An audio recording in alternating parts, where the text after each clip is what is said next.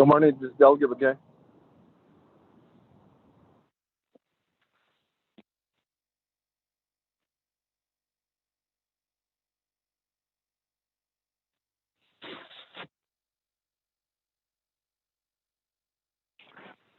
Good morning. This is Delegate Herman Daniels Jr. I'm on the line. Good morning, colleagues. This is Delegate Rick Nez on the call too. Yeah, Dave Benz is Vice Chair Smith calling in. Sinandado ng Fligi, araw sa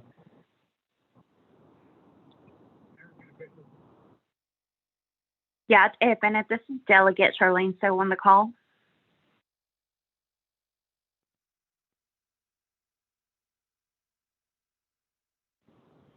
Rosita.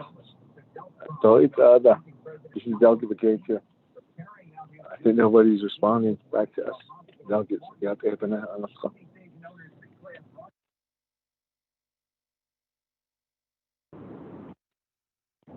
Good morning, Speaker. This is Delegate Otto So. I'm on the line. Thank you very much.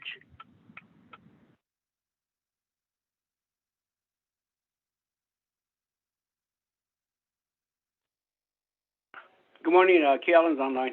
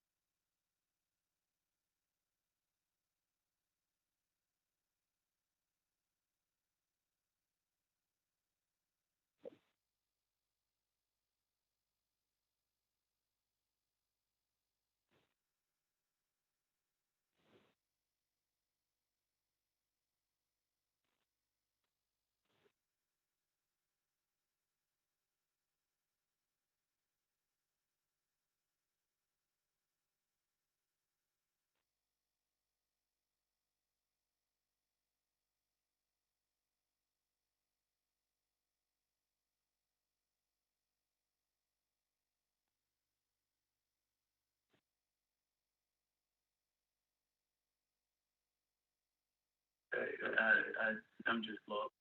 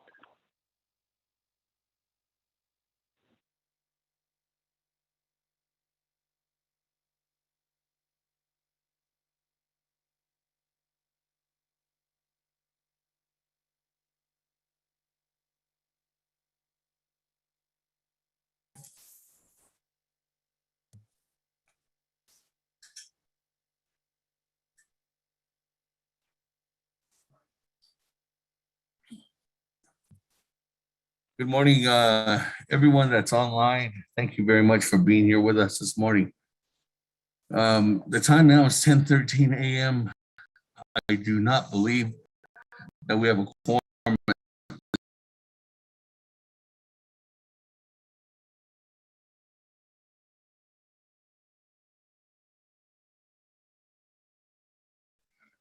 The individuals that coordinated that with all the walkers and all the constituents have just arrived to the Navajo Nation Council chambers, and all our colleagues that were currently in the chambers ready to start the meeting has actually went outside to welcome them. So as soon as we get a quorum, we can go ahead and start. The bell has rung here at the chambers, no session. I will ring the bell again at 10:15, which is another minute, to notify everyone that we are still waiting for a quorum. But again, good morning to everybody that's online, that's wanting to go ahead and get these things moving forward and getting our fall session for 2021 in order. There is a number of our colleagues outside in front of the chambers, and there is we have the president, vice president out there too as well. And I do believe Madam Chief Justice, but I just wanted to indicate that right now, as of right now, we do not have a quorum. So we'll go ahead and wait a little bit longer and see what we can do. We'll get a quorum. I'll notify our colleagues that we need to go ahead and get things started here again. Good morning, everyone. Yate Bennett, this is Speaker Damon of the 24th Navajo Nation Council. We're just here waiting to go ahead and get our Navajo Nation Council fall session, getting that going here. But before we do that, again, we need to go ahead and have a formal roll call and line up in a quorum, and then we can go ahead and continue on there. Again, thank you everyone for being on the line this morning. I'll go ahead and check it back in here in about another 5 minutes. So there, the bell goes again right now, notifying that we do have a quorum here going. Again, so thank you very much for being on the line, and just hold on, colleagues, for a quorum.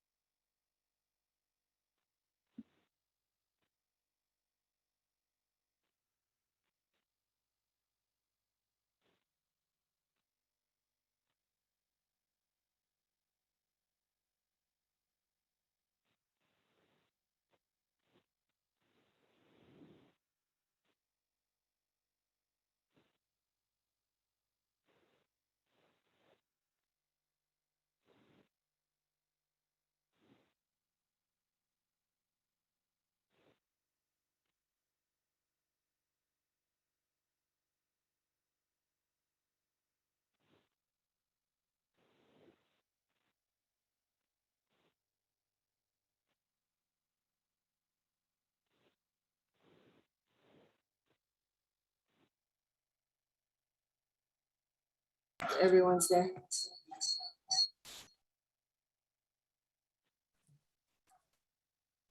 Good morning, colleagues. Good morning, members of the 24th Navajo Nation Council.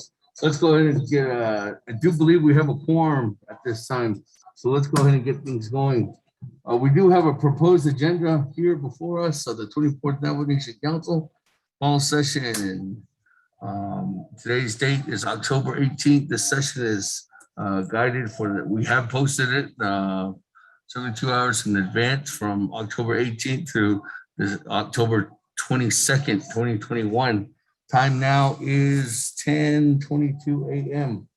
And on top of that, colleagues, we are here in Window Rock, Arizona on the Navajo Nation. This is via teleconference. Presiding is myself, Seth Damon, Speaker of the 24th Navajo Nation Council. At this time, Ms. Nota, who's going to be doing a roll call. So let's go ahead and do a roll call and then go on from there. Good, honorable members. Honorable Elmer Begay. I'm present. Honorable Elmer Begay answered roll call. Honorable Key Allen Begay Jr. Delegate Callen's present. Honorable Key Allen Begay Jr. answered roll call. Honorable Paul Begay. Honorable Paul Begay. Honorable Paul Begay did not answer roll call. Honorable Nathaniel Brown. Honorable Nathaniel Brown. Honorable Nathaniel Brown did not answer roll call. Honorable Eugenia Charles Newton. Honorable Eugenia Charles Newton. Honorable Eugenia Charles Newton did not answer roll call. Honorable Amber Canasba Crotty. Honorable Amber Canasba Crotty. Honorable Amber Canasba Crotty did not answer roll call. Honorable Speaker Seth Damon. Present. Honorable Speaker Seth Damon is present. Honorable Herman M. Daniels Jr. Good morning, present. Honorable Herman M. Daniels Jr. answered roll call. Honorable Mark Freeland. Good morning, Freeland's present. Honorable Mark Freeland answered roll call. Honorable Pernell Halona. Good morning. Hello, is present. Thank you. Honorable Pernell Halona answered roll call. Honorable Jamie Henyo. Honorable Jamie Henyo. Honorable Jamie Henyo did not answer roll call. Honorable Vince James. Honorable Vince James is present. Honorable Rick Nez. Delegate Rick Nez is present. Honorable Rick Nez answered roll call. Honorable Carl Slater. Present. Honorable Carl Slater answered roll call. Honorable Raymond Smith Jr. Present. Honorable Raymond Smith Jr. answered roll call. Honorable Wilson Stewart Jr. Honorable Wilson Stewart Jr. Honorable Wilson Stewart Jr. did not answer roll call. Honorable Otto So. Honorable Otto So. Honorable Otto So did not answer roll call. Honorable Charlene So. Delegate So present. Honorable Charlene So answered roll call. Honorable Daniel So. I'm present. Honorable Daniel So answered roll call. Honorable Eugene So. Honorable Eugene So.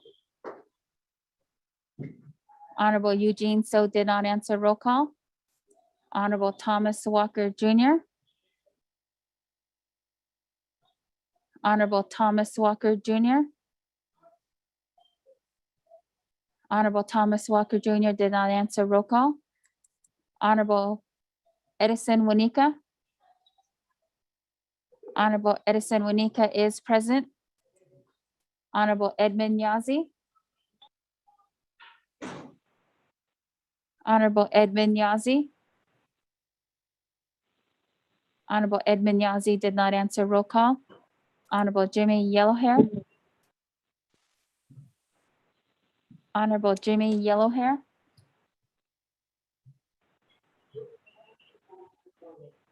Honorable Jimmy Yellowhair did not answer. Roll call. Going back up.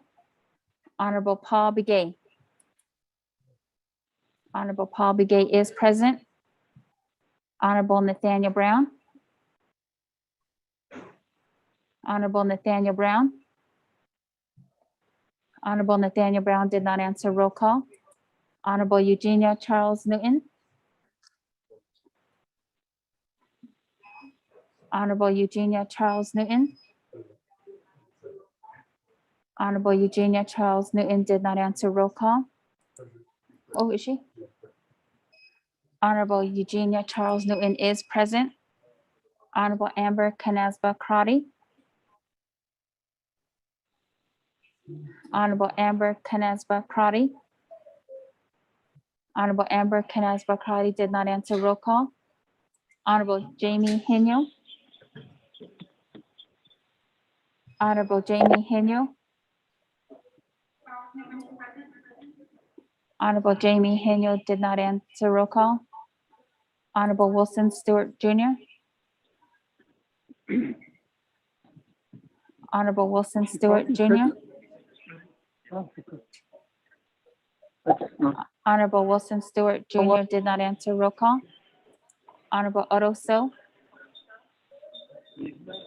Honorable Otto So. Honorable Otto So did not answer. Roll call.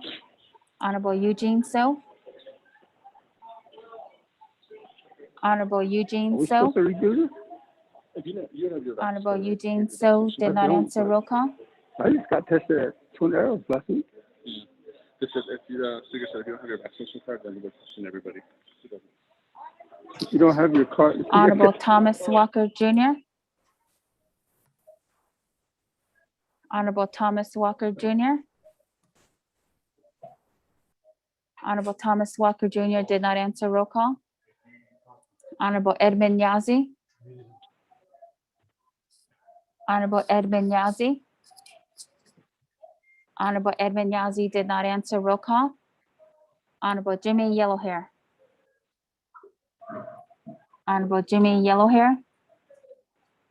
Honorable Jimmy Yellowhair did not answer. Roll call.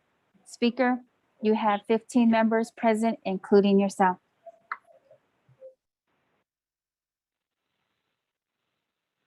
Thanks, everybody.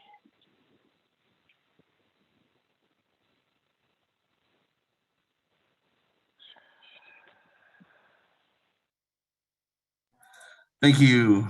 With that, colleagues, we do have 15 members present. We do have a quorum. With that, let's go ahead and continue on down. We do have a special lineup this morning, calling our fall session into order. Let's go ahead and have, we do have the posting of colors. The posting of colors this morning is from Shiprock Chapter Veterans Organization, Color Guard. Our U.S. flag is being held by Corporal Irving Shaggy, a U.S. Marine Corps from the Panama invasion during Vietnam. Our Navajo Nation flag is being held by Junior Airman Kelwood, U.S. Air Force.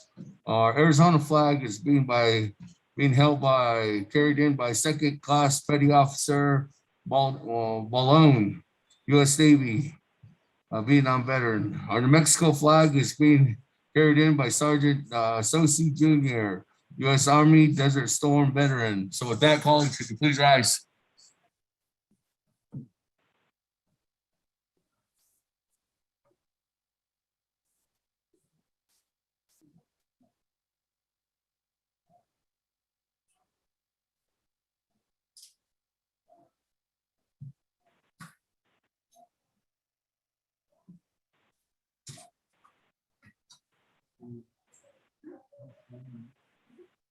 Yeah, sure. Which one? Yeah.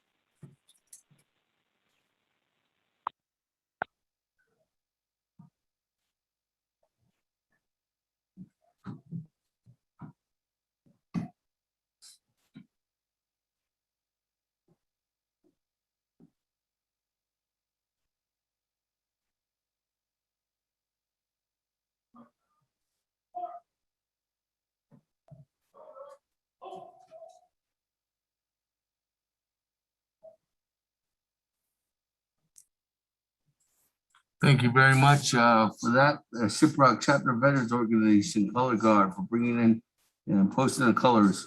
That, colleagues, we do have the second grade class from Puente de Hojon School out of Flagstaff, Arizona. They're being held in response by their leader this morning, who's their teacher, Ms. Roberta Gorman. The second grade class is going to be doing the Pledge of Allegiance for the flag, with the United States flag this morning.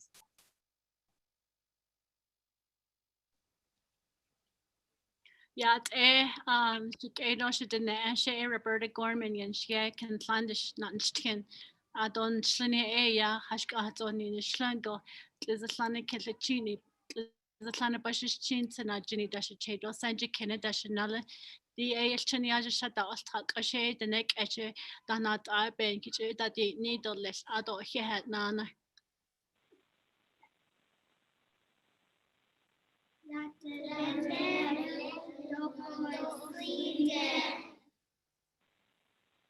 United States of America,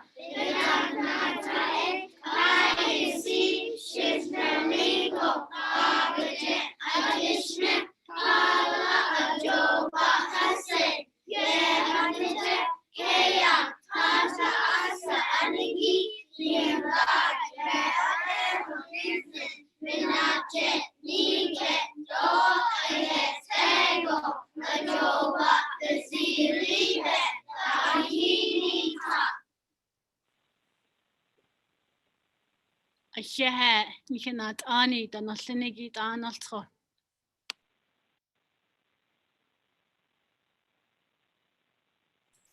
Thank you. With that, moving on down, we do have the national anthem being sung and addressed this morning by our very own Miss Navajo Nation, Miss Rockbridge from Pinon, Arizona. Miss Rockbridge, welcome to the Navajo Nation Council Chambers. Yak Speaker Damon, Auto and Dakodo, Beshwata Sana Nofini, Kododan Hinaki, Dashinos Anki Kodoshi, Yata Naka, Senigi, Ebehodishka. Yasho Godanole,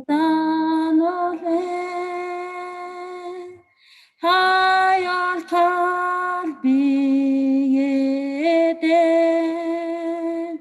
Bada wene got danat ai gone yenelini no dos do besotes os na kaya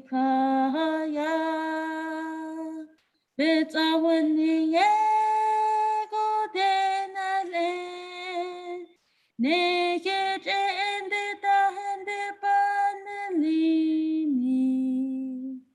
Ahol ako beneneda. Bazita holonede. Eya beto si hosen. One hada se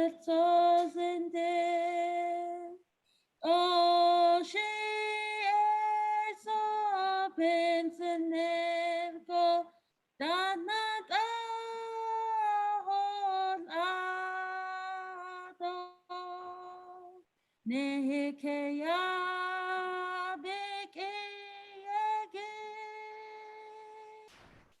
adhojo nahazli.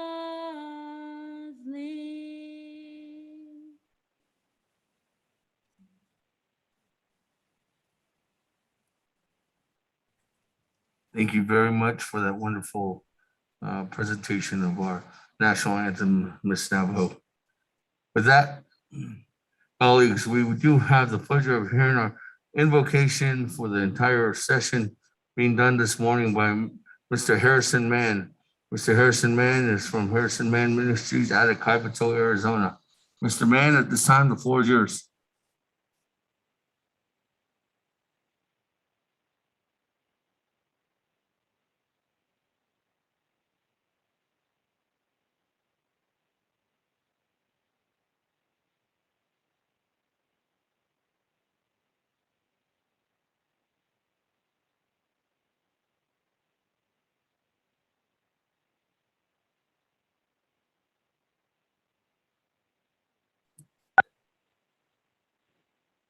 Good morning, Shananta. I don't know if any of those occasions in there.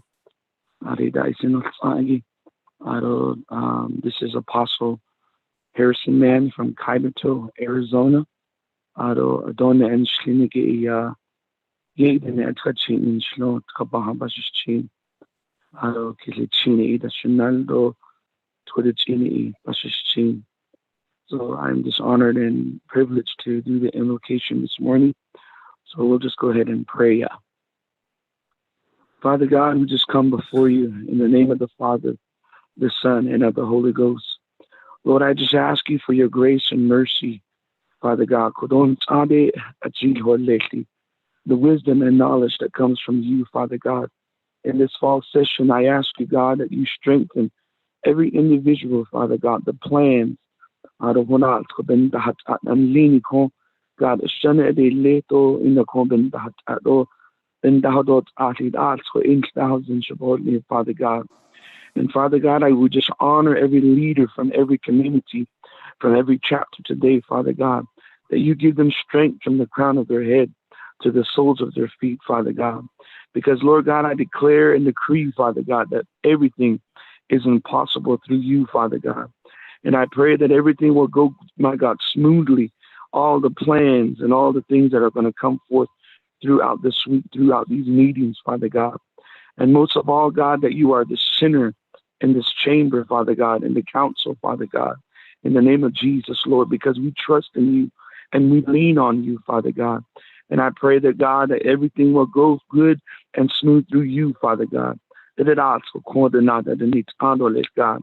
Navajo Nation, God. We pray that you continue to heal our land, Father God, that you strengthen our people, Father God, in every chapter, in every community, Father God, throughout the reservation, Father God. God,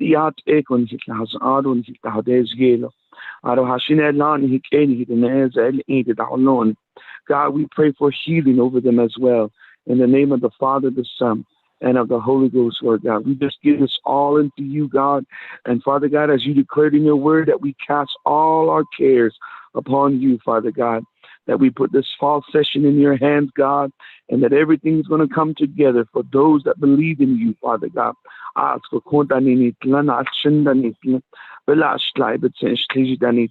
all are, my God, you created us in your own image, and that we are in you, Father God, that you are within us, Father. And I pray everything.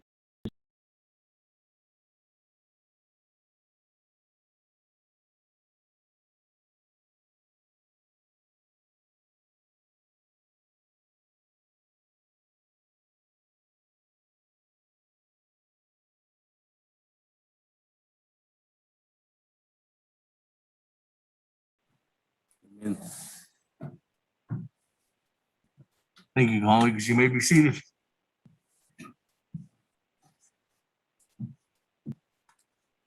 With that, again, good morning. Good minute to everyone up there listening in, my colleagues calling in. And for the record, we do have Honorable Big Shames, Honorable Eugene So, Honorable Paul McGay, Honorable Edison Winika, Madam Chair Charles, Jimmy Yellowhair here in the chambers here with us this morning. Thank you very much to the staff, and thank you very much to the staff who's doing the test. We did get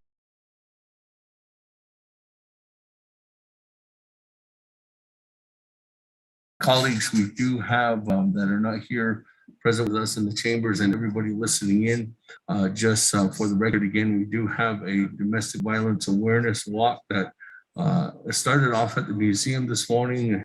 I think they started off a little bit later than usual. Got up here about 10:10, and that's the reason why we're starting off a little bit later than normal. But there is a numerous amount of members that are speaking, continually speaking. We do have a number of our colleagues out there too as well. And then also as well, we've got the president of code who must continue on and moving forward. So I'm glad, thank you everyone for being on the line, and thank you for everyone calling in, and thank you very much for the posting of colors from our very own Shiprock Chapter Veterans Organization. Thank you very much for the 4 individuals who are all veterans who have served, and we thank them for doing that. I thank you very much to Miss Roberta Gorman and all your students there at the second grade class doing the Pledge of Allegiance there at Puente de Hojon School there in Flagstaff, Arizona. And then also as well to the wonderful national anthem done this morning by Miss Navajo Nation, Miss Rockbridge. Again, she's a newly crowned Miss Navajo there from Pinon, Arizona. She'll be reigning from 2021 to 2022. And last but not least, Mr. Harrison Mann, thank you very much from Kaibito, Arizona for the wonderful invocation for the entire week here as we continue on. That, colleagues, let me go ahead and go on down at this time on our proposed agenda. We do have item number 2, recognizing guests and visiting officials. Colleagues, is there any recognitions at this time?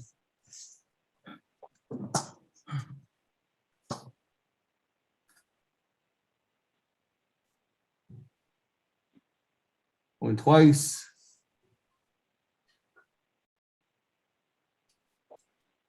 Speaker. Times. Let's go ahead and continue on down. Mr. Rico, we do have item number 3, it's a review and adopt the agenda. You might read the agenda into the record, and then from there we can go ahead and move forward.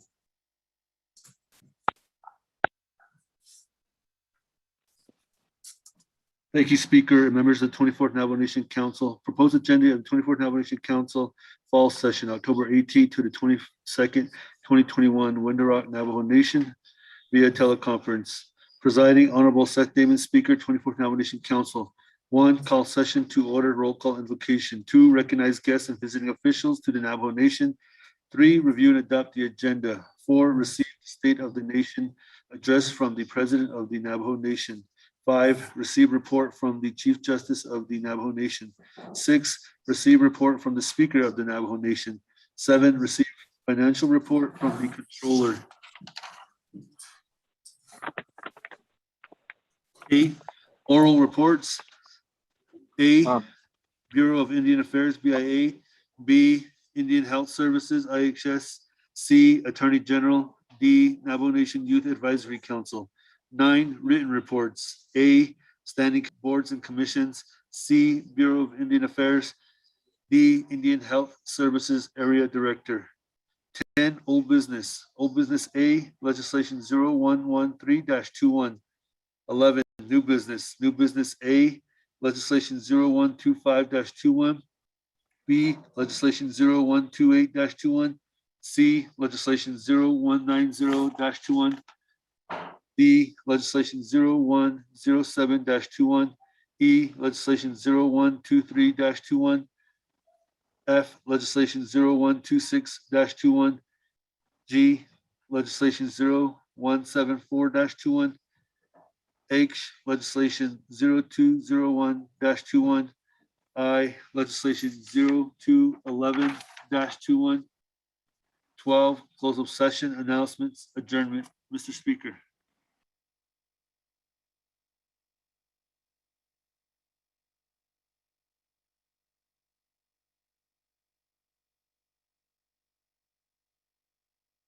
Motion, Vice Chair Smith. Second, Kelly. Second, Doug, hold on. Second, Brown.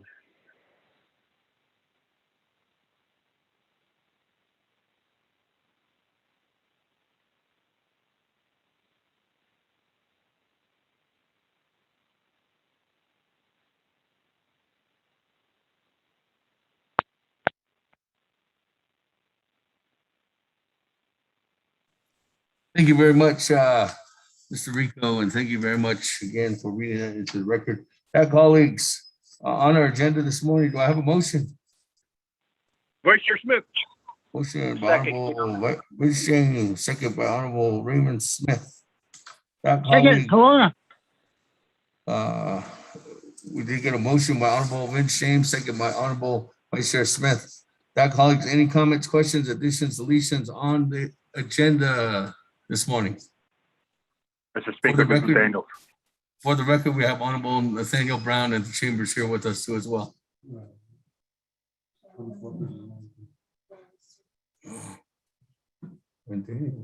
and Honorable Honorable,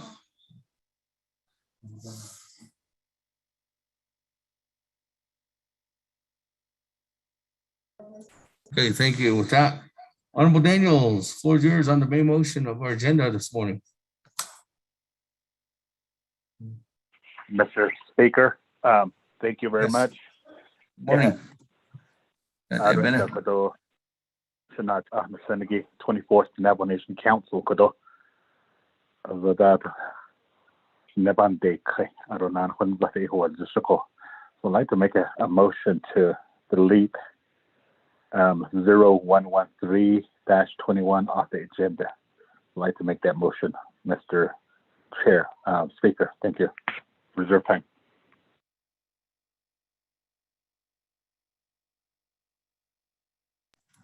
Honorable Daniels, reserve your time at 4 minutes, 30 seconds. Colleagues, on Amendment 1 is to delete legislation 0113-21, I'll second. Delegate Brandt. which is item number A under old business. And Mr. Daniels, yeah, I did think he sent an email out indicating that he wanted that to withdraw that legislation. So there's a motion by Honorable Daniels, a second by Honorable Nathaniel Brown. That, colleagues, any comments, questions on Amendment 1, which is deleting legislation 0113-21 off the agenda? Going twice. Second, Delegate Slater. Honorable Slater, Vice Chair Slater, we already have a second. I'm just calling for anybody has any comments or questions at this time.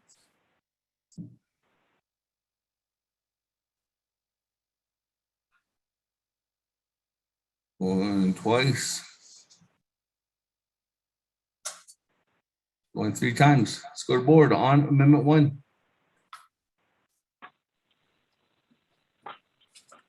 Honorable Elmer Begay, Vote green. Honorable Elmer Begay votes green. Honorable Key Allen Begay Jr., Delegate Kalen votes green. Thank you. Honorable Key Allen Begay Jr. votes green. Honorable Paul Begay, Delegate Paul Begay votes green. Honorable Paul Begay votes green. Honorable Nathaniel Brown, Delegate Brown present, or vote green. Honorable Nathaniel Brown votes green. Honorable Eugenia Charles Newton, Honorable Eugenia Charles Newton,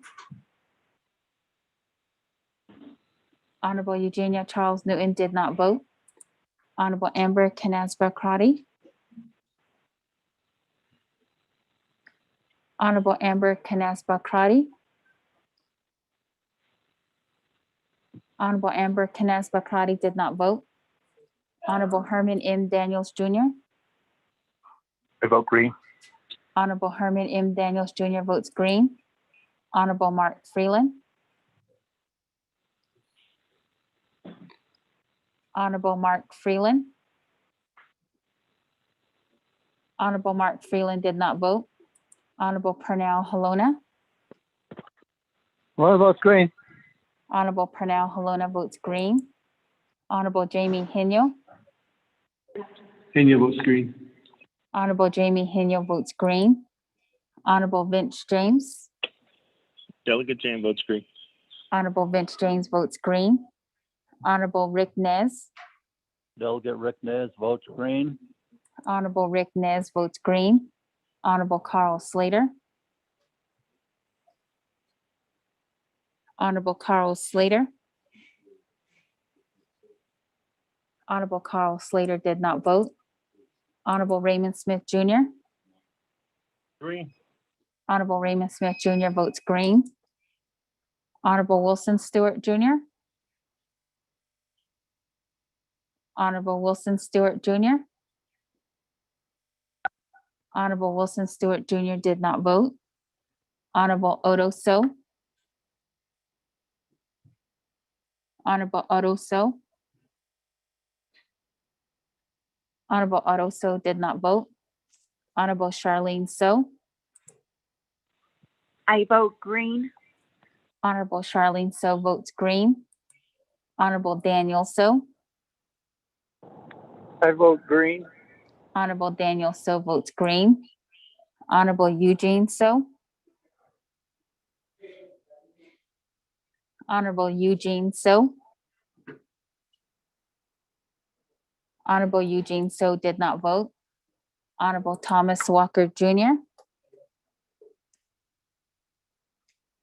Honorable Thomas Walker Jr.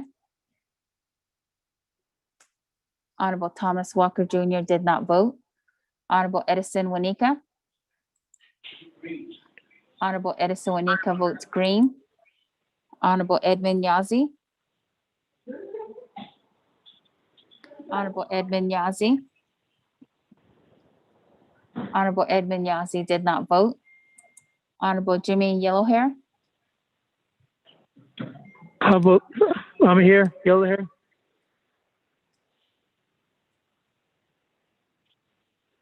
Honorable Yellow Hair.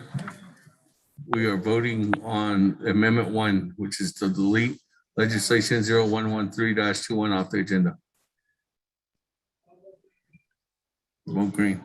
Honorable Jimmy Yellowhair votes green. Going back up. Honorable Eugenia Charles Newton. Honorable Eugenia Charles Newton.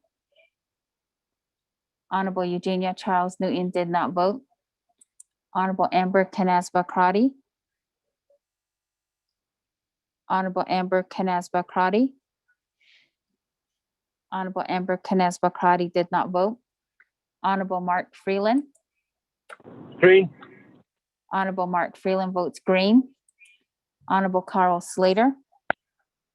Honorable Carl Slater votes green via text. Honorable Wilson Stewart Jr. Honorable Wilson Stewart Jr. Honorable Wilson Stewart Jr. did not vote. Honorable Otto So. Honorable Otto So. Honorable Otto So did not vote. Honorable Eugene So. Honorable Eugene So. Honorable Eugene So did not vote. Honorable Thomas Walker Jr. Honorable I vote Thomas green. Honorable Thomas Walker Jr. votes green.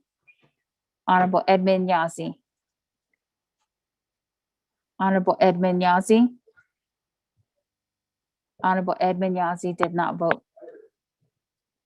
Speaker, you have 17 in favor, 0 opposed, and speaker not voting. Thank you very much. On Amendment 1, 17 in favor, 0 opposed. Speaker not voting, motion carries. Let's go back to the main motion on our agenda. Any other further comments or questions, colleagues, on the main motion?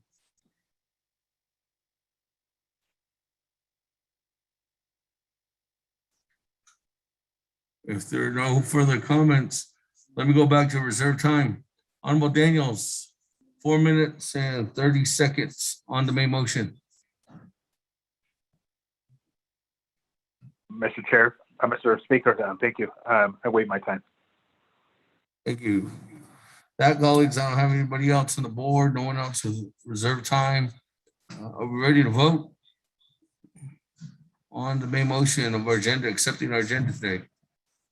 Went twice. Went 3 times. Let's go to board.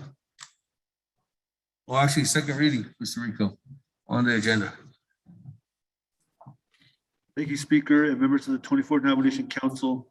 You have one amendment. Amendment 1 is to delete legislation 0113-21 off the agenda. And that was old business. Mr. Speaker.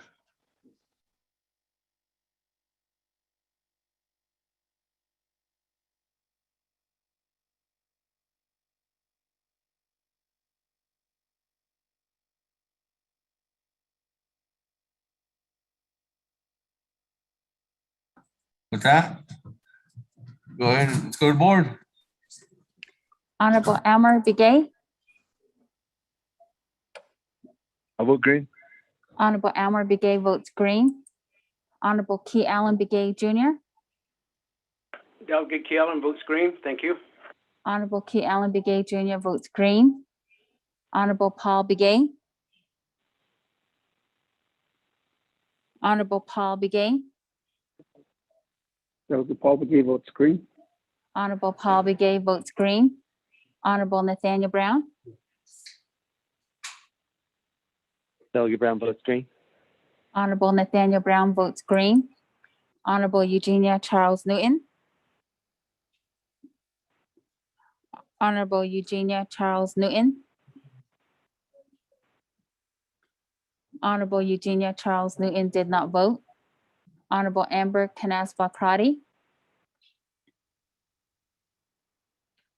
Honorable Amber Canas Bakrati. Honorable Amber Canas Bakrati did not vote. Honorable Herman M. Daniels Jr. I vote green. Honorable Herman M. Daniels Jr. votes green. Honorable Mark Freeland.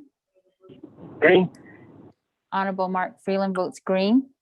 Honorable Pernell Halona. Votes green. Honorable Pernell Halona votes green.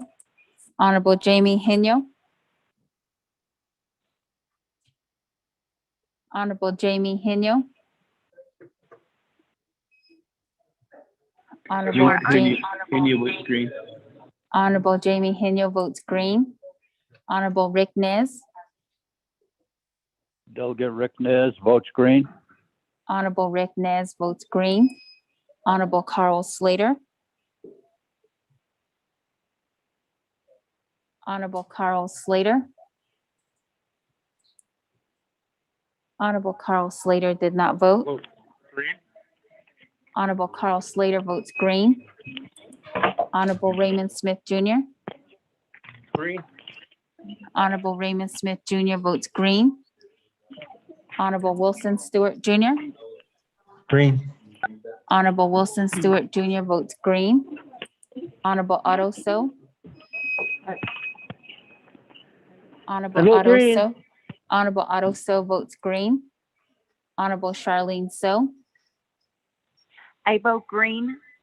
Honorable Charlene So votes green. Honorable Daniel So. Honorable Daniel So. Honorable Daniel So did not vote. Honorable Eugene So. Honorable Eugene So votes green. Honorable Thomas Walker Jr. I vote green. Honorable Thomas Walker Jr. votes green. Honorable Edison Wanika.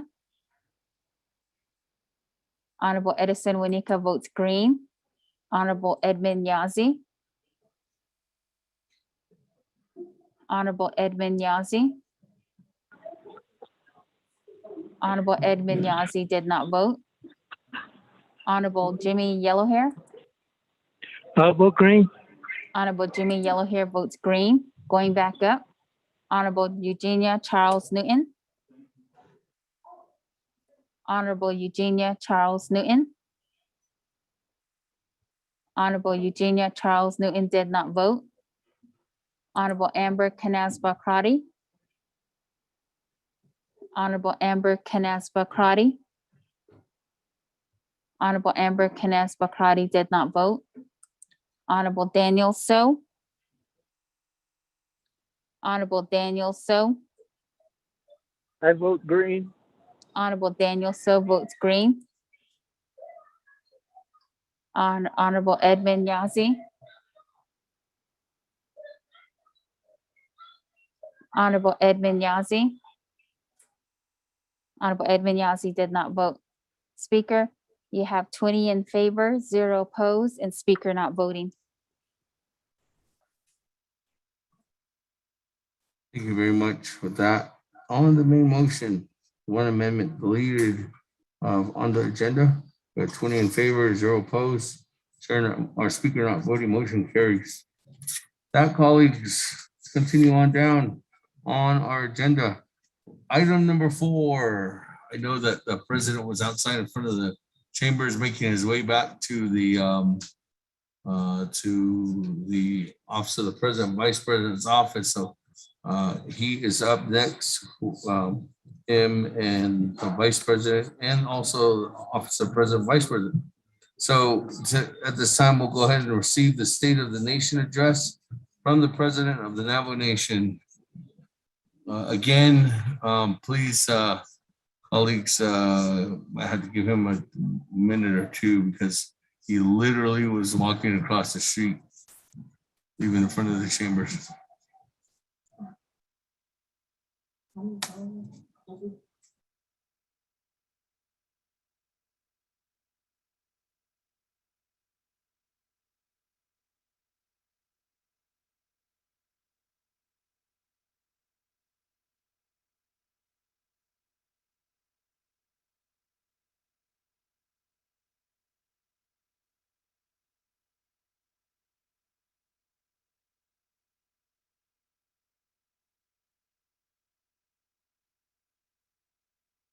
Mr. Paulson Chaco is our president, back of the office.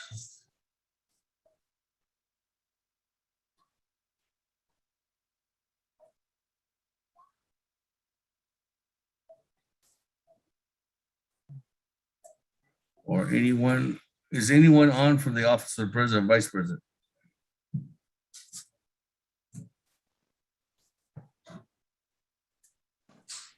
Good morning, Speaker. We are notifying them. Thank you. Okay.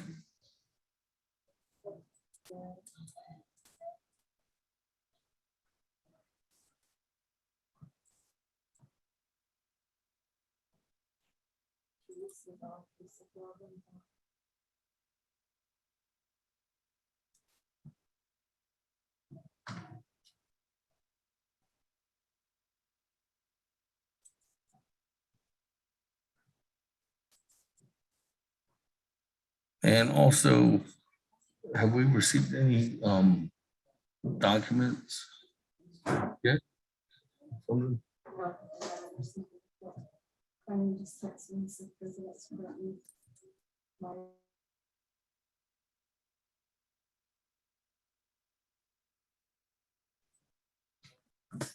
Colleagues, seems like the president is still in front of the chambers.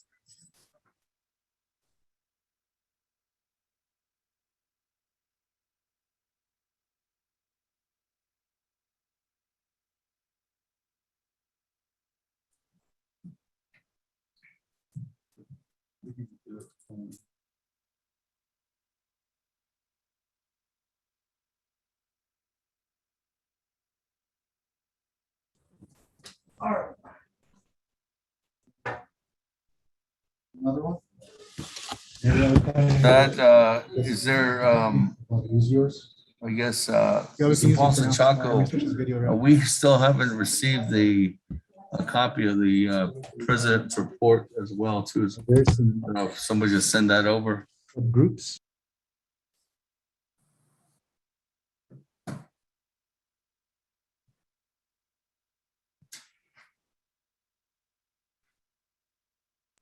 Can I get your iPad?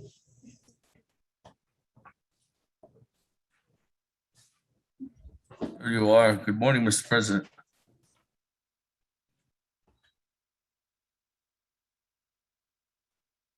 Mr.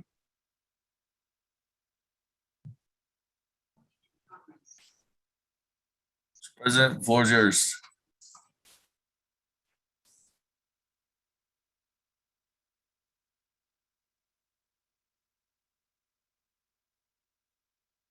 Mr. President, you might have to press *6.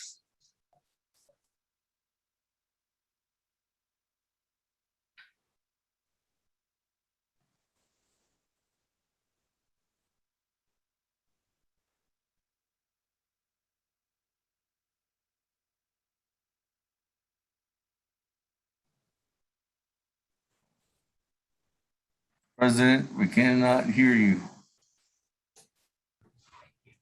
Hi, thank you. Oh, there you go. Can you hear me? I can hear you. All right, we got the vice president logging on as well. All right, good morning. The floor is yours, Mr. President. We're outside the council chambers. Yeah, good. Good morning, everybody. Doyat to the honorable members of the 24th Navajo Nation Council. Speaker Damon, Chief Justice Joanne Jane, as well as chapters, county, state, and federal leaders, and most importantly, our Diné citizens.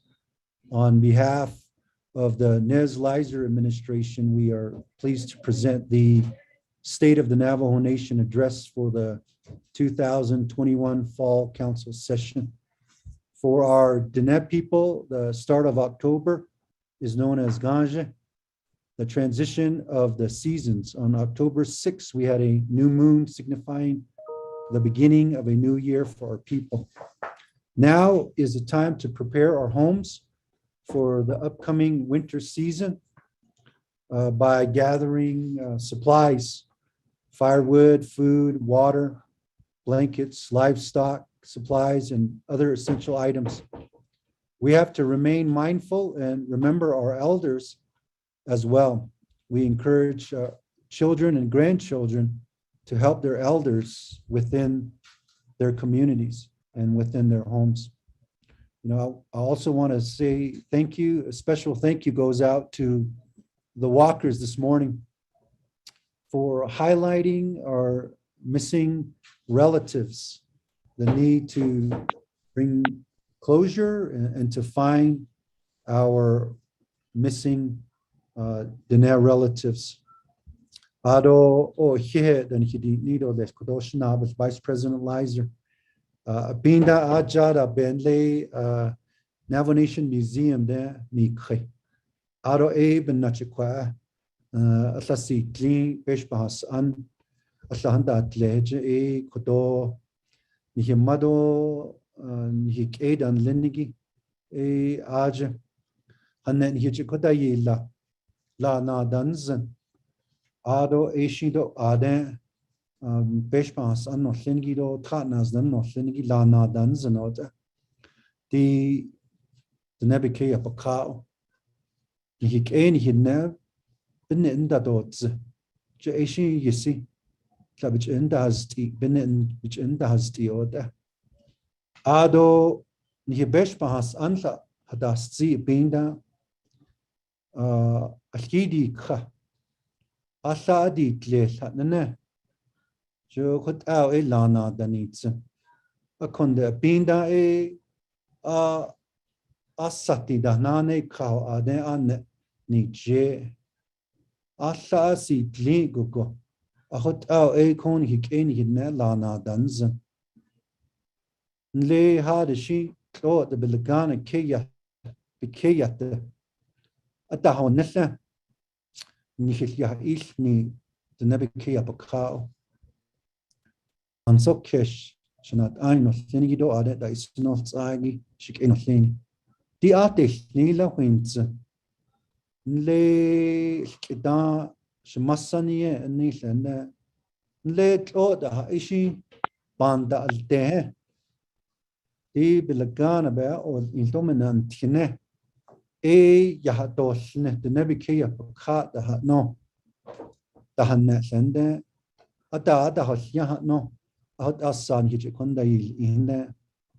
Teacher, the Kosen Skagin has states at the Yaishnigi. Shani atish Ninsen there. The Yaishin his Yaishni to stoit in. A con the dog had ed, she came of thing. The Yaishi Yaishnigi ya led bigger habanda al de. Ashwan Kodon his beyelt.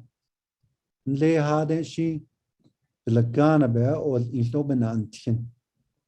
Yet the house iron has chin o Kodoshi the deepne, Dino shall chin so kish nalikid the deepno, which Lana Danitsen, Bob Lana Danitsen and the Bansada kiss. Ha ish yet the house here or in the house does she?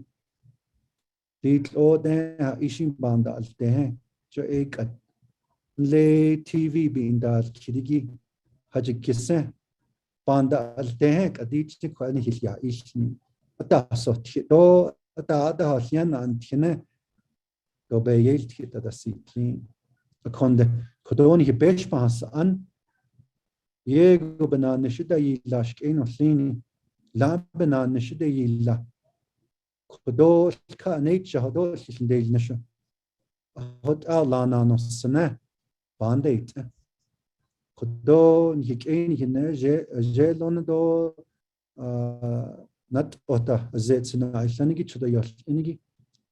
Di kon a kon de nebike up kao bin in the dots na jo e bandate di chinshkeno lini. E kot e nahat anasigal.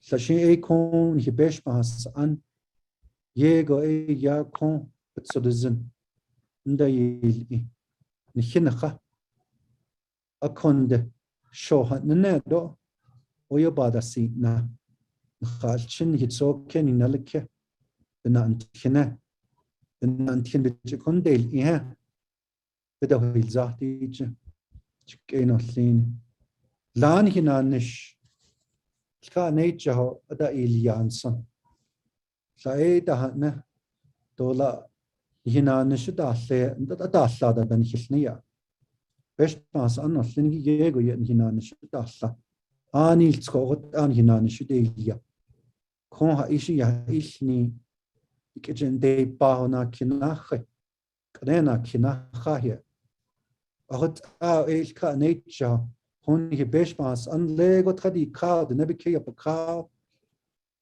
alka nature kon chiyan da thoda ha ishin da betlin da inigi indasi ni ishin ol ya alka nature to kishin da annashigi ahot a da ilia na kha hensen best pas an no senigi tra na zan no senigi ni khido ahot a e ya na kha shni hot a e di na snigi bichdi kha aro da hafya denades kedin na snigi dendel ki do yandel ki dendel ki kon de nebiki ka to de yego dendel ki na ki de milia jido bla asa chenel ta kon ad bilgana bida dolna ni ashon yasil kinde ad dendel ki na ki jia da e asa nezin tindo bla in el ta e kon ni ki eni ne bida dolna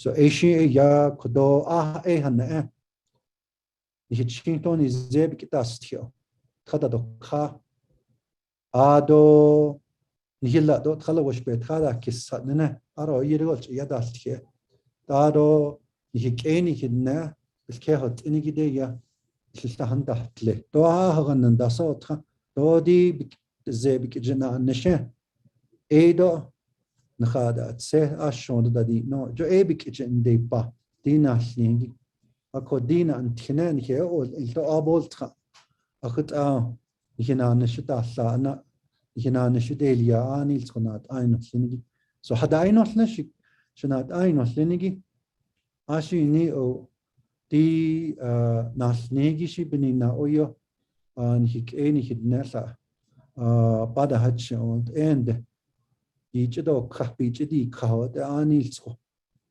patso dealzana hot ed beach di ka adon hinanish deal in gida kon hagan da do nilti person hichdet ana na ke the bill yaj the bill so here nelt 2 billion khanelt e kon Navajo nation bich kolia so kodo bande it on the more da initial da ye la sikli di hot a peso chudon instadi no askate do hot ya peso do hik eni hinne bich kodo ni chukade di trajida da do kishmish aja holji la shikon hik eni hinne do ato besisate kleta la shin khada segi benach hot ya Debi chidi kashik enoslini aro kwado best chi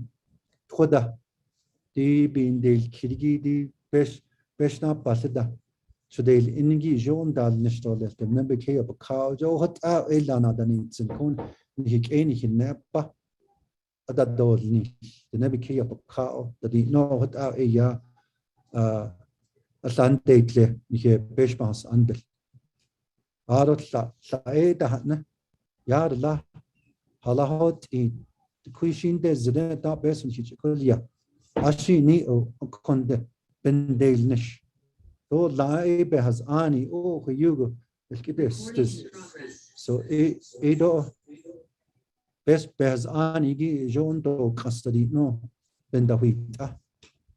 A conde kade ya Beshpas an large the Sudagin had the Sudaki speaker Damon. Eshinat so say the le. Edi con peso any net which could all nish. Could ya lana dan zenigi in the hidosna. Le yand the shindon dal nation con hik any hinna. So papesa babaja liadole. So Asian con he beshpas and which could net or less. Do lado di con infrastructure. Nene Edo binda nishta. I da yet binda nishota. Navajo Tribal Utility Authority has aja. Ek adian dal nishota. Shkeno slini. Hot the neck etcha the neck etcha and hijab wishlar let beshmas anslini.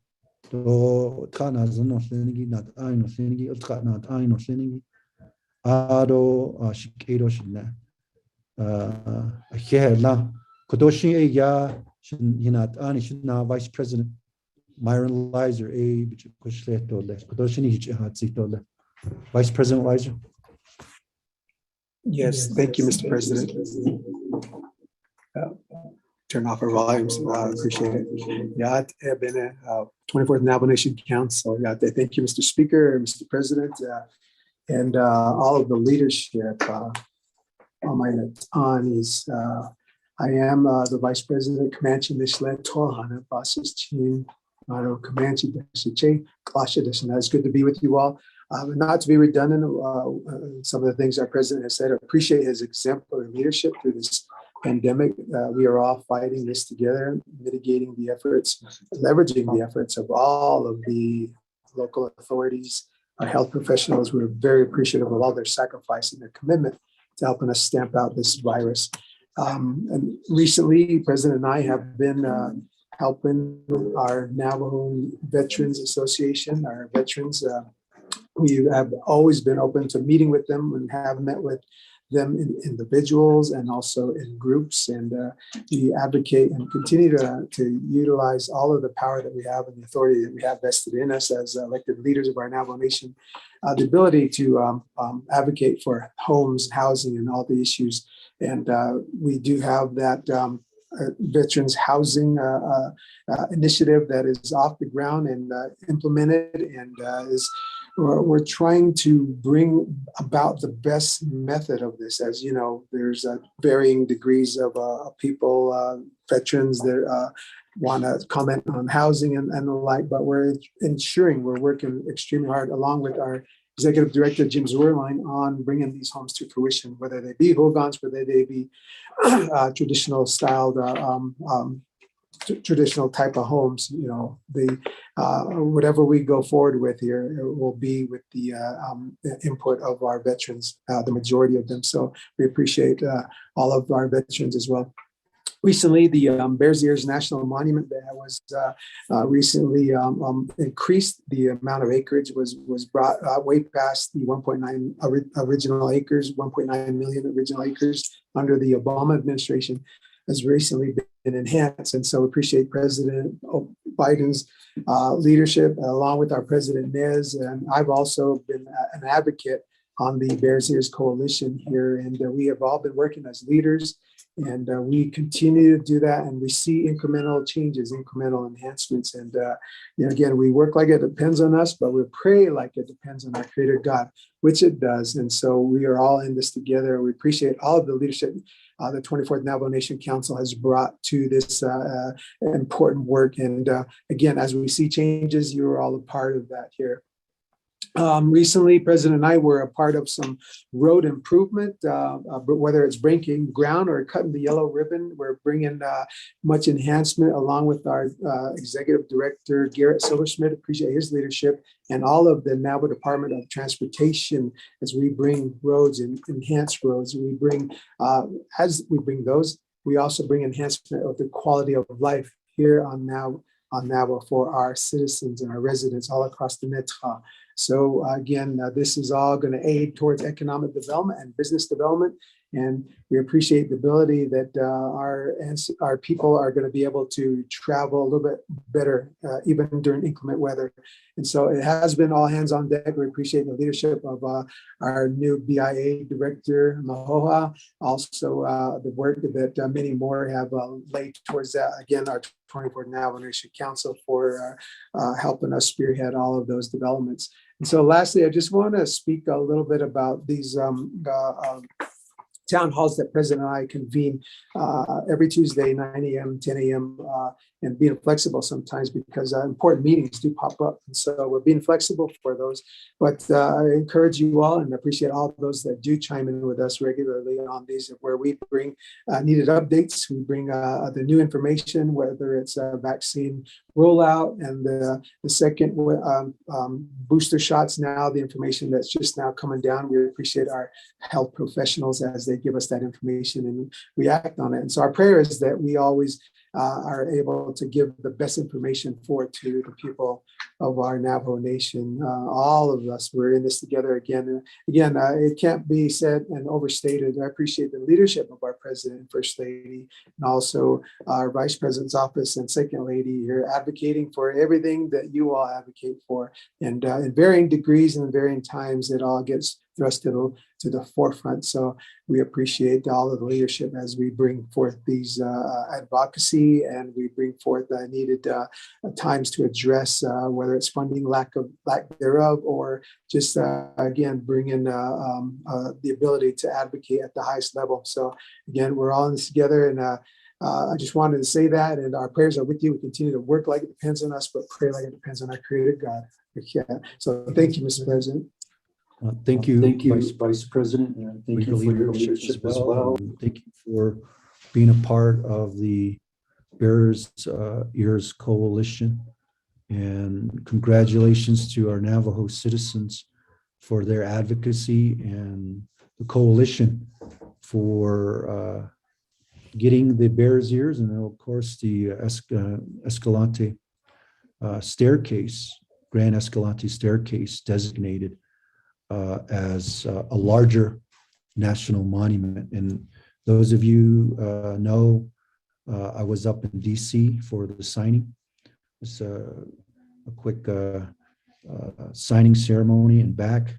I did have a chance to talk to Secretary Holland, also with the President of the United States of America, just giving him an overview of the needs. And needs are great.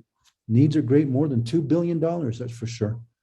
But we also mentioned the need for jails to be rebuilt in Shiprock and Window Rock, as well as Pinon and Delcon, Kayenta courts. And we also brought up the need for a missing persons team, federal team, to be working directly with our missing persons unit that is being established under the Division of Public Safety. And with the Division of Public Safety comes a lot of work. You know, we just recently gave Division of Public Safety additional monies during the budget. There's a lot of needs. We gave money for the Drug and Alcohol Task Force. We were told many times that the majority of the calls that they receive are alcohol related. And so the Drug and Alcohol Task Force will be reestablished right alongside the missing persons office. And also in terms of the network of public safety, you heard that we approved or signed what you all approved, the Tribal Action Plan. That brings a lot of the partners together. You know, we're talking about that this morning, with the advocacy for missing persons, also the need to have the public safety personnel to make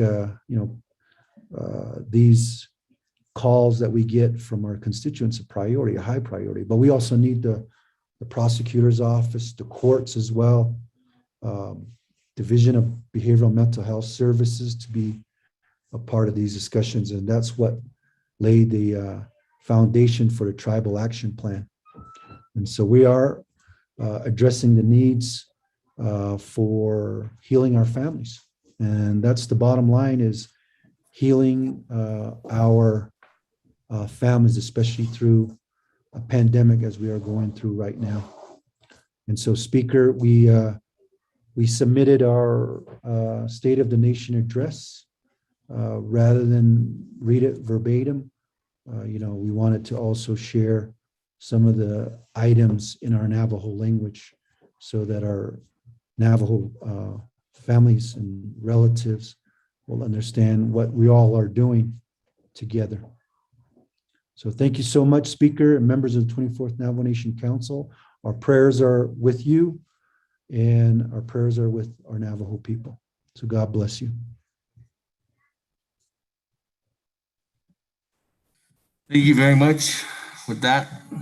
And thank you very much, Mr. President, for that State of the Nation address to the Navajo Nation Council and also to the Navajo Nation people. With that, colleagues, let me go ahead and at this time get a motion. Is there a motion? Motion by Honorable Wilson Stewart, second by Honorable Paul Begay. That, colleagues, I do have questions at this time. Honorable Vince James, you are in the queue. Floor is yours. Speaker, other members of the council, other President Nez, Vice President Lizer, in regards to the ARPA listing, President Nez, when are we going to receive the expenditure 1 project listing, expenditure 2 project listing, expenditure 3 project listing by council delegates, by chapters, by agencies? When will we be able to receive that from your office? We still did not receive that this past Friday when we had a meeting at Twin Arrows. We want to help. We want to help from the chapter level. We want to help from the legislative, as lawmakers, as delegates. We want to help and assist. Based on his iti luwala jokot an saha kesi ki it out the minat equado chepana oshka the kui the shepa hana sweet hahost eya di the based on in the iki the that on no not so the car kate the hana on bas the hoki in his kosla jokot out e pana adishkidole Benina additionally at construction season. But na hoji the anish aj hala ben that don nisha kot out but na hoji I da jo or that got in that ego go quite chingo so at ego ha judicial dance that I don't the ye got in the anish I don't have lini kito Lini beating that now the oyo net conada nan shidat he ko put out equado bahna adesh kido leko ashon de shinant the quadona source linigi project listing haholan hiche can you give us a date? Can you give us a time frame of when we will receive these listings that was approved by DOJ, that has gone through the DOJ review by districts, by council delegates, by chapters, by agencies. Reserve my time. Thank you. Reserve your time at 2 minutes and 24 seconds. Yeah, we'll continue on down. At this time, I don't have anybody else in the queue. Are there any further comments or questions for President Jonathan Nez or the Vice President Lizer. Speaker. Twice. Yes, is that you, Chairman Yazzie? Good morning, Speaker, members of the council, President, Vice President. I am online, sir. Morning. That, there's no further questions. Go back to you, Vice President, President Jonathan Ness. All right, thank you, Speaker and members of the council. And to respond to Delegate Vince James, on Friday, we all received some information from the presenters. I know that was a lot of information that was given. NTUA had a great breakdown of council member districts. And Delegate James, we appreciate you bringing that up. We'll do the same. I know we got the project listings sent, but we can do the breakdown per council delegate district. As you all know, the Navajo Nation chapter submitted a lot of these projects to Division of Community Development. Division of Community Development went through the listing, vetted them to make sure that they fall into the U.S. Treasury guidelines so that they could be funded through the American Rescue Plan Act. And so that will be moving forward in expenditure 1. And expenditure 1 infrastructure projects will also include the hardship. I know that Speaker Damon did mention on Friday that they will be getting together with Dana and also be getting together with our Chief Legal Counsel, Levon Henry, and Department of Justice to draft that resolution or that legislation for introduction into the council. And that will be given to you all before, and it'll also, like you said, Delegate James, include the chapter delegate breakdown, and we'll make that, we'll submit that to you all. I know that you all received a lot of information on Friday. And let me just go back and CJY 4121 indicated that the UUFB, the CSN projects that were approved, like the chapter equipment, heavy equipment, those were appropriated. And some of those, majority of those have been sent out and delivered to the chapters. So that will come back out of the ARPA dollars, the UUFB dollars as well. I know that we put $2 million for the criminal investigation. Only $1 million of that was spent. So the council determined that there should be a carryover of that leftover amount of about $1 million to go into this fiscal year. So there's an additional $1 million that's going to go to criminal investigation. That is also a reimbursable project.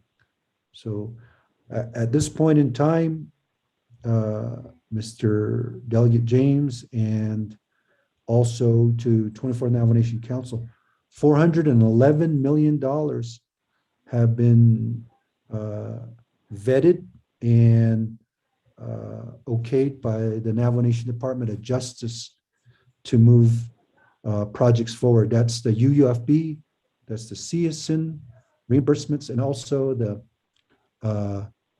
unfunded projects from the CARES Act. Remember, we didn't finish some of those projects in time of the deadline.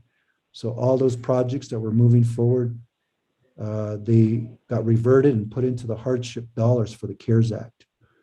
And we want to be able to finish those projects. And that's what you all approve in CJY 4121. And NTUA is already starting, including NECA is already starting these projects as we speak. And so some people will get power line, water line, cistern, and broadband telecommunication under N2A wireless. So those are things, and we're trying to beat the winter. I mean, winter's here, as we know. It already snowed and rained, but trying to get some of these projects completed before we really get the snow and rain, November and December.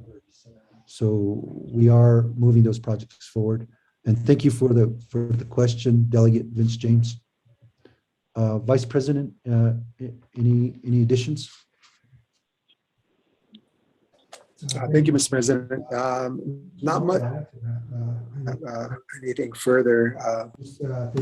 Thank you to a big shout out to Chief of Staff Carlson Chaco, who's worked on this diligently, along with all of our division directors, along with those that have helped bring us to this point. Again,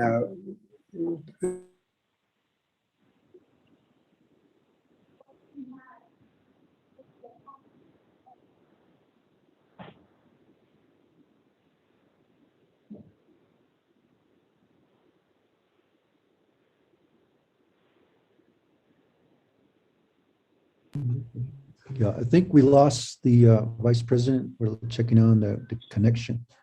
So thank you there, Vice President. Back to you, Speaker. Thank you very much for that. Well, let me go back to the floor. You have Vice Chair Smith. Honorable Smith, floor is yours. Good morning, Speaker and Navajo Nation Council, 24th Navajo Nation Council, and also President and Vice President and staff and those that are listening this morning. Thanks for the prayer this morning too, for the week of our fall session. Mr. President, thank you for your report.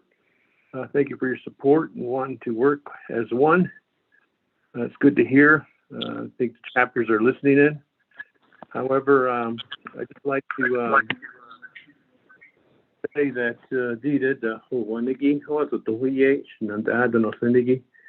$80 million. I was hoping that it would be somewhere in the 200 million or even more than that, 250 million. Because we do have folks out there that are living in no houses or not even a house. Some of these G sheds are even better conditioned than what our folks are subject to. If we could up that price tag, because this ARPA fund, American Rescue Plan proposal, we can maneuver money around if that's all possible. First expenditure bill. We're putting a lot of money into broadband. I agree with the water, wastewater at 200 million, and power lines and bathroom additions. We're putting more bathroom additions than we're putting houses. We need houses out there. If you go across the Navajo Nation, take a survey, and you see that our people really need homes. Ado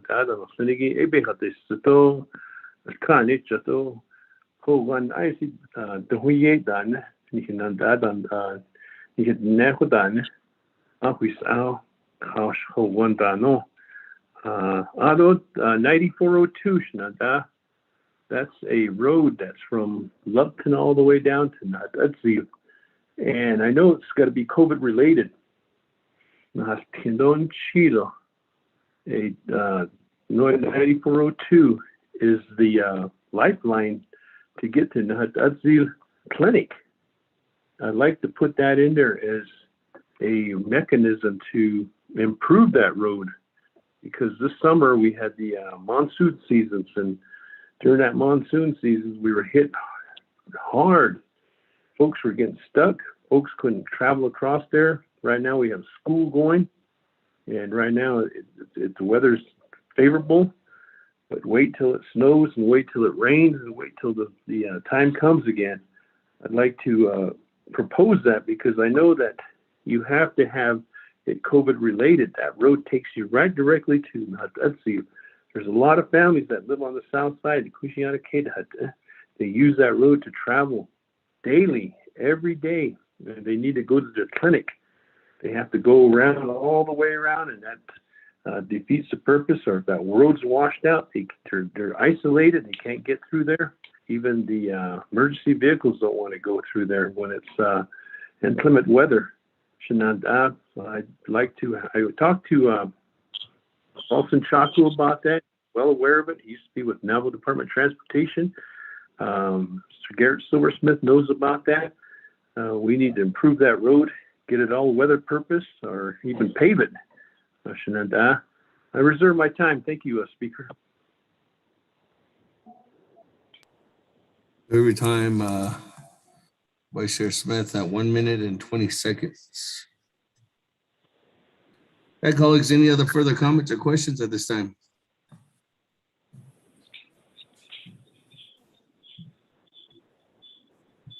And let me go back to reserve time. Honorable Bench Speaker, James, Delegate Daniel So. 2 minutes and 24 seconds. Honorable Bench James. Honorable Daniel So, I Reserve my put you in time. the queue. Serve your time. 2 minutes and 23 seconds. Chairman Daniel So, floor is yours. Good morning, Chairman. Good day. Speaker Damon, can you hear me? Loud and clear. Oh, good. Agusila, Aros, and I, colleagues of the 24th Navajo Nation Council, Aros at Sele, President Nez, Aros, yeah, Vice President Lizer. Vice President Lizer, you forgot to say that President Trump was the one that reduced Bears Ears acreage. Number one, there is established an interagency roads agreement between the Navajo Nation and Sandoval County. And in looking at all the other interagency road agreements with the various counties that interface with the Navajo Nation, the Resource and Development Committee approved those, and I'm wondering why there is no RDC legislation that would authorize you to sign that agreement. And in that respect, the Navajo Nation left hundreds and thousands of dollars on the table because the state legislature appropriates money to the county, Sandoval County, to maintain school bus routes. And this agreement does not make reference to that pot of money. Additionally, there are state lands within the three chapters that are part of Sandoval County, where the Sandoval County Roads Department places their equipment so that they can be within 30 minutes if need be when there is a major storm. So in that aspect, I will be sponsoring legislation to amend that particular roads agreement in lieu of the fact that we understand there's only one grader from NDOT that serves 31 chapters, and it does not hardly come toward the 3 chapters. The other aspect is we're going to have a nearly $100 million Pueblo Pintado Health Center to be constructed.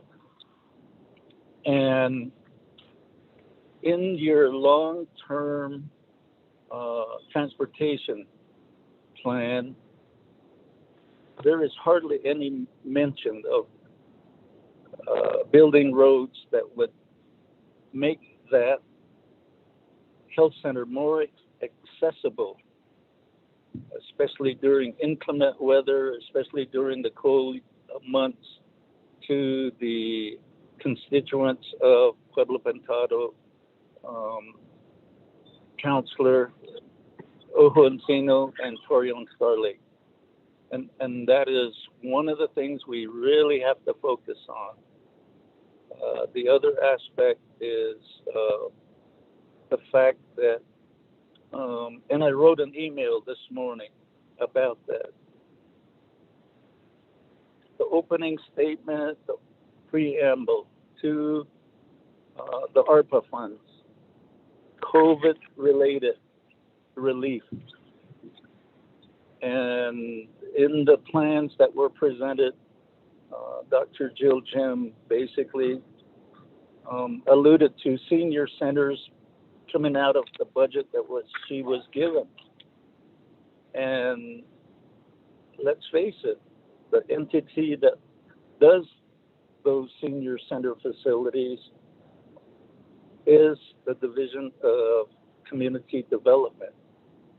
And it should be within their authority to push forward those senior centers and leave the Division of Health to be focusing on the mental and behavioral health recovery, remediation of the affected households, as well as to basically focus on how do we extend wraparound services to the constituents as well. You're out of time. Thank you, Speaker. Mr. President, back to you. Let me go back to the president for response at this time. Mr. President, floor is yours. Thank you again, Speaker Damon and 24th Navajo Nation Council and Delegate Vice Chair Raymond Smith. In terms of housing, there's housing allocations through NHA and also $9.9 million from CHID through CHID. Then we also have a housing under the Veterans Trust Fund for housing for our veterans. And so there is a much funding that is available for housing. And as you know, I think today or tomorrow, James Zerline, JZ, will be headed to Tuba City to look at the lands in Tuba City for that housing manufacturing facility project. The Vice President has been getting a lot of information on the new technology. I'll let him talk about that a bit on housing, because this could be a model, not just for the veterans housing, but also for CHID and also the dollars that go to NHA, maybe subrecipient. I know that there was discussion by Delegate Edmund Yazzie about the TDA. Those are things that we want to make sure that there's a streamlined approach into building homes for Navajo citizens with this influx of dollars coming in from the federal government. Delegate Smith also brought up transportation, and congratulations once again, Delegate Smith and delegates for helping out with 9402 for the bridge project there in that area that goes across the waterway, Rio Perco, and over $5 million for that project. 9402 was money was used from the fuel excise tax, including the road fund, and Delegate Stewart was able to, assist Delegate Smith on making that project come up higher on the priority. So we appreciate those dollars being fronted. That money did go back to Delegate Stewart's project as well to get that bridge done quick. So we appreciate that. And for The transportation need, this is going to go into a little bit of what Delegate Daniel So was talking about the need to get some of the funding for infrastructure projects. So with the fuel excise tax, I know Garrett has been working on this year's plan and also next year's plan, fiscal year 2022, in getting some of these projects moved up quicker so it can be done. You know, we were in Mariano Lake last week for 2 road projects. Those road projects are going up pretty quick. We also visited one in Sasana Cottonwood, that Fish Point loop there that has been graveled as well.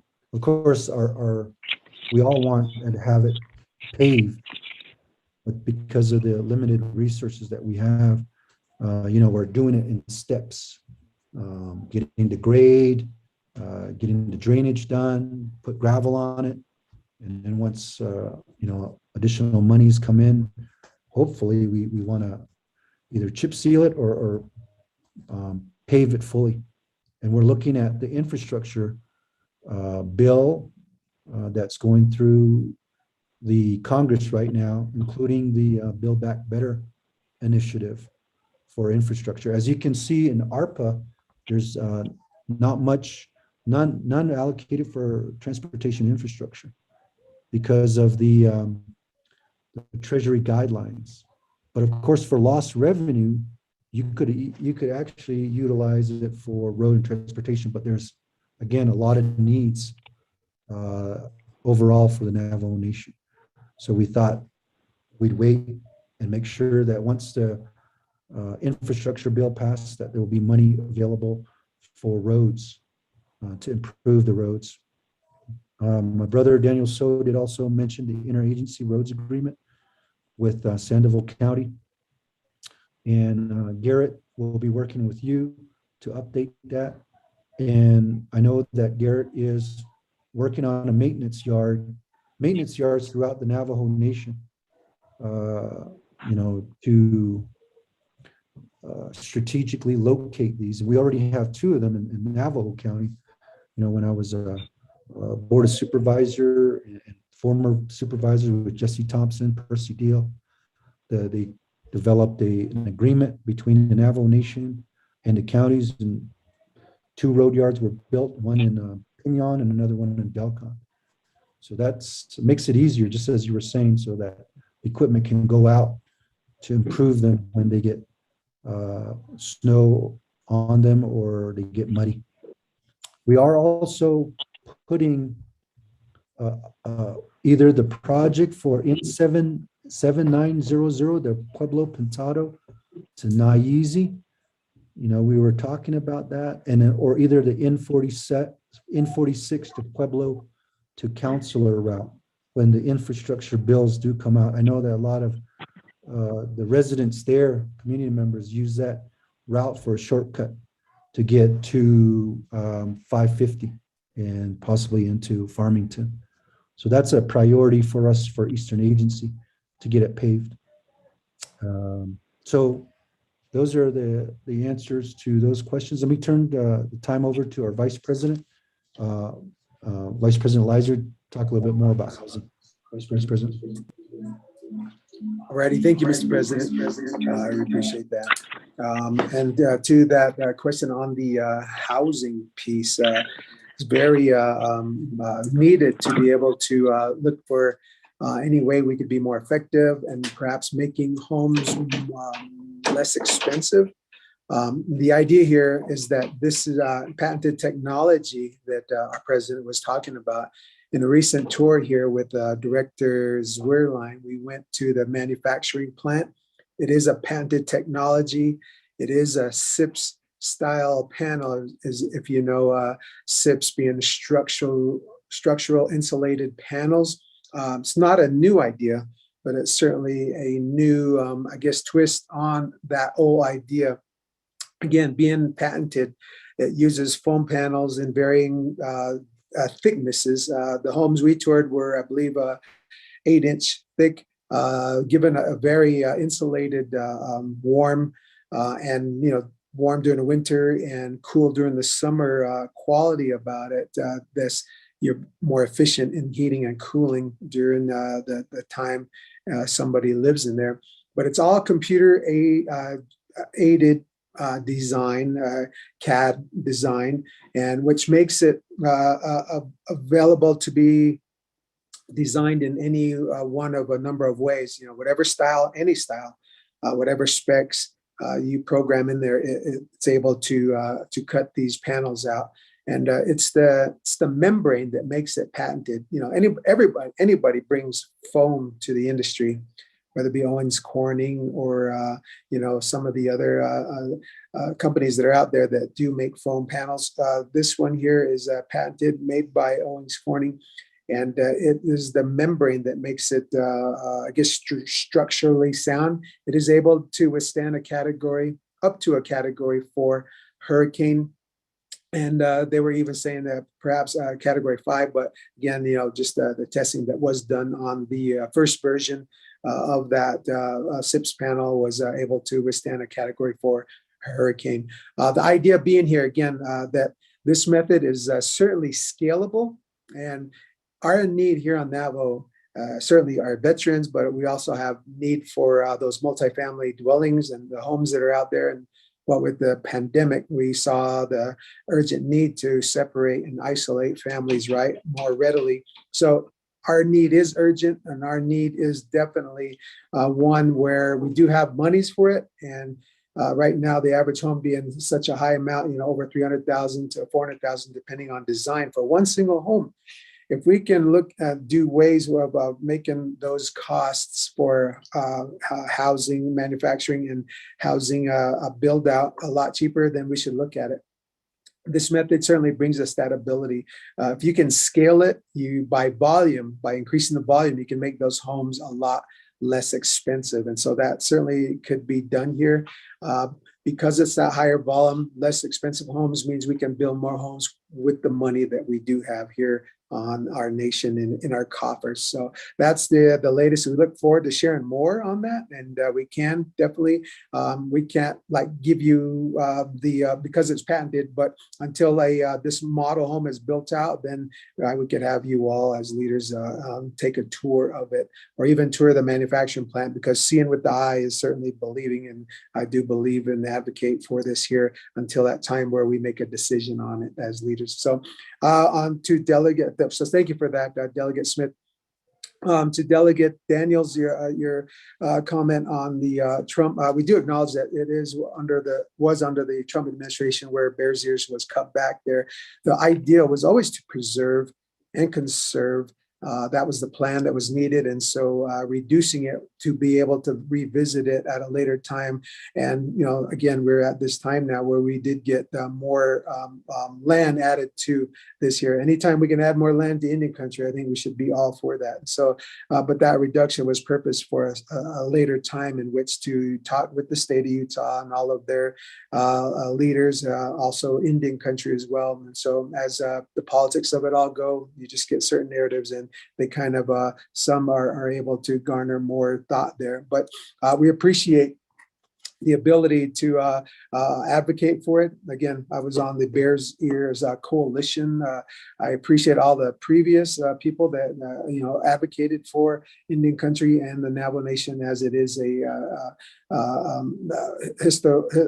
historical site, but also a deeply held sacred site for our people and our ancestors. So we continue to advocate for those, and just appreciate the comment there and the ability to respond. So thank you, Mr. President. Thank you, Mr. Speaker. Yeah.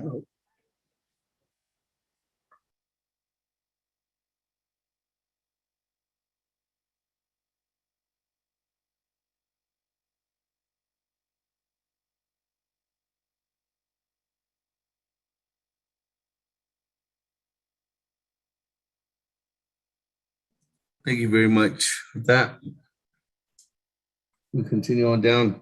Honorable Otto, we come back to the floor and turn it over to you. Honorable Otto, floor yours. Yeah, I did. I did. Ismak I dahis ago. to ati chi di chi shi jo shi con adalia con chi ta no khai le hiki ko di pesh ma sa an ya hanat ja aje na hol ji every time I speak to my questions, I ask about what was done in the past 3 months.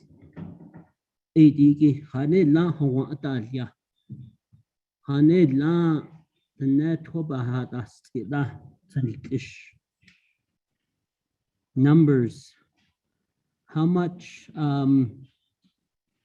was a lot of the programs that we fund under the comprehensive budget, the direct services provided to the people. And the reason why I say the Shina, Mr. President, leader nashta hota.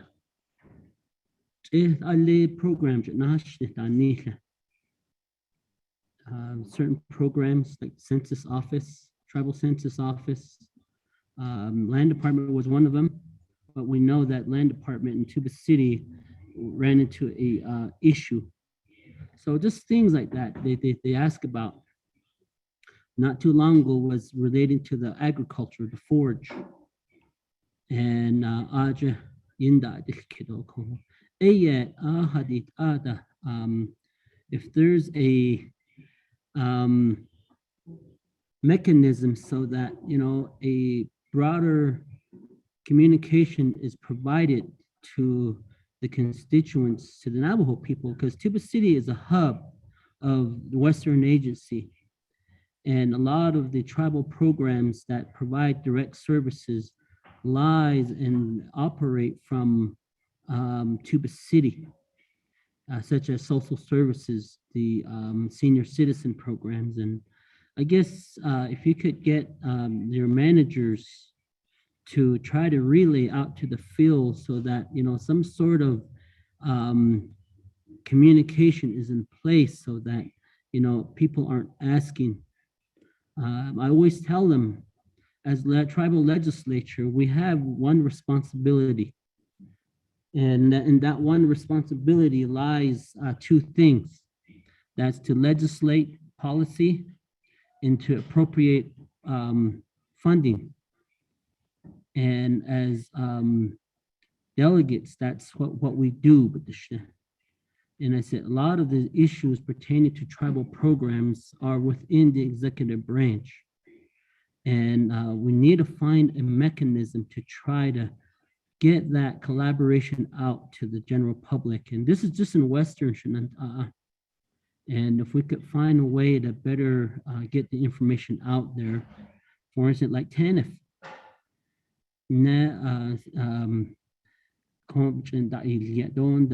that they provide services to single parents also. They get to the office and this is closed. And I wish that I had the authority to go to a program that is under the executive branch and say, hey, what they're going to tell me is, they're going to say, this is not within your authority. With the ARPA dollars, just the collaboration with the chapters out in Western, I really want that to happen. Then lastly, in Western Navajo, Tuba City chapter has been working with INDOT on the Monawi Dirt Road. But you look at these current T-tip projects and and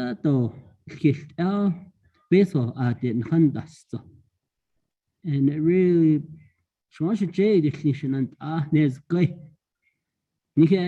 the Western Agency now coal mine only loop ya 18 lake house spring don lake inscription hash 18 dan le Mormon Ridge Road, Copper Mine Road from Chocabato. Auto show time. What Monawi Dirt Road and hitch an outation and Hundish added it. Then that machine ha added but not the other that the dot ash honed. It out ashen and ados na, then of an hitch has seat or yeah.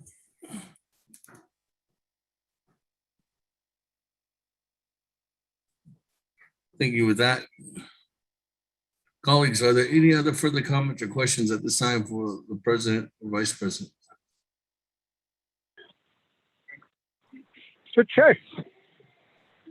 Eugene, so Hey, what's yours? Oh. Hey, how are you? Yeah. Oh, so, the right in leadership has president or vice president of the Navajo Nation. Yego share ska mechaho. Nas they need tiki share. Tra machen sich an sich daschen so. And now it all gezien de adel so macht dat het zida. Akho. Oh die jolot oh ape ik jos. Oh ja ik hoort. Akodian. Weet in lin wees na ahasne. Het tindo crash it tin curve. I don't quite go it would it net on the south side. What I did in it just get on. Because a teen 191 lay that I don't lay round point round the many forms. They just seem so sign of one. That's a 20 stop hidden it. All that is nice that I don't know you know this. The song this case, she should not crack it. She does she had been that need case not end so all but then had idea she says it was Michigan based on that I read or so that it's glad. That band is in so all for I think a report is net on there how far we went with the last 3 years with that keeping the water on the Navajo Nation. ADG this case COVID I had they need say nice and say so water table it not know hide those beans that how quickly not hide. I'm talking about 20, 50, 100 years. Odd yesterday. I don't the decred I'm very glad that you had that broadband across the Navajo Nation. It has to fit every part of the acreage. Every bit of the land, so all our young kids can catch up, they got behind during the pandemic. I don't know which leader. We need a wellness center.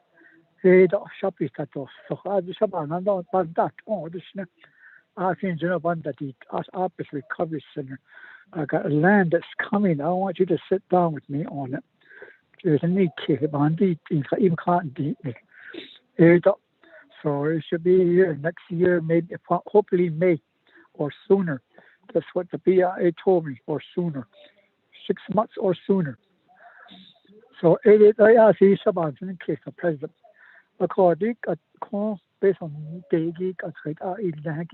it I because the to Hassan stuff one error. So it's made us about in case all it.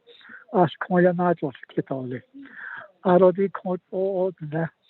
Yeah, the hardest thing to say that is, you know, at the hard stage, hard you need well. That she top priority. I saw that is need. I saw it need so could it I saw it need all this. So yeah, speakers check. I also had those need to read the don't share. But yeah, had three days about the husband. Because it all shared, he didn't need all this. I'm sorry I had to talk in Navajo all the time. I'm trying to reteach myself how to talk Navajo. Been talking English for so long. So, speaker, reserve my time. Thank you. That 1 minute and 4 seconds. Moving on down. Honorable Daniels, floor is yours. Mr. Speaker, Yes. Kodo Arunda Kodo Shanat Senegi Kodo. Kistan Hash Tangi Kodo 24th Navajo Nation Council Kodo Hia. Kis staff Arunda Kodo Hiagati Arunda Kodo Executive Branch, Legislative Branch, Judicial Branch. Azodan Koto Sato Dago. Hia Gidi Nido Square Holes. Ado Shell Haha, Neshatahois Ago Dino Flagis Kodo. Then Frau Jan hit a snake or less unzatted ante. I see them. So that he need Heko, Unzati Kahako. Arukodo Shanala, Navajo Nation President, Kodo, Adashina Ash, Navajo Nation Vice President, Mr. Lizer, Honorable Lizer, Kodo. Yeah. Thank you for your report, Kodo, update to the Navajo Nation Council, Kodo, and also to our Navajo people out there that are listening. Kodo AIC yeah kodo ado kodo da aye kodo e odo wapa oshibana oshkato les kodo ado le chi kodo e ne ben dadil nes ko sada anise saban sin kesto nese ban su de kesto da sa nese ban he kodo betes behade sige ben dadil nes ado ban su de kese ben dadil nes ai sibete de kodo Aronan aya asabje na halego e asiban baba na oska kodo asabje e kodo adole the gente dik kodo gaida besun hay nelgi gaida Washington besun hay nelgi e di kodo zo yego iben da hasde ko ba ko no sen kodo gaida shenat shengi kodo shenala dona shla ash President or Vice President and his husband ko lead it kodo ashiko yego his husband be na hot igi that bahonos and bahonos vego. So I see kodo I don't hit up kodo bahonits and go to Aronana based chi that teen that ko out of the street of broadband. Jay kodo babaya telecommunications and should say I see I delegate key elevate broadband on telecommunication ID need that so that ego I see the entity cut from Kodo, I don't think based on high Milky, or I go a Kodo, at the Hodo, Neshigi, I see Kodo, Bendadil, Nescodo, Edibana, this can't Kodo, I don't know Kodo, every council session, out about Yale, side behind Zeko, Sikodo Behade, Sege Kodo, Nejet, moving forward Kodo, Asana, Hetoba, 8 Koti kita I zigi kodo I shahan bashe ro leben datil nes or that egi at sketchko nebe bekati was edi I siban I just kandoles kodo kodo I see those just ego kodo I ba here sen kodo khanashnes aro hisn days nes one that hol shko so edi hol thought about has see the less kodo I zigi sent kodo am all the way with this kodo that Mr. Speaker, thank you.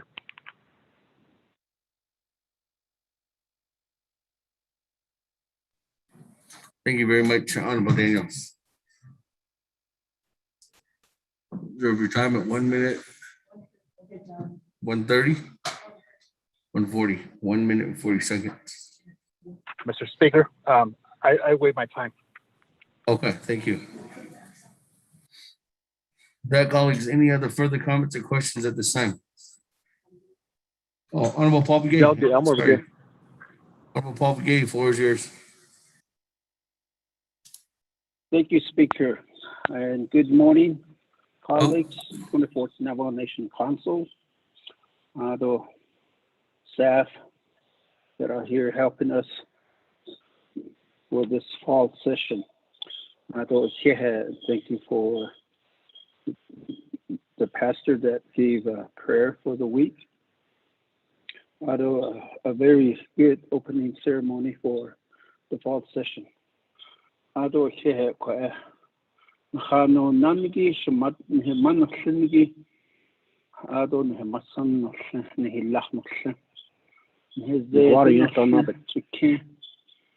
not so they call that I see Yinnes Yan Nagishnado, a train Nagishno, called the Hitine, Do beda hosen da ke da sti kla atin de bekegen da halat ato ben da hotsi da ko di kot ego ta behan ni so ha sa do ni ka no di ge den ye kitra at este nei kre ta ni kre ko do also doesn't benel nicht alle so die Bischmacht anmitteln geschieht hat da Party nicht kodida ado la ko kot ego bezat ben nach beda hosen nicht da kragi I see ja sie a china UNESCO got hat been lini so behosen koko history at do behosen koko ko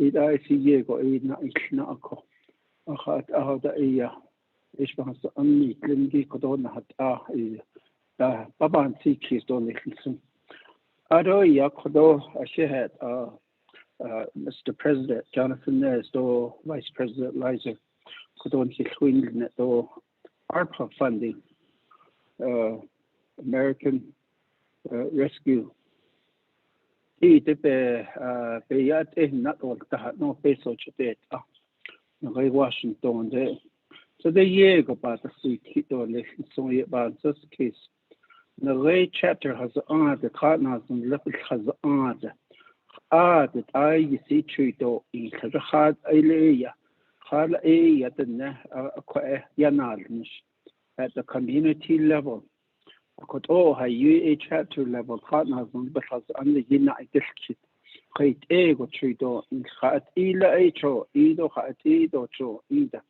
We must make that very plain and clear how ARPA funding will be used. According to partners la ada not ahyanas dagit I see bel ishja adoni hala da dot I see bel ishja al yagogo. When the documents go into process not so we don't want them to run into a wall somewhere down the process. And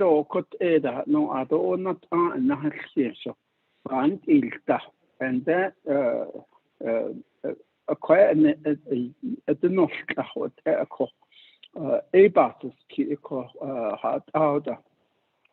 Dr. Pearl Element, Ibebich has seen a cohat out. Could Egon Hapabido Ashen Soye Bansas case, ARPA funding, Nikki did. So the Yego has over $1,000 at the chapter level, agency by the agency, but the whole out that at the Bishan, Yat Etolet, Bishan, Daliago. So I need all Yego in the Hasti. The Honorable Delegate also a team. The road coming from Kaivito to First Windmill to Bada Gap. Then so the yarn not the page that all Kaivito Bada Way. Action the Alcata, Copas Ada, a sheet namas on hot meter. Although that Tonalia, the only crossroads inscription house agent to their immature team to the net or ye care had a team to the law with a bit not true.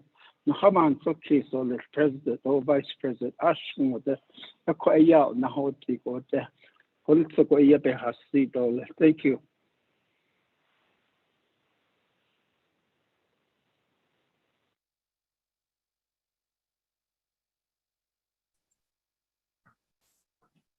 Thank you very much, Honorable Fabige. Let me go back to the President. Mr. President, the floor is yours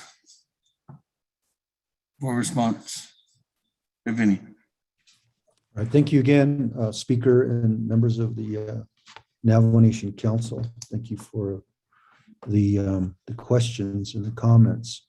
To Delegate Odo So Shana. The Tribal Enrollment Offices, Land Department, even the TANF. Sometimes those closures are out of our control if we're leasing those buildings out. One is the land department was under the BIA, and TANF is also a steward. Another company oversees that. And so when you get these exposures, COVID-19 exposures, or somebody comes to work with COVID-19, of course, we have to close things down, send people home. Then we have to monitor those individuals. This morning, I did talk to the division directors during our directors meeting that we have to follow the CDC guidelines. Now that we have testing available, those Bionix Now test kits, we can find out very quickly if someone has COVID or not. It shouldn't take 10 days, 14 days to find out if someone has COVID-19, just after 24 hours since the exposure, take the tests, and then whatever results come back, you should be back to work. And so that is a protocol put in place by the Health Command Operations Center. So we want to just let the Navajo Nation Council know that we are wanting to continue operation, but at the same time, keeping our Navajo employees safe from COVID-19. The transportation shortfall, some of those decisions that were made on the T-tip or fuel excise tax were made by the council, and we implement those decisions. And so if we're talking about equity between the 5 agencies, then we will mention that to the Resource Development Committee. I know that we had a multi-million-dollar project, the Nazlini to Chinle road, which is complete now. And that took a big allocation of funding for that project. Now that it's complete, there is also other projects that we're proposing throughout the Navajo Nation. And yes, in 6222 and in 1012 are a priority of Garrett and Navajo Department of Transportation, already 400,000 allocated for that. And that was approved by RDC a couple months ago. So that's going to be gravel and putting stabilizer on that route. And that's that loop that goes from Tibbetts City, McDonald's, the west direction, all the way back to US 160. And also we are working with Coconino County. As you know, there was a road infrastructure tax that was approved, and many of those projects are moving forward. A lot of it is being used for regular maintenance. I know with the road from Inscription House to Cow Springs, that work is being done on both ends to gravel those, and also in between. I wanted to make sure that that you all know that we're working with the Coconino County on that to get our fair share of taxes. A lot of us spend a lot of money in Page and Flagstaff, and we're wanting to make sure that those dollars return for those improvements on the Navajo Nation, at least in the Coconino County area. Delegate Eugene So, I know that we are doing a lot of assessments and planning for the floodplain. Tondan Nagi Yatle, Sayet, Tondan Nagi Donle, Dag Eslano, Ilenigia, E Yakwa, and Keda Hatinigi, Chinlingi, Keda Hatinigi, E Togi, Lanat Leho. When the water gets up high, it'll go into those homes. There's some mitigation work that has been done. And as Delegate Eugene So knows, we're working with Army Corps of Engineers to get those studies expedited so that we can do more. See, that a lot of it is BIA protocols, and we want to make sure that it gets expedited, especially when it comes to the infrastructure bill that may be passed, to put some dollars for that project there to make sure that nobody gets flooded out within the community of Chinle. Water infrastructure is a need, yes. Washington,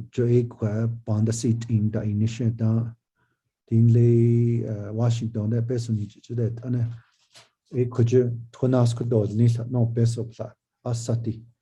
Papa Jado Niltadi, no, what up, Niata City, what I took lay Nick any naked hat, no, which you could do Nil.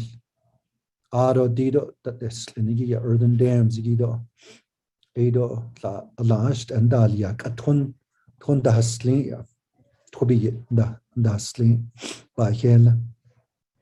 Beshna Patado, La and Dalia.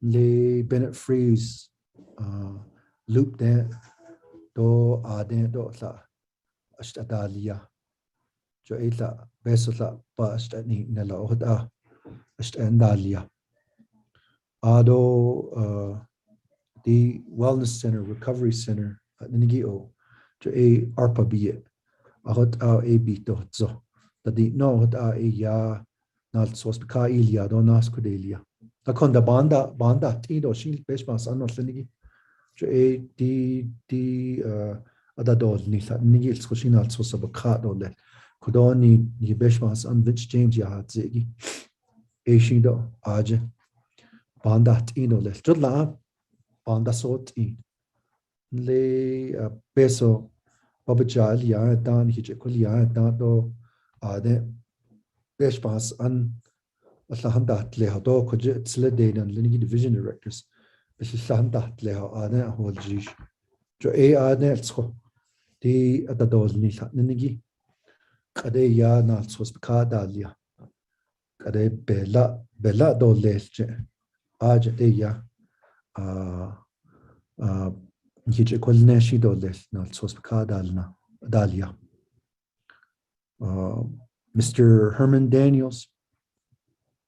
We appreciate your leadership, Chanela, for the continued advocacy of Navajo Mountain Oljeto, being a council delegate there for Shanto in the 88 and then 20 when it became the 24 Navajo Mountain Oljeto and the inscription house. And you being a grazing official and then delegate, we worked on many of those projects, Navajo Mountain to Oljeto Road. The assessments are in the process of being done. And I just want to also say thank you for your continued support and your advocacy for the Bears Ears designation, the protection of our lands, our cultural and our sacred lands there. As a delegate, we've been advocating. As a delegate, I've been advocating as well, into the vice president and now the president, and now we see that change, and that change needs to be permanent. Hopefully another president doesn't change it, and we're hopeful that it stays for our constituents, because a lot of our relatives there want to go to Bears Ears to gather medicine, to get wood, to go hunt, and to go do their prayers, the sacred sites. That should continue to be available for them into the future. COVID-19 has put a lot of pain and some have suffered because of catching the virus. Our thoughts and prayers go out to the families who've lost loved ones, and then those that are long haulers that still are going through some of the health issues from catching COVID. But you know what, our attention, and I said this earlier with the council, all of us working together, we were out there helping our citizens. I know that some say, well, there's nothing been done. I don't see that. Those of you that were out on the front lines know much has been done, and a lot of people's lives have been saved because of it. And I commend you for being out there in the forefront, helping our people. Delegate Begay, I just mentioned about the transparency of the ARPA projects and the infrastructure needs, with the Western Navajo pipeline that you helped sponsor and we approved it, shows that we can do these major projects. We don't have to wait for federal funding. We can utilize our own resources to get water from one area to another. And that's what has happened. And it makes our water rights discussions much stronger, that we are able to do our own projects and negotiate for our fair share of water from the upper and the lower basin of the Colorado River. And, there's a lot of projects in the American Rescue Plan Act funding for moving water from one community to the next, that major trunk line, and then also branching it off into the homes has been all our priorities. And that's why there's much allocation being recommended for water infrastructure projects in the ARPA plans. So thank you so much. I'm going to turn the time over to our Vice President for some follow-up as well. Yeah, thank you, Mr. President. And to Delegate Eugene So, your discussion and the need to speak out 10, 20, 50, 100 years for every drop of water that comes onto our Navajo nation. Number one, any water and rain is a blessing to our nation. What do we plan on doing with that? And we should. I agree with you. I'd be willing to work with you and any of the Navajo Nation Council on developing that, as well as this administration, to work up water policy onto this nation. It, again, speaks to every drop. I agree with you very, very much. In fact, early on before the pandemic, we were discussing that very thing. We do know the nation has a water code, but a water policy, I think, would be what you're talking about. And again, I'd be more than willing to go down that road with you. And I believe our answers and some of our answers and advancement to this end might be held in an international type of water policy, much like those that nations that are barren, nations that are desert, much like our own. In this case, our first endeavor was to speak to water engineers, water hydrologists, those that helped develop the nation of Israel into a great farmland. They've turned a dry desert region into almost an oasis by virtue of having a water policy.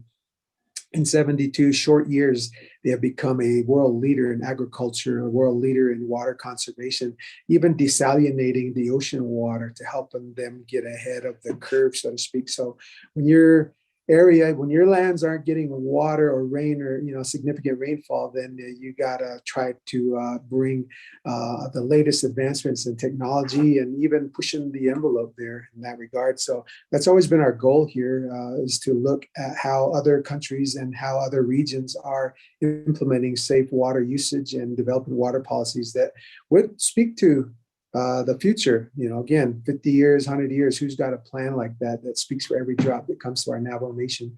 And so I think, we only have a code now. Let's develop a water policy. And I believe our first endeavor might be taken up with our farm boards. If you remember, they're the only ones that have authority relative to irrigation and farming. Perhaps, as it says in the farm board code, I think it's subsection 22 under purposes, it is the purpose of the farm boards to build up locally the capacity and responsibility to ensure the proper and full protection, conservation, management, sustainable and economic use and development of local farmland and irrigation water systems.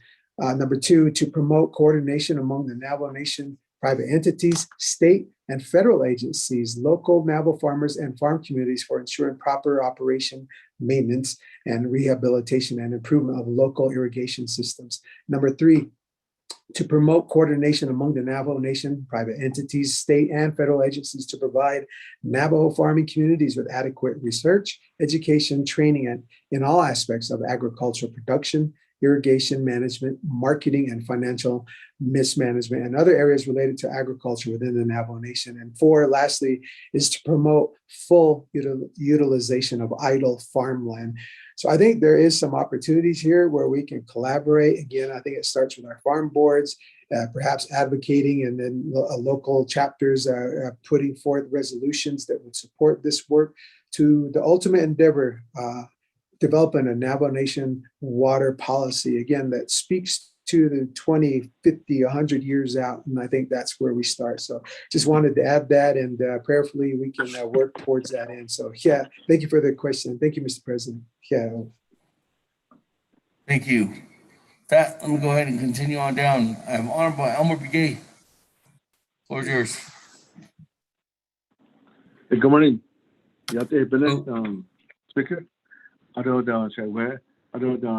members of the Navajo Nation Council, the Springs Council, and the Senate, abandoned Hittish. Other people that are on the line, so on the photo, again, though, yet a quite a single argument. Other Senate, the Senate,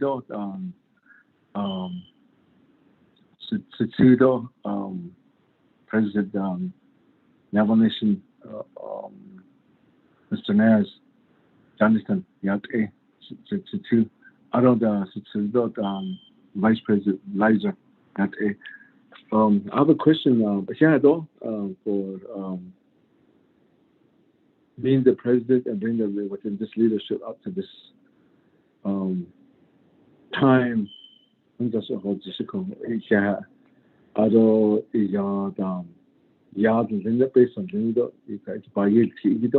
That's my question. We're blessed with this amount of money, fundings. We're trying to think about every day what's the best way to spend this money to help people. People that are in the rural area. So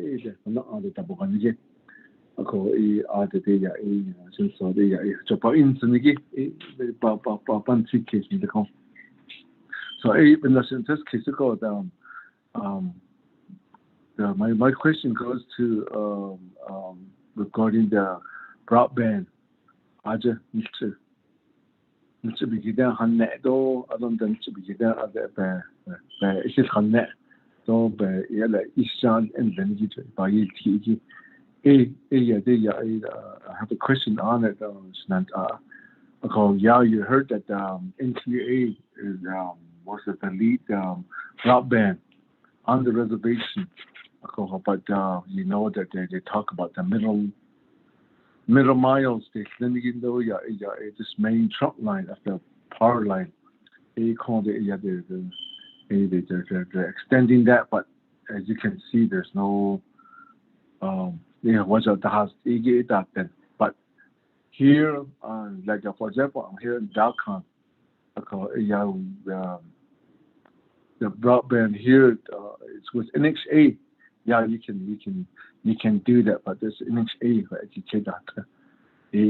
But I was always wondering that NXA has its own fundings, ARPA fundings for broadband, and I don't know why we had to spend money here with them. That's my question. I don't know that. Do you know that we want to know how our proposal with the District 7, including Greasewood chapter. So there's a 6 chapters community that there was a assessment that was done, and it had a design build plan how it's going to work, and this conservative community that lives in the rural area, they can get the internet services. So everything was done, and then everything was assessed with it. So the way it's going to happen, so right now we have that, but we, as you listen to NTA, they're saying that the question or the answer that we got from there, the latest one over at Twin Arrow, was that Aquila, the one that made that assessment, they're not operators. They're not operators, meaning that they cannot go out there and do preventive maintenance, O&M, and I don't that they're not going to be the providers where we have to pay them. I know that that's the answers that they get to us, trying to say that we can do it, or unless if we're the providers, then we can help you. Or another way they're telling us that give us that design and the way the plan is, we can build it. So now but in T8, they're not builders. In T8W are not builders. They have to contract to another person. He said they can come out and do that for them. That's the research that we make, that we have. So the plans that we have with the District 7 is that there's some native Hello? Hi. The speaker, my time is up? Yes. So, yeah, okay. Let me close it. My question is, how can we submit our request to your office, to Opera Funding? Thank you. Okay, thank you. Colleagues, any other comments or questions at this time? Speaker Kellen. Kellen Begay, the floor is yours. Speaker, Adosanta, Corona Dindy, Bishpans Unbay, Jordan, I see Tanaki, other Kodo, brother President Nez, my brother Vice President Lizer, Chief Justice, and everyone. That's not target on Kodo. I can't get the shield of this other Kodo to the Hades and Nida, but not a Kodo or can't not dish needle this. My specific question, and I know I've raised this and I've been talking with NTUA about this particular issue. I don't need it. Kodosh brother Yahad Ziki is the other one, which is broadband. The Nebakite, or what? I think that's one thing that we're going to be dealing with, and we know $2 billion is what the nation has, but how much of it will greatly benefit our Navajo people?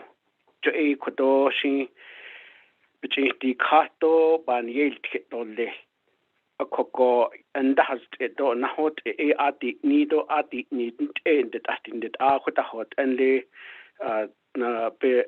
naked hat and how one that age or adenna that is class. I thought she's the sheen that then do I eat that she be can as lucky could not nay ye be kite or what she cut not he cannot that there's ingot out. Akoko she's a zing a kodo. I just want to put it on record. I plan on pushing. How we're going to do it will be probably difficult, but I think it's really going to benefit our Navajo people. We know that a lot of our Navajo people, Yego Kodo electricity, Ikeda Nesling, Kodo hit all the Bebakai deal was quite a coco hit out the bacteria door niche. But the snow could go into a baby to yashke. Hasned la, Bobby, Hasned la, Edna, Bebahandas, Ahakitons at the Hwell Jish, because I know the NTUA is saying that more termly they're not disconnecting, but yet our Navajo people continues to, I guess, not paying some of their bills just because of the situation that we're in. Koko elahit aje panahuit ado public health deal ni edenen linigi satobe bekai deal was. But at the same time, I know some of our Navajo people has been paying their light bill, but how do we help them as well? Koko dishit o hayuj to you see pen yekodo beson de. I mean hit out the nebakai deal was liki I believe that this would be a good time to really give assurance that the Navajo people will be able to say that they have been helped. Although the other one is the leach field. Back up that do control control or that deal that no the yahata to koko IHS IHS do ado kodo o h that hashing on high in that so 8 day as President Ado Speaker do 24th Navajo Nation Council, I plan on pushing and how we can eliminate and clear all these outstanding NTOA bill. Ako ishin aji bebe na she kodo sato the nan linigi belishan hoshla e kodo sato to be bapana huit ado le to be bahuit after le ako if be bonus da shi hut ay na be khail wodo le ko akit e shesazing sato be hasi to le to ashishi khit ahda kodo nan linigi ko aki hot anigi shi be kai deal what liki kodo baby Kate says do baby Kate seats do le station and anotheniki including broadband, including housing, roads, electricity, water line, and so on. So 8 ya shesazero I bahasi do le to kodo shatno anigi to adon soshi ishlado le speaker. The floor is back to you.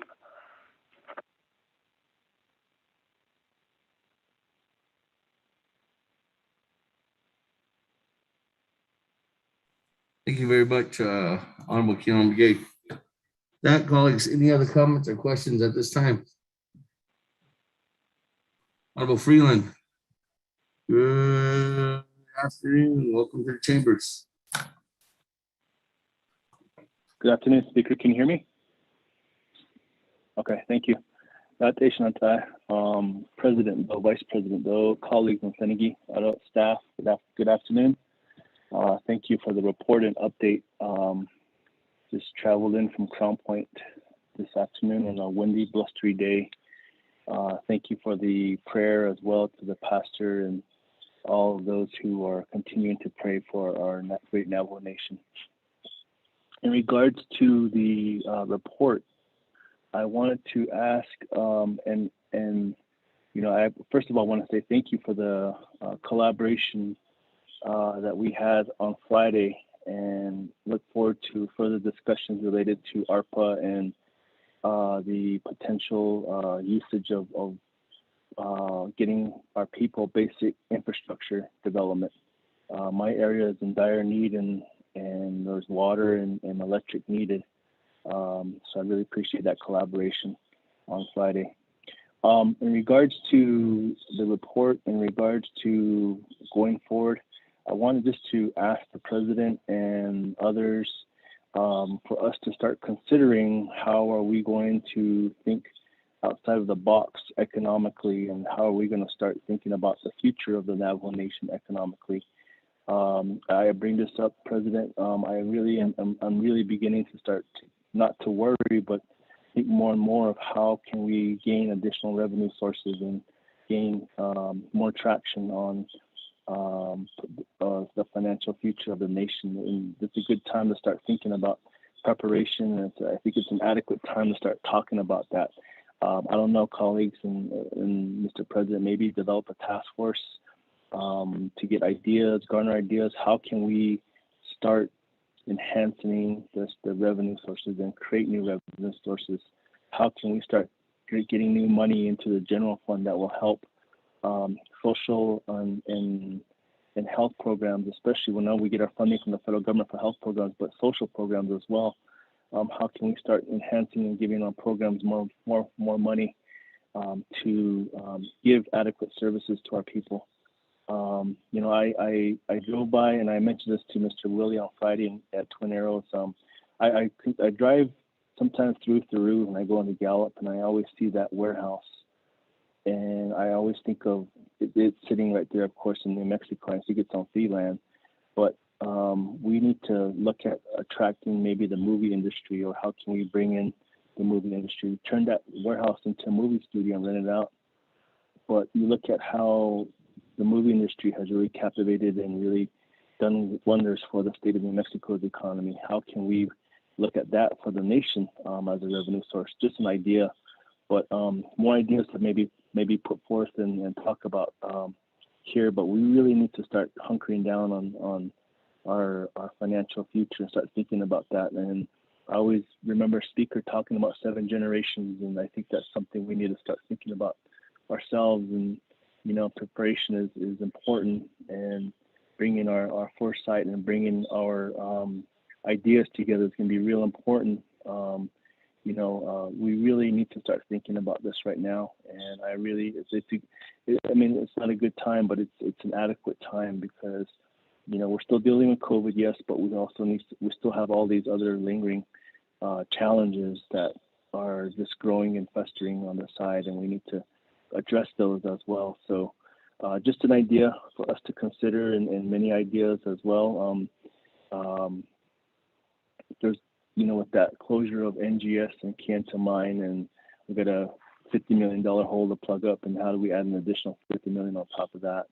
We got to be creative about this and think economically. How are we going to address these matters that will, of course, enhance and benefit our people? So, Eddie, Speaker, I just wanted to mention that and say good afternoon to my colleagues here in the chambers, and good afternoon to the President, Vice President, and good afternoon to Madam Chief Justice and all the Associate Justices and all the District Court Justices. Good afternoon to all of our Navajo law enforcement out there, and especially Crown Point District. Thank you for keeping us safe out there, and of course our Rangers and our Deltex crews, our CXRs out there right now, all of them serving our people right now in this capacity. And a big shout out to Food Distribution, Mr. Murphy and your crew out there in Crown Point. Thank you guys for all that you guys do on a continual basis and being open in the pandemic. So with that, Speaker, I just want to say thank you. Kat. Thank you very much, Honorable Freeland, for that. That 1, 2, 3. There's 3 individuals. So let me go back to you, Mr. President.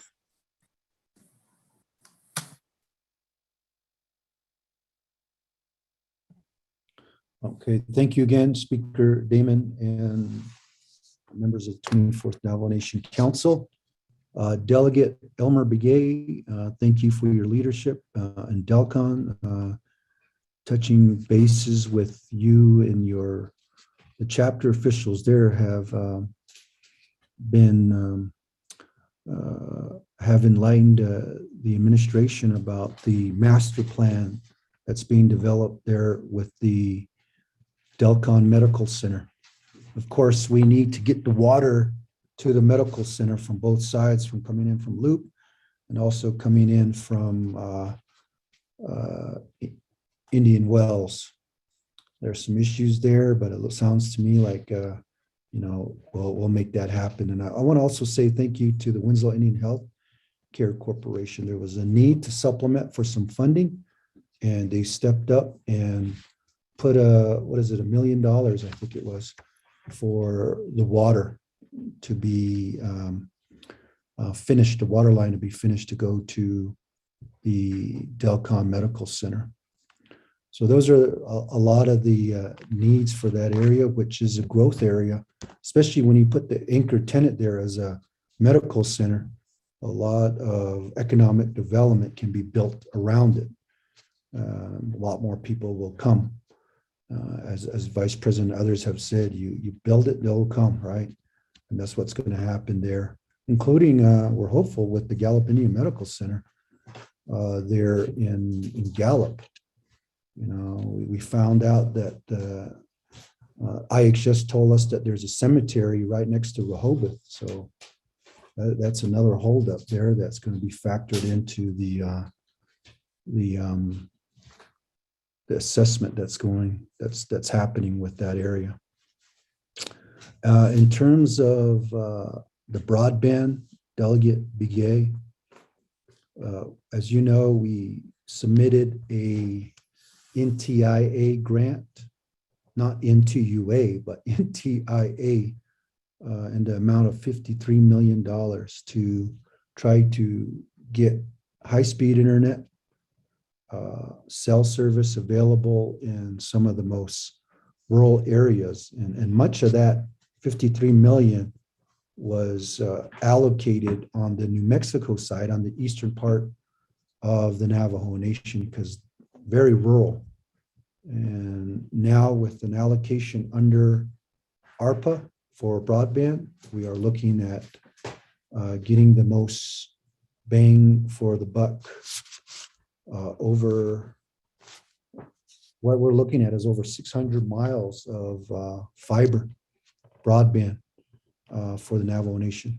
We're trying to build off of the American Recovery and Rescue Act, ARA, back in Obama's days, where a lot of the fiber was built throughout the Navajo Nation.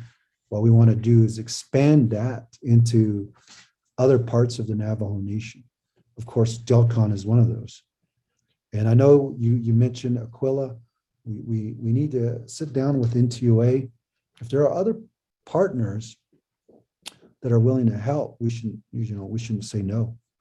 And to provide broadband telecommunication for that region. The other two that we want to mention for that area, for the Navajo Nation really, is the emergency alert. Department of Emergency Management has been issuing out emergency alerts, silver alert, weather alerts, COVID-19 alerts to the Navajo people. And I know Chris Vicente is doing an outstanding job to get the iOS upgrades for our Apple phones. So, Amber Alert can go out on all our phones here on the Navajo Nation. That was a critical upgrade that now it's happened.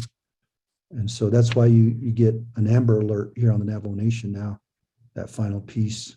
But we also want to expand that using our other emergency alert to do weather updates, COVID updates, and others. For Key Allen, yes, we appreciate the prayer this morning and the prayers. Every Monday, Vice President and I get together and we do prayer and devotional, 6 a.m. I remember at one time we used to have prayer and devotional inside the chambers, council chambers, before our council session. And people will come in and pray for the nation, pray for the leadership. That's continued, at least on our side, for many years now, since the last administration and into today. So please know that the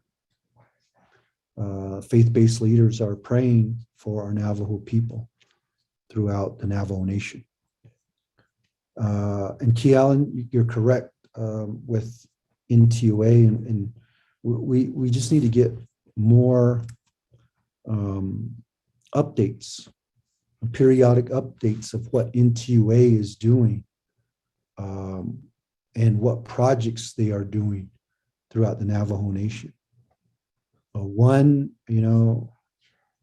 Once the council delegated the NTOA to increase their debt ceiling from $500 million to $1.5 billion. I don't know if you all have received any updates from NTOA. Of course, I said, let's gradually lift that debt ceiling. But council overrode our veto.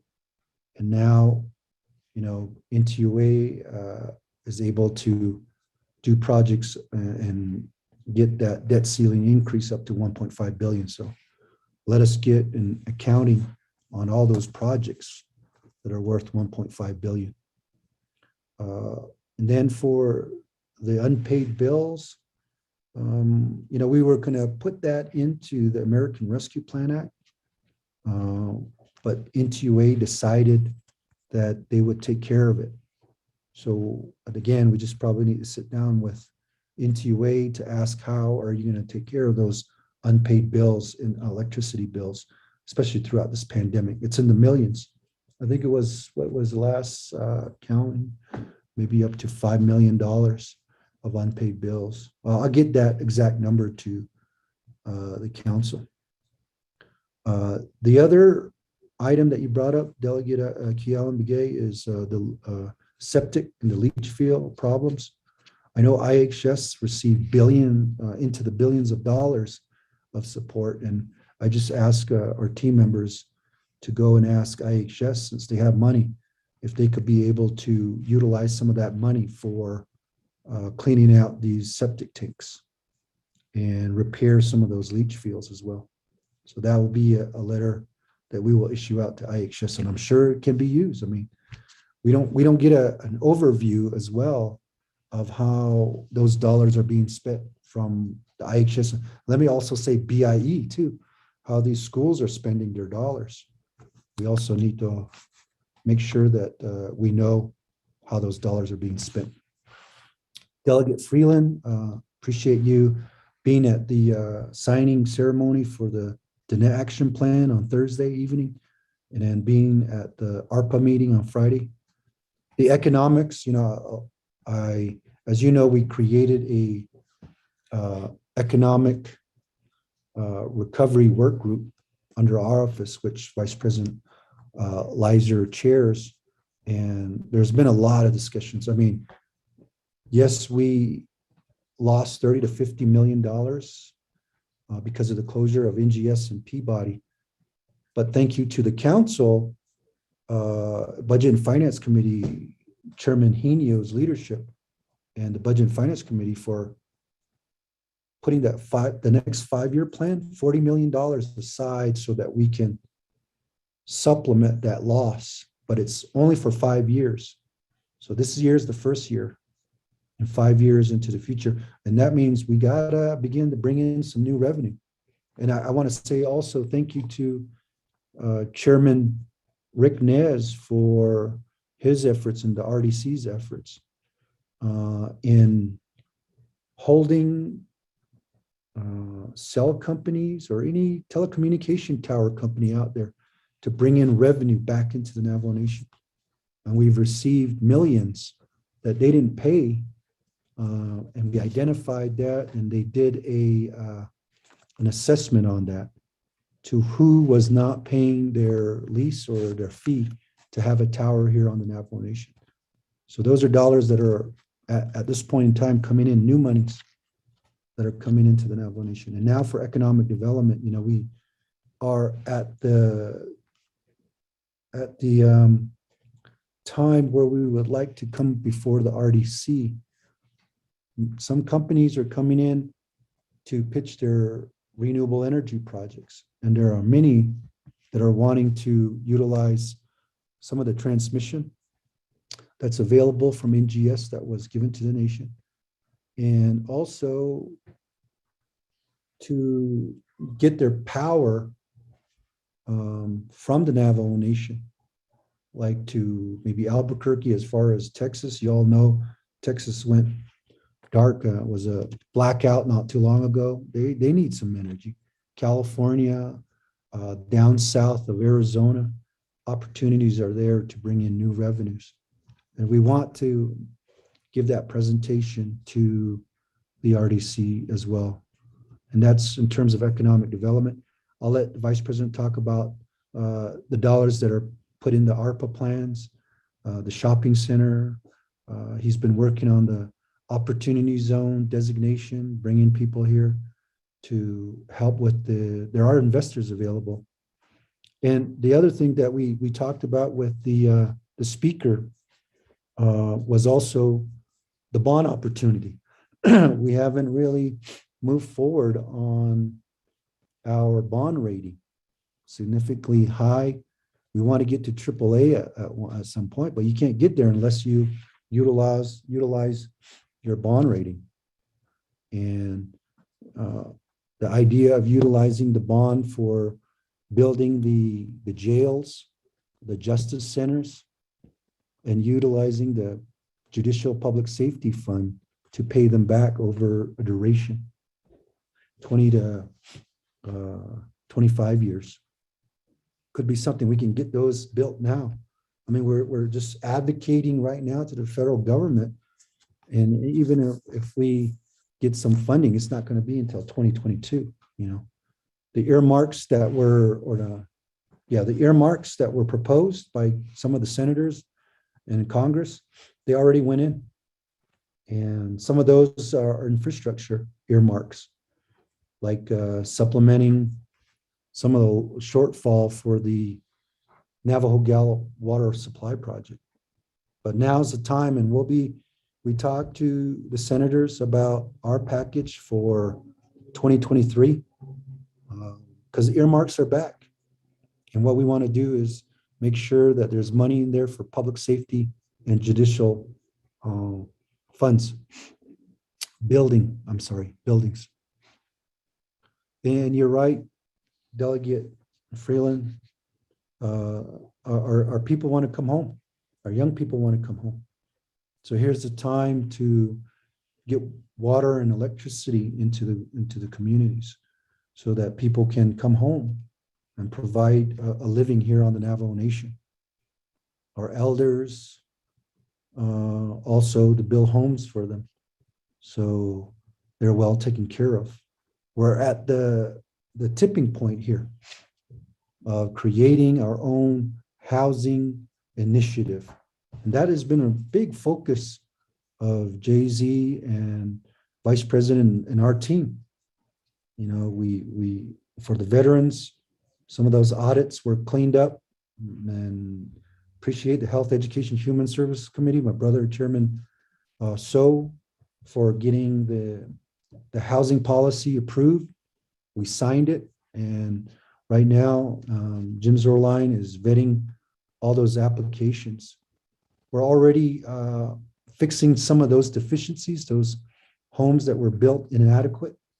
Those homes are being fixed up, and we had no control over that. That happened many years ago, and that's what the audit for the Veterans Trust Fund revealed, is that there was some misappropriation, mismanagement of dollars.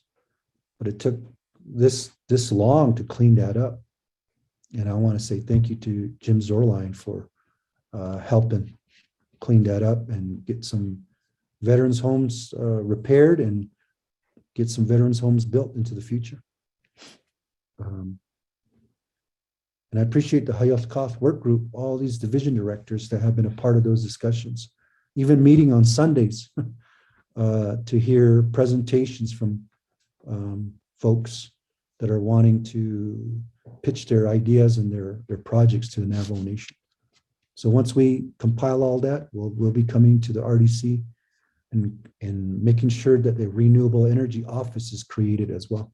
That has been on the back burner for some time now, but now's the time to bring in that new revenue. So thank you so much, Delegate Freeland, for your leadership as well.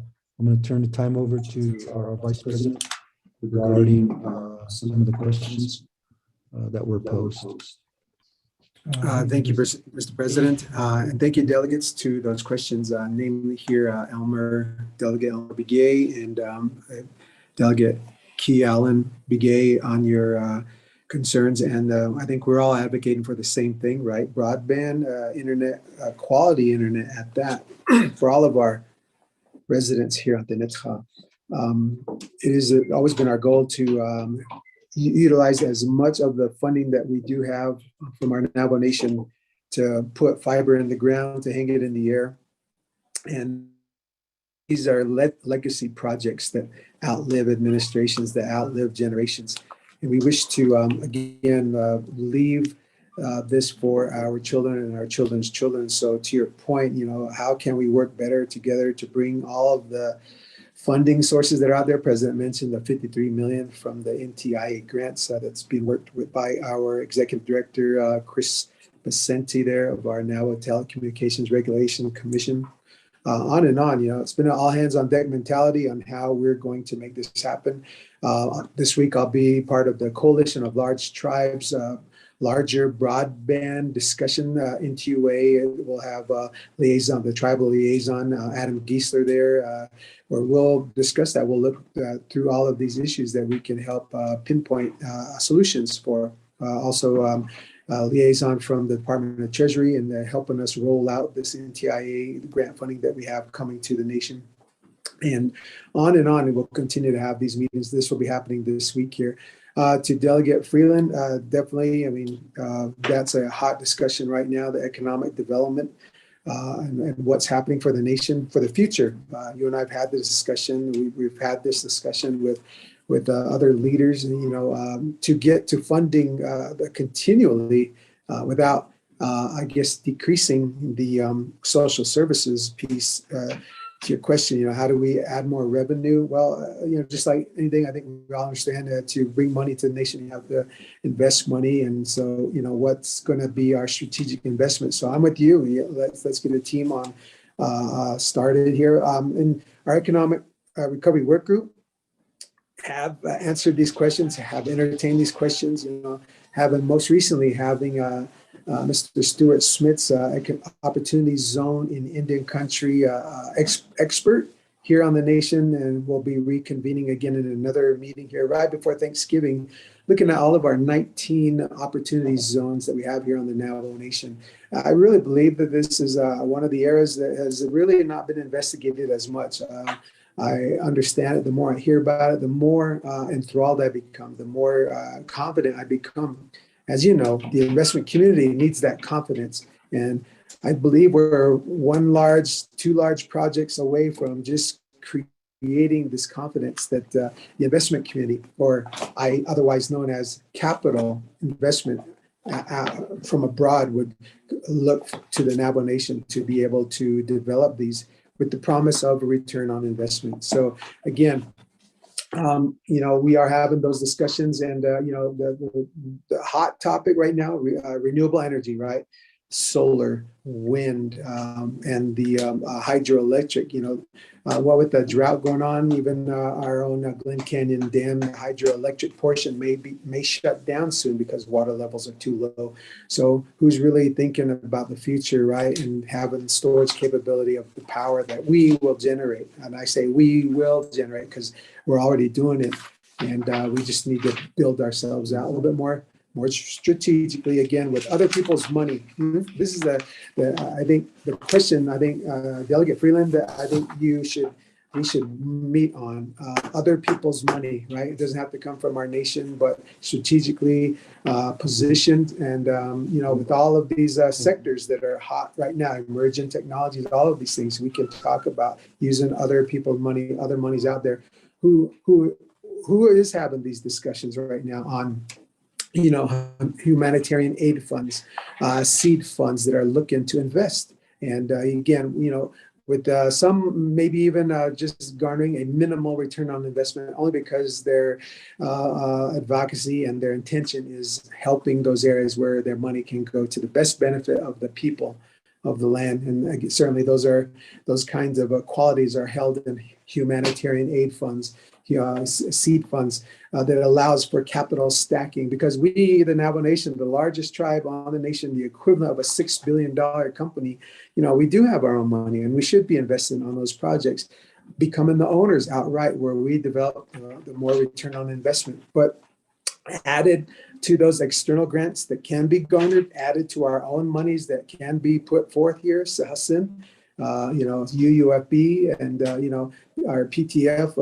what with working with leadership there at the 24th Navajo Nation Council, these can be garnered, thought out succinctly and well developed. Again, with our proper and thorough due diligence done on all of these, we can be about mapping out a future, and we have been, for our Navajo Nation. It has always been our understanding that our nation is simply we're a host of the original people here that was set forth on this continent, with the ability to procreate and to live through many generations. And our Creator certainly gives us that power to do that, but also the protection and the provision. He'll give us everything that we need.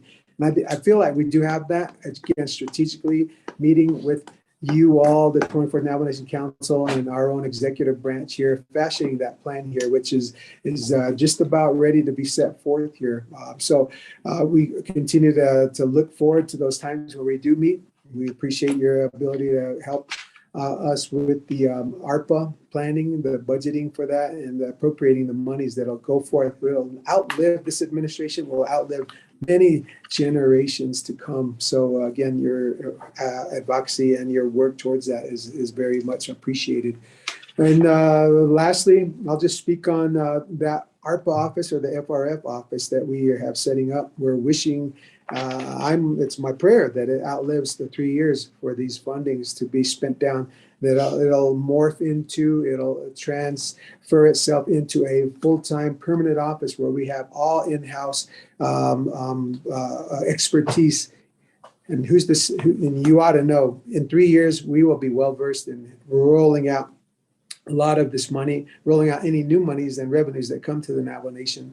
We'll continue to be all hands on deck as we all want the best for our people all across the Netra here.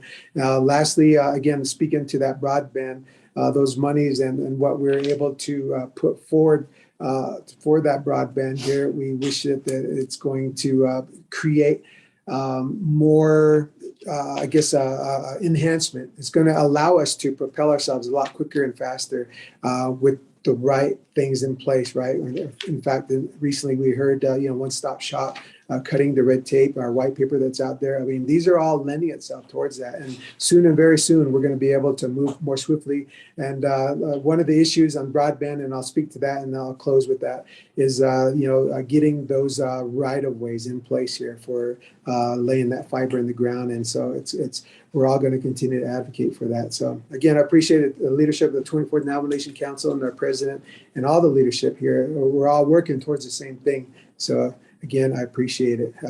Thank you, Mr. President and Mr. Speaker.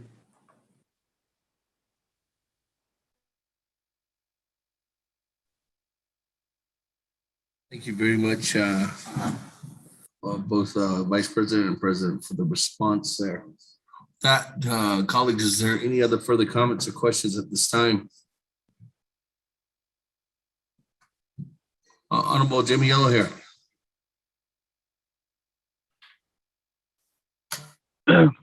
Ja, det ben ik. Kahasinglo. The kon hasen the speaker. Damon. Aaron the Conchia, President Naz Toshia, Mr. Lizer. Shidden 24th Navajo Nation Council. Ishilin Dashnashi. Yeah. Shidden Isunov Sangi. Etahus Ago. Kondena Behof Pekeya.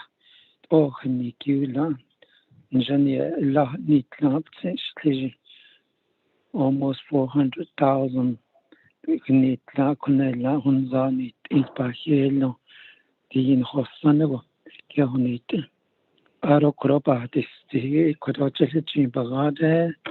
Kodanle in PL area. 8 adults. 1974 yet. Kaya Haki Kisani. Radet Washington in Forsila Ita Hotatza Kotits at the million 14,000 Navajo a crepu now 8 general card forced to relocate Ilia a coho ebit auto area half of relocatees out of a cut with Washington promised by federal government were denied, forced them to live in nearby community. Such all you have to have is not like guitar, but I is neat. Chinabada test on nuns are on the bit and double the nest can't original card like on one of a has what other helges a courty with I say now yagi best day shouldn't I eat down without like has they suffer impact on roads, housing, community facilities, grazing, water, other infrastructure. So that now as betohos ni ita broken arrow lianaskin when Tawana mother Nazla Kinda Washington bulldozer the Kitchahas kai ita it attended the Nakot attended Arabakata Lied. Condition here and she additionally 24 councilman speaker, she President Naz Lizer need Arcus fit that a legislation signed in Latin 8031 to Chomba Hale Nebeltaja and the Latin Elias ناول تهجان شلك إدهتسني يخين نشان شنات آني كودي آسبا خين سون بين هجهتسين سون دشن أرون دتا كدو بعد استيدا تا housing other local hospitality instructor public safety public safety to riyon hiche nahoti kuja agility balaja opinion judicial complex building for 5 years but this done at then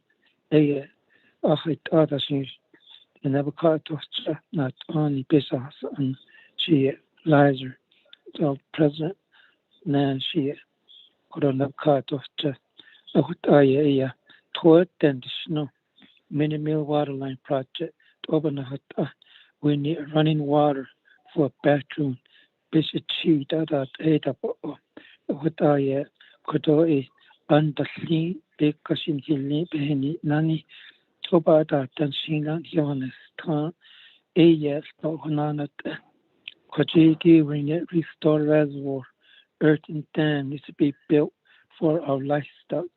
What we won't have more water supplies here in Nancy that a Hajoba steady what I also know nada. Tona get us about nail days though just a chamber large. I just want to make it to the point. Out of the CD broadband via that electricity in but it asked by a tea what I wrote water is a kitchen by a typical cheat it could it see was base car teacher just a chamber was channel Nicola Shidnapa car lady a car teacher also I should know Angie got a speaker also shot is make to the point and thank you for the floor. Speaker Damon also thoughts and here over here no Scott and Sazo they at a Sayat Ebena and Shiggy yet is that a bit silly in not only name being daily. Thank you, Speaker. Yeah, thank you very much. Colleagues, go back to the floor. Any further comments or questions before we go back to reserve time? There's none. Let me go back to reserve time. Honorable Vince James, 2 minutes, 23 seconds. Reserve time, 2 minutes and 22 seconds. Honorable Vice Chair Smith, 1 minute, 20 seconds. Well, thank you, Speaker, and also the Navajo Nation Council. 120 is real quick. Shinandad, Sitsila, Rod, Justin Taigi. Home site lease, there is a big problem, and I know that ARPA is going to be utilizing home site lease. The problem is getting those assessments done, and I've talked to the DNR director about that, and I have 2 constituents still waiting. If you could help me push that. The other one too is a veteran, Vietnam. Gilbert Nez. There was a visit at his place, and he was told that he would be helped. I haven't heard anything on that. Also, I read in the Washington Post, or not Post, but Washington News that there is a supply chain disruption. What does Navajo Nation plan to do on that? How are we educating our people to get ready for that? Because there is a supply chain disruption that's going to happen. This morning I saw a train that was over 2 miles long. I counted the boxcars. There was almost 300 boxcars. It was 280 boxcars, and there was the longest train I've ever seen heading westbound. Reserve my time.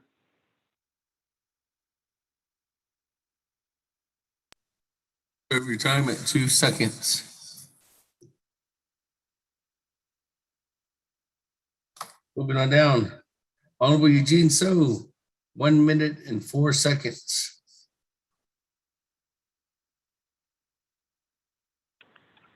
Check. Check. Yes.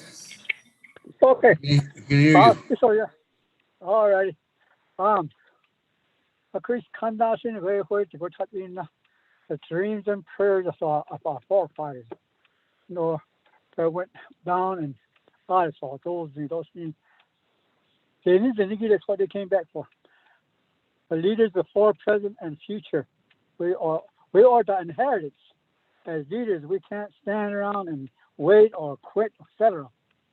You see, we had to keep that going.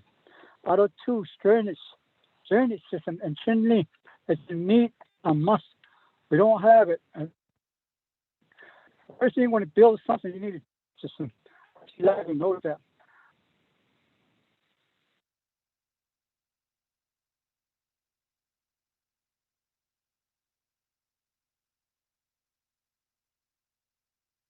Honorable Eugene So, you still there?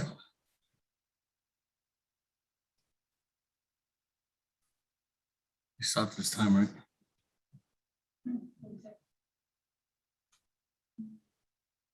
Honorable Eugene So.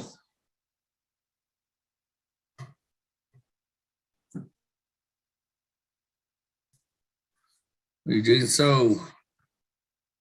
Went twice. Eugene So going 3 times. Eugene So, I'm stopping your time when you lost signal at 20 seconds. That we'll go back to Vice Chair or to President Jonathan Nez and Vice President Lizer. President, the floor is yours.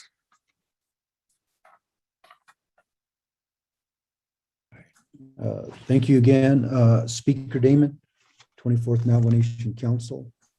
Kudo Jimmy Shananta Zilijin Bagada in Hibesh Bahas Andla. Aro Bahajo Ani Kudo Nle Beg it Bahotza Donle Tzadil Don Igo a Tinil Nahigi Equa Nalsos Njibakain Lai Kudo Yalin Kedo. Beshbans an Yelanda Sling, here long Beshbans an Flenigi. 18 Gijo Atla de ya, a teen it lage and lay that only Pinyanja. Kadi a teen Yago go a yan lay Sedil doing $18, don't lay kiss Annie Bikayako. Ajij $18. Baja or Annie Kushina. Bandate on only Bishmas unslenet not or Quajet Sadas or Navajo County Janat Anina Nslenet without a Kai Jane Jimmy Quajet Courts Gold has Ajan and Lasheta Lana needs in hat no without a Ashon at best of Babaja Lia a teen dot lish lay. A teen lay Kisani Kiyach Tinigi Aj in Jonagoshi, a teen do less by here needs.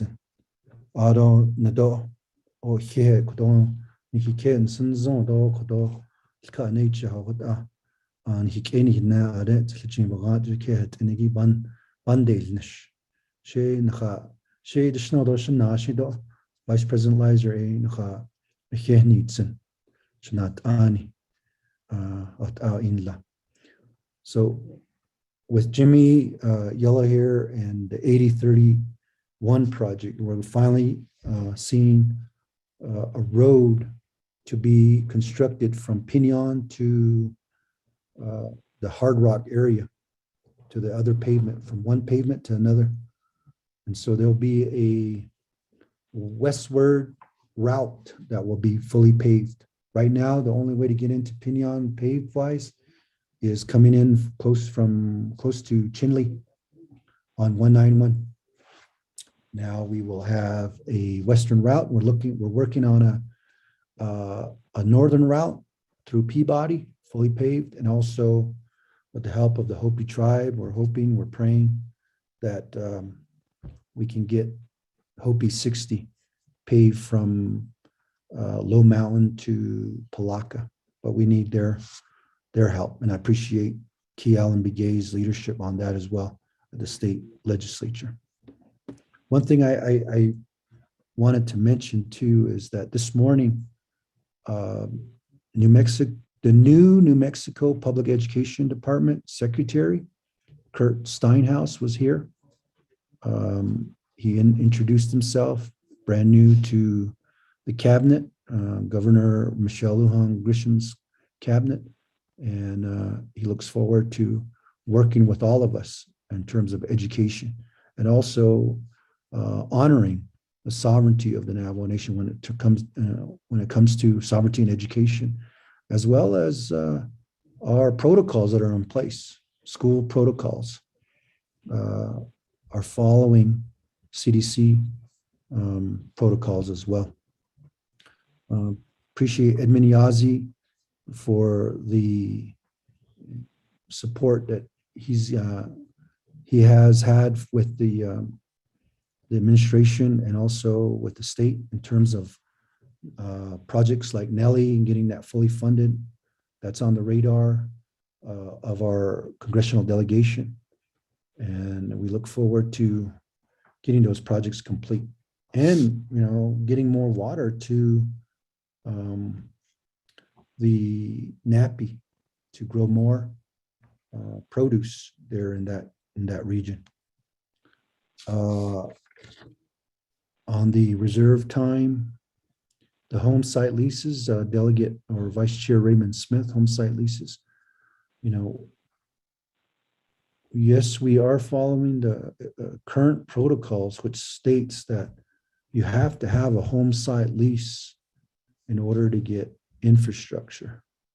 We would like to update that, amend that, because some of the homes are already built and they've been sitting there for many years, built. It's not like it's a brand new home site lease with no home there.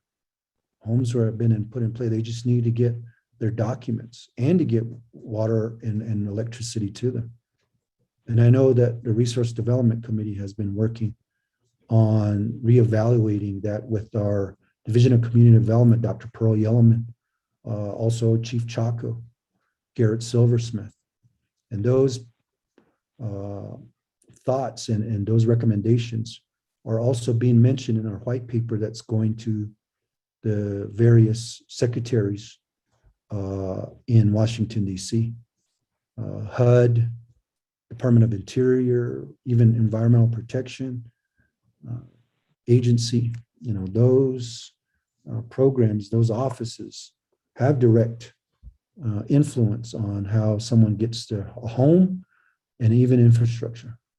So we'll continue to push that, Vice Chair Smith, including our veterans' homes that are being proposed. We'll be meeting soon with the Veterans Administration, the VA, to begin to get updates on how close we are with the Veteran Service Area designation, just like Guam and Puerto Rico, to have our own. I know a lot of veterans have brought that up since the last administration.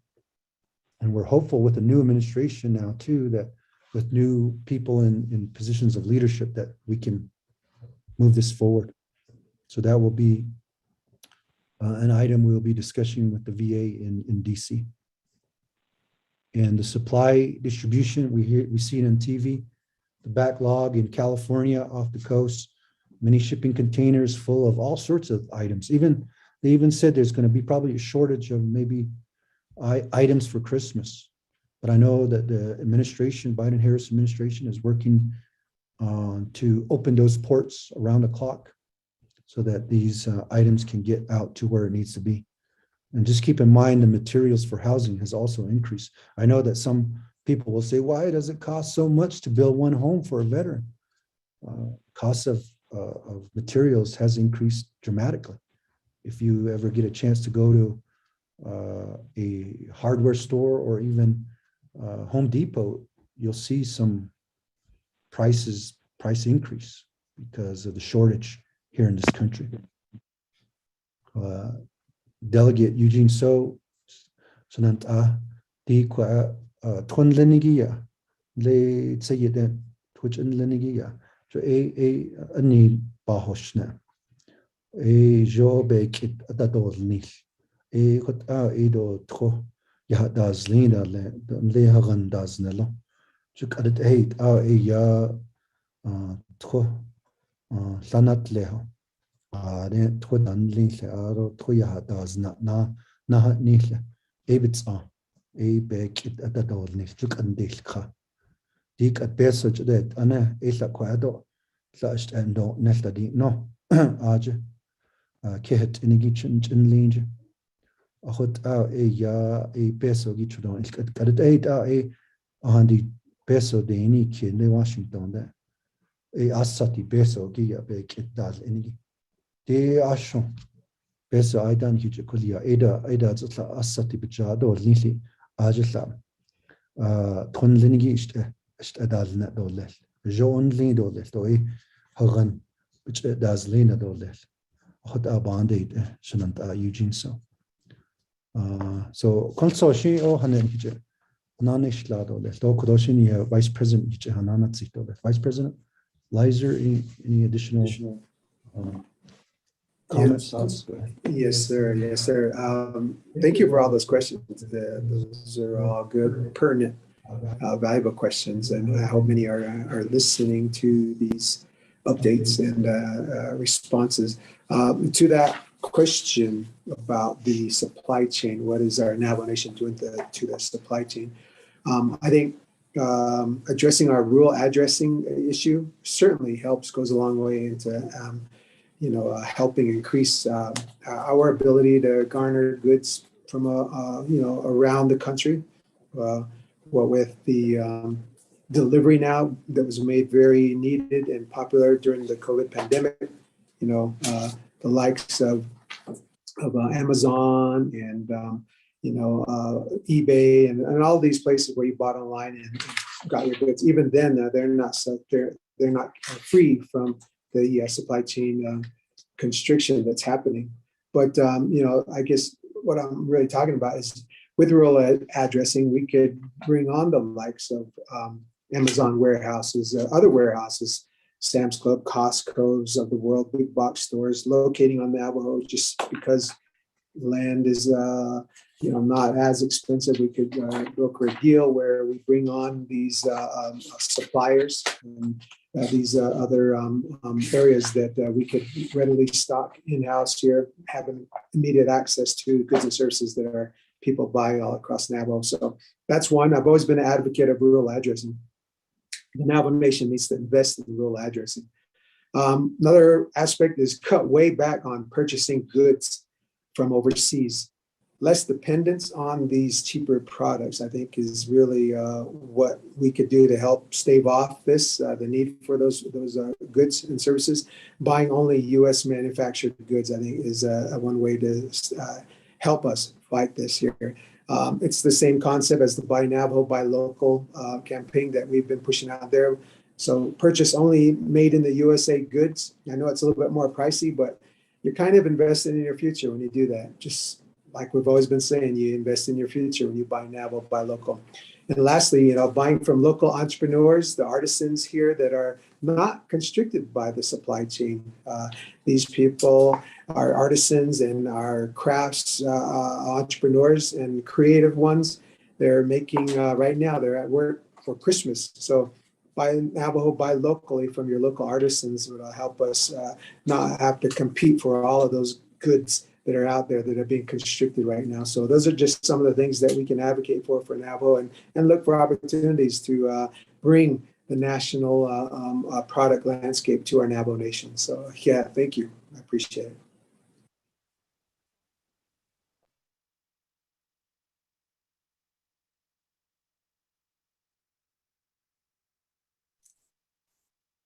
Thank you very much, Mr.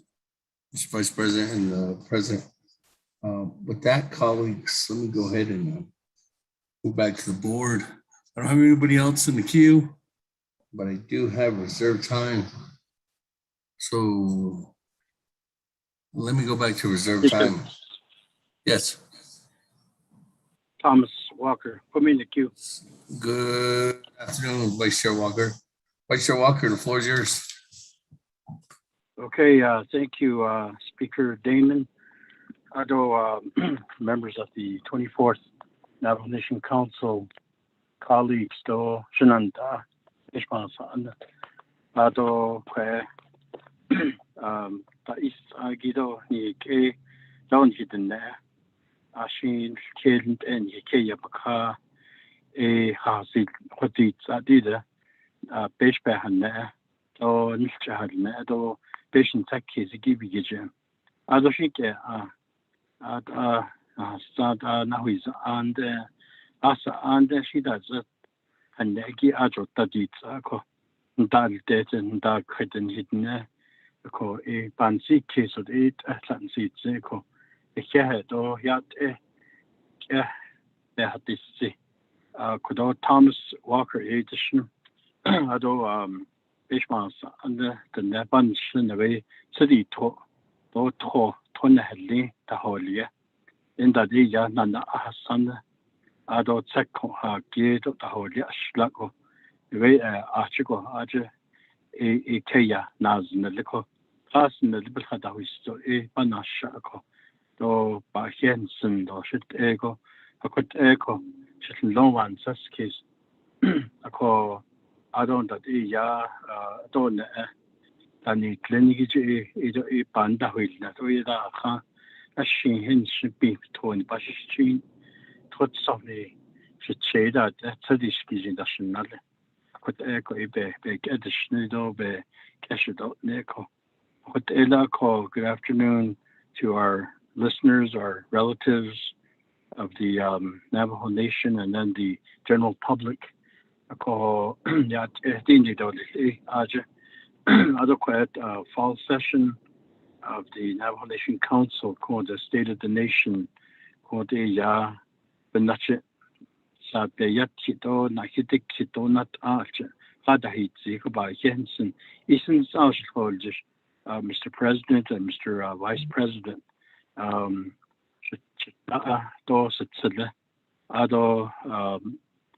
Nani don't have Chinny Yat Echo Junanta certificate what echo Yat Jidini Dolly. If I can take your attention to an issue we had met over this past summer, Mr. President, over at your office. I had come there with information coming from Bird Springs chapter, and with the community there at the time was experiencing flooding along the Little Colorado River. Little Colorado River had overflown, and the overflow reached nearby homes of our community members in South Bird Springs. Ada, I brought that information to your attention as well as your staff.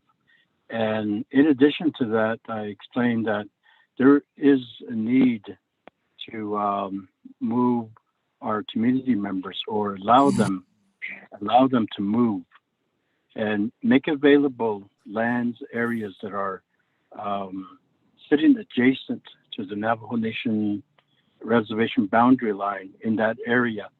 So South Bird Springs and City of Winslow, but Navajo fee lands. Of course, there's some that are located right up against the reservation boundary line. So it's on the outside of the nation.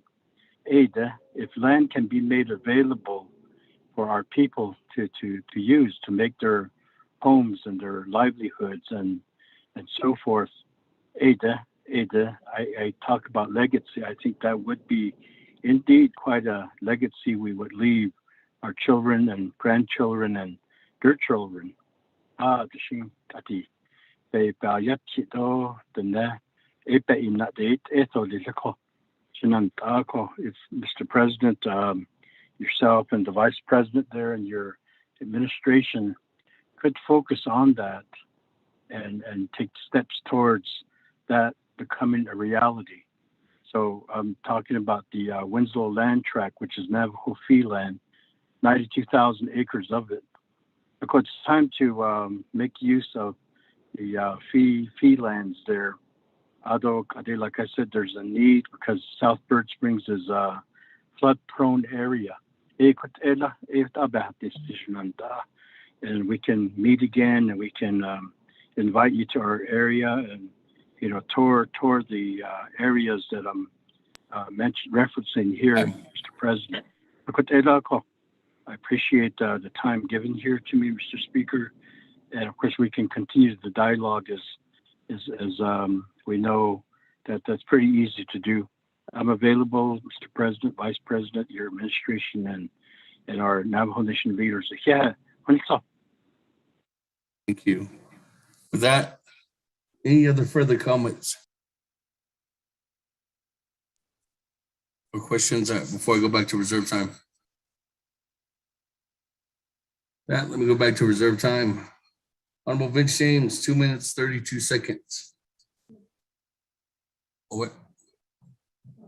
22 seconds. I should have another speaker. Although none of the members of the council, those should report. I'm Nahigi, President Nez, though Vice President Lizer. Kodo kahana dishkitolik hahola eya mal fosun liniki nihiche koshe dolikla. Jo kwaiki bahna dishkito ani na deshkita da to na deshkitako. So with that, President Nez and Vice President Lizer, can you provide me a date of when the listing for the ARPA funds for the projects that have been already gone through the approval process of DOJ? When will we receive that listing? Because as we continue to talk about, we continue to have our people wait for this listing and for us to continue waiting on to see what projects are listed. So what date and when, what is the time frame that you will give us to give us that listing? Because we continue to wait. Can you provide us a date of when you can get that listing to us? Thank you. Reserve my time. 1 minute and 5 seconds. Moving on down, Vice Chair Smith, 2 seconds. Well, thank you, Speaker. I just want to say thank you to the President. Yeah, that's all. Moving on down. Honorable Eugene So, are you back on the line?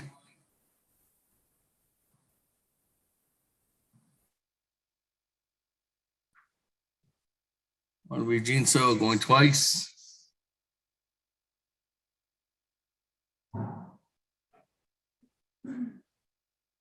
Eugene So, going 3 times. Colleagues, any further comments or questions before I go back to the President?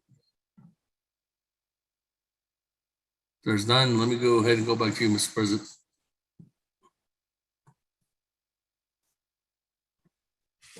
Thank you, Speaker Damon and 24th Navajo Nation Council. Aroshta Kodo Nading Kidigi, Mr. Thomas Walker, and City Twaje Todala Ndastraya, a little Colorado River area. Twanden or Plata Diego Twa. Then now a yan he any na kedat nona to now less aj aro a do aj kedat enigi sata do babi gatia only zel enoda aro naliaba gano de shasta da no do babi gata johash atkinash datle Consique di Diego Podedes Kidenda Aj Aro Nik any Navaka J Aj Kedat Nigi Akonda Anahaha or Daltina Hot Naho Atla Aj Kedat Nigi Aro Kodoni and no Kojia Kaya such a dead Ado Latad's 8 and Jo Bebasala Lada Nego a Aj Kaya Hagi Aj Ndesh Nelta Ninigi or Aj Hagandesh Lilta Ninigia ba hot ito lesa no hot aban banda city nishnihe kodo nihiltala biga tadi no kadindelka kajen ke nihilchin khalchin dalishigi Mike Alona do land department hot yanda ido hot nal so shi ka de leto leso ashi ni sandi kles ajike keda hat inigido ich besh mahas anbel so ishi hot how shina khabiga hako hot sati kles. You know, I wanted to say to Delegate Walker the idea of those that want to move out of that floodplain area in Bird Springs and that little Colorado River basin. You know, this year we saw an increase in flow through the little Colorado River, and a lot of people, these areas got flooded out and they weren't able to go to the store, get supplies, or maybe even go to the hospital clinic to get there to reach their appointments. So when we went and visited that area, we were able to, with the help of Division Director Jesse Delmar and the Navajo Department of Emergency Management, handed out supplies, food, water, and other necessities to those community members. Yes, it was really muddy. We had to use a 4-tracks to get out there. Very low area there, floodplain. And that route from the back road from Winslow to Bird Springs was flooded out. So we had to go around Bird Springs. By the way, I want to say again, thank you, Thomas Walker and the community for your advocacy on getting a new school there, Little Singer community school, construction ready to open, if not already. And also a road that will get close to the school, paved road that we broke ground on, so that construction can happen with the help of our director, Garrett Silversmith. And we were out there with the communities. And for that region there that gets flooded out, there was an idea that if those that want to relocate, we got some lands adjacent to the city of Winslow, and maybe even higher homes in that area of the Winslow land tract that are higher elevation. And if some of the community members want or so choose to relocate, you know, those lands should be available for them. And so the question that Mr. Delegate Walker poses, we met on it where we at. I was just telling him too in Navajo that we are doing the assessments. If there's a master plan to develop for those, we need to know the number of folks who want to relocate out of that floodplain, so we have a general idea of how these lots are going to look. Or in the Winslow land tract that has a lot more land for ranching or grazing or farming. And so we will get back together with Delegate Walker on that. Right now, we just need to know who's willing. But I think before that, I'm sure that now the citizens there would want to know what type of land we're talking about. And we will present that to them when we come back together. And Vince James, Delegate James, will get that breakdown per council to you on Friday of each council delegate district of projects. So division directors, we would appreciate we get a breakdown on all those project listings that show how many of these projects are in each council region. I know NTUA did that already. That was handed out on Friday at Twin Arrows. But for the water infrastructure and others, we'll provide that by Friday. Thank you, Speaker. Any Other comments, Vice President? Thank you, Mr. President. Nothing real to add other than maybe a comment and an inquiry as well to Delegate Thomas Walker on the discussion on the low-lying, the flood-prone areas there at Bird Springs, that Winslow, the reason why they use that Winslow land tract area. Recently, we had become privy to a company that is drilling tunnels underground, and they are taking mitigating water or flooding from low-lying areas to redirect water channels. And they were using it underground. They were drilling tunnels underground and diverting water. So I was just wondering if there was an opportunity here to engage this company, just to see if this is one of those regions where their technology could be used to burrow the water to safe areas that would allow the land to be used more readily. So again, there's investment opportunities there that I see, and just based on, again, technology of some other prominent companies that are doing it elsewhere, in this case in the Dallas-Fort Worth area, taking low-lying areas, floodplain areas, and redirecting any floodwaters that would endanger these locales, thus increasing the land value, thus increasing economic development opportunities. So I think there's something to be said for that future discussion. So Sarah, I look forward to reaching out to you and being able to discuss this in those areas. So yeah, thank you for that question and comments. Thank you, Mr. President. Mr.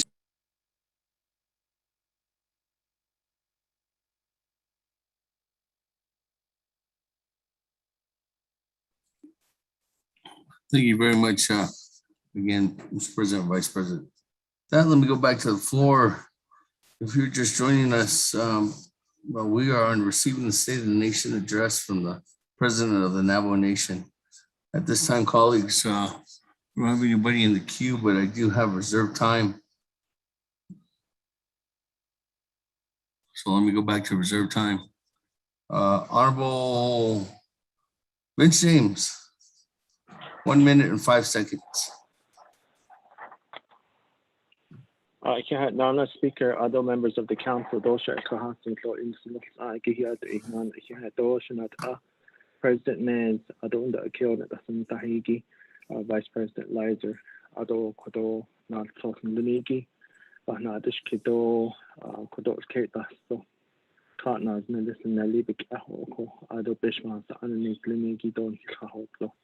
Ahot ao e haid ala e besa kodoje det anigi la haid ado lisla chukot aba na det kit ne asho nda e nisho Friday ko shi ya e hiche kwit neto lisla ko. So to my chapters Kitlachi, Ganado, Cornfield, Steamboat, and Judicial, I'll go ahead and work with you once I do obtain and receive the listing from President Neds, Vice President Lizer, and the Division Director on Friday. I know that at my Judicial chapter meeting yesterday, I was asked for it, but I didn't have that information. But we'll look forward to it. President Neds, Vice President Lizer, thank you again. We'll look forward to Friday's listing. Thank you.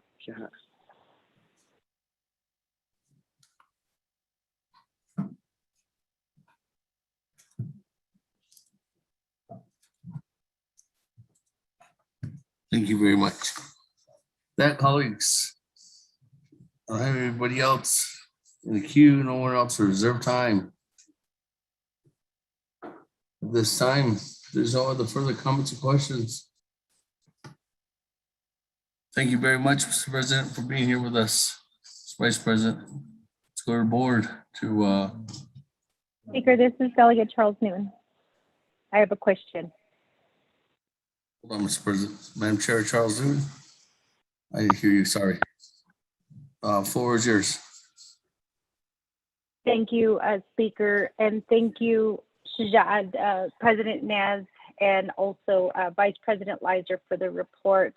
I waited to listen to the report that you provided and the information that you were sharing.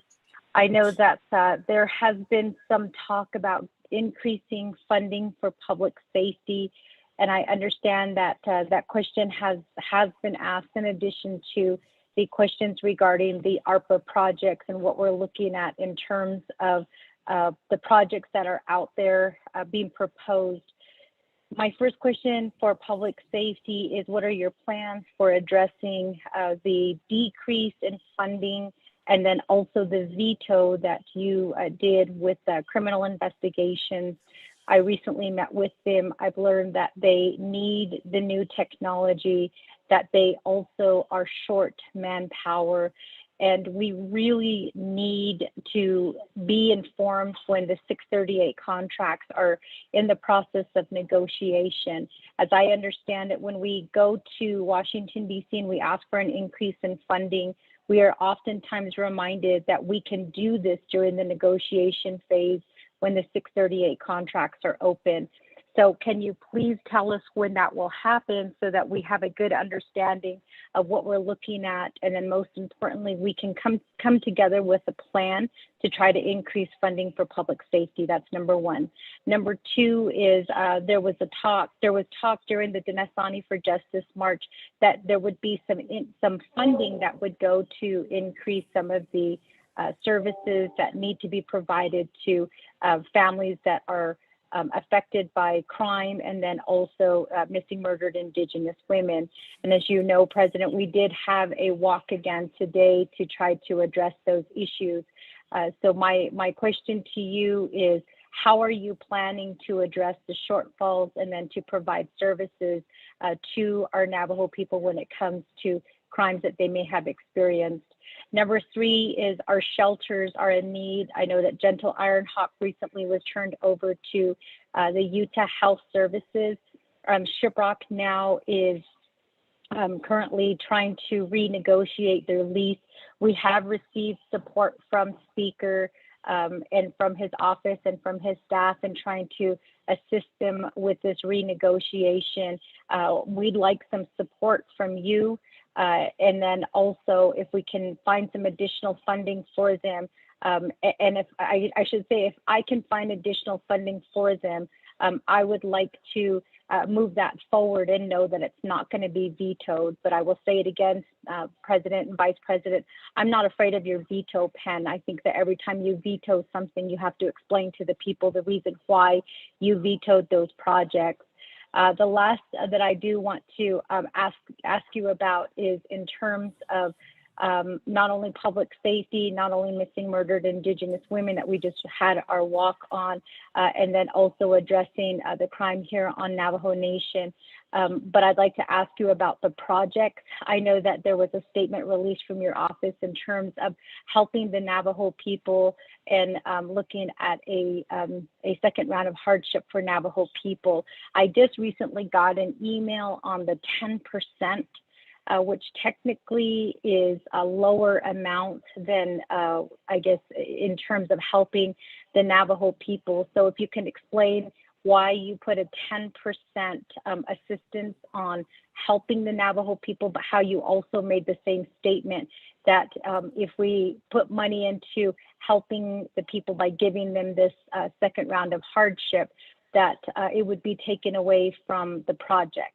So it seems kind of like it's contradicting in terms when you're saying that you want to help the people, you're going to give them money, but you're letting delegates know that if we do help the people, that it's going to be taken away from the projects. I stand firmly with my statement that if we don't help the people now, there's no projects out there that will be helpful for them in the future, because we are losing so many of our Navajo people.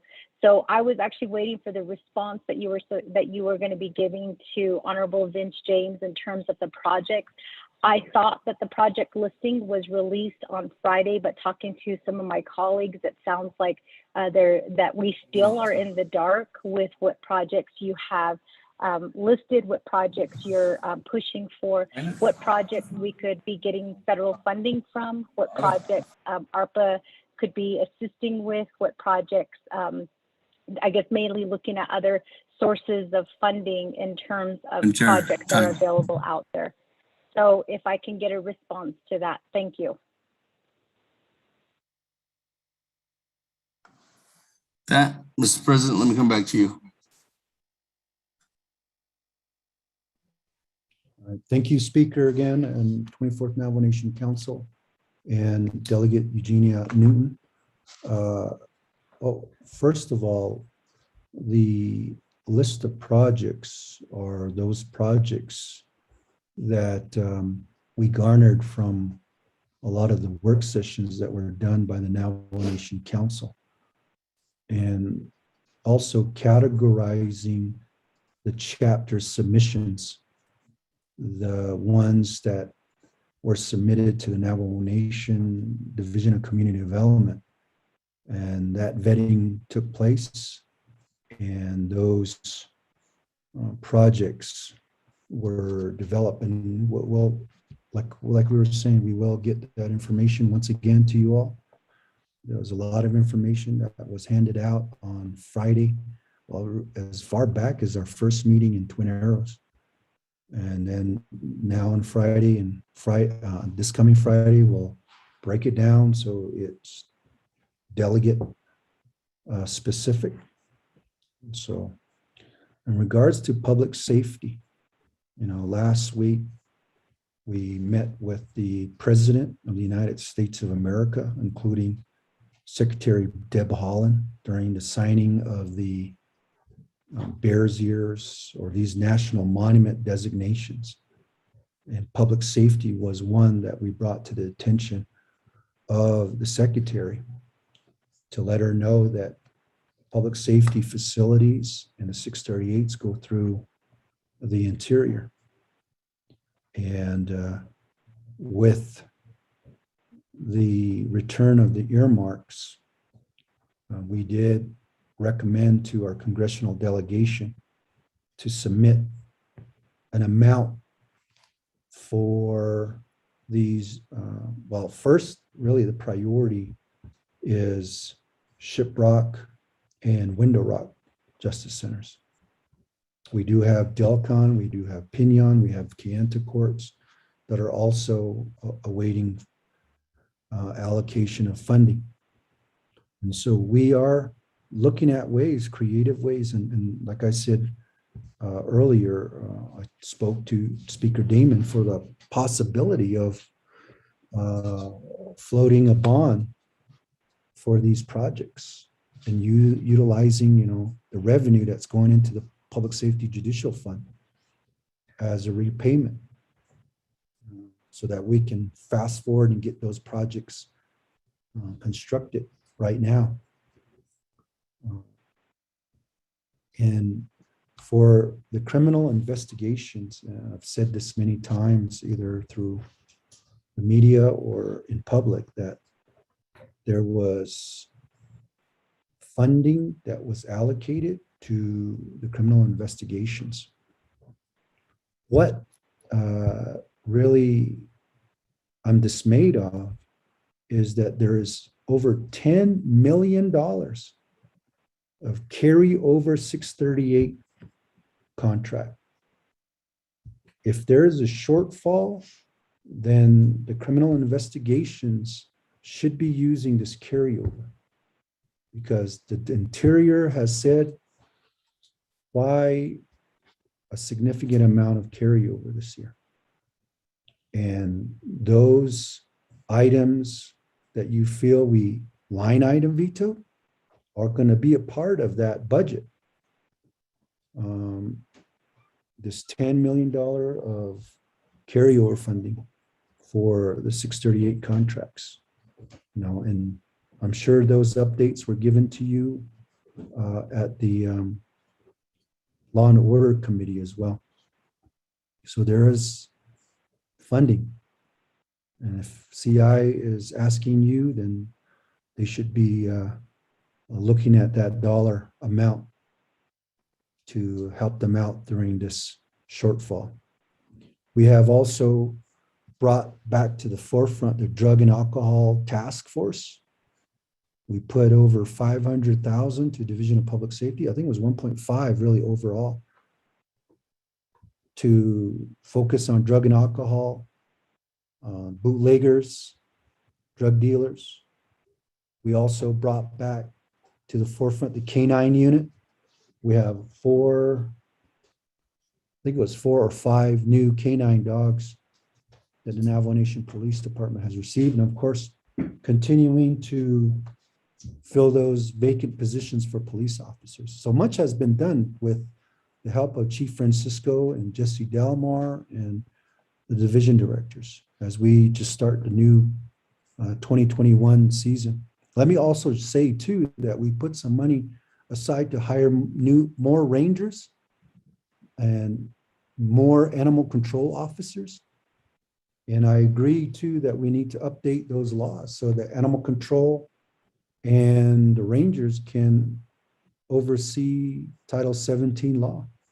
And that would probably mean to get them through the Navajo Post to get them fully commissioned so that an animal control officer can help out in the public, and so can the rangers help with crime and help with other calls, because we all know that there's a need for more peace officers on the roads of our Navajo Nation.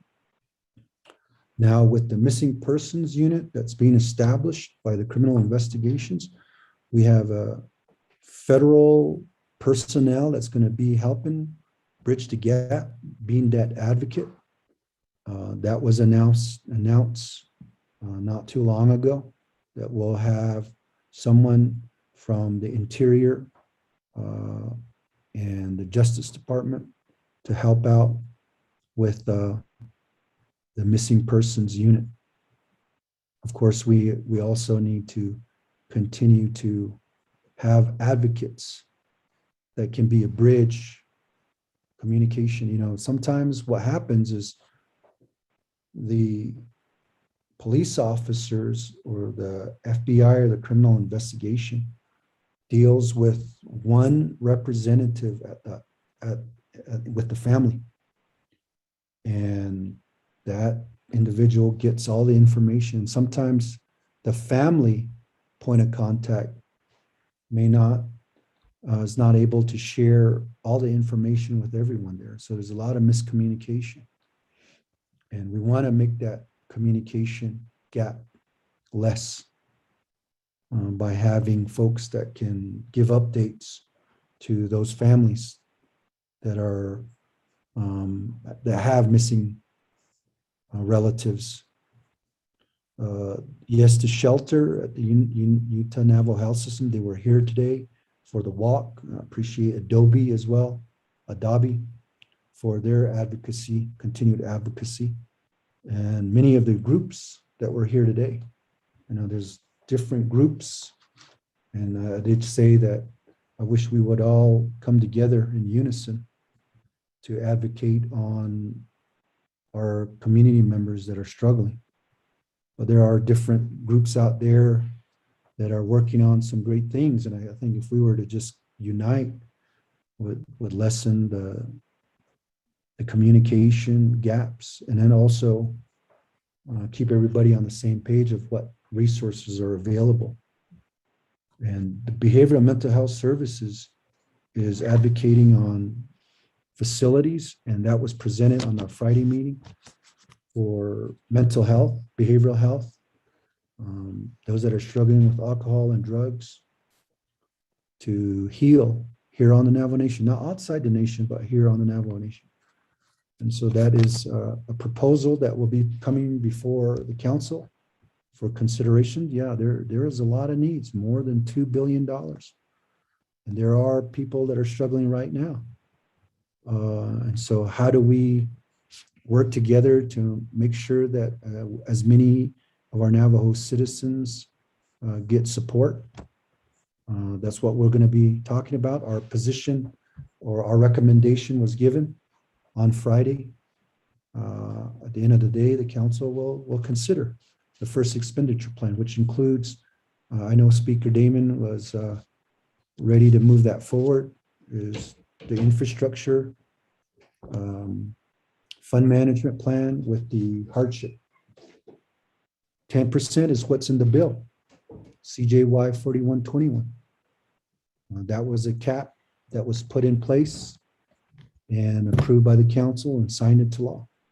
Now, if there's going to be a change, then it's going to have to go back to the council for changes. And yeah, you're right. If the changes do happen, more money going into hardship, obviously there's going to be less money for infrastructure projects. There's no way around it. But we are hopeful that the infrastructure bill in Washington, D.C. gets approved, because we need to improve our roads. And that's where we see road projects can come in. And we're pressing our congressmen. So those that are listening on the World Wide Web, let your Congress representative and your senators know, senators in Arizona know that we need this infrastructure bill to cross the finish line so that we can create new bridges, improve the roads, and have more money for homes and other infrastructures. So it's not just this pot of money, ARPA. There's also an opportunity to have additional fundings that may come down through the reconciliation bill and Build Back Better initiative, which includes the infrastructure. So thank you for those questions. I hope I covered everything. Vice President, you have anything to add? Yes, sir, Mr. President. Thank you, Delegate Charles Newton, for that. The economic development piece that perked my interest, perked my ear up. I do wish to, make a comment on that. We have been advocating to the BIA to novate those lands and buildings back to the Navajo Nation for economic and business development purposes. These lands tie up the acres and acres of prime business development and opportunities here on Navajo.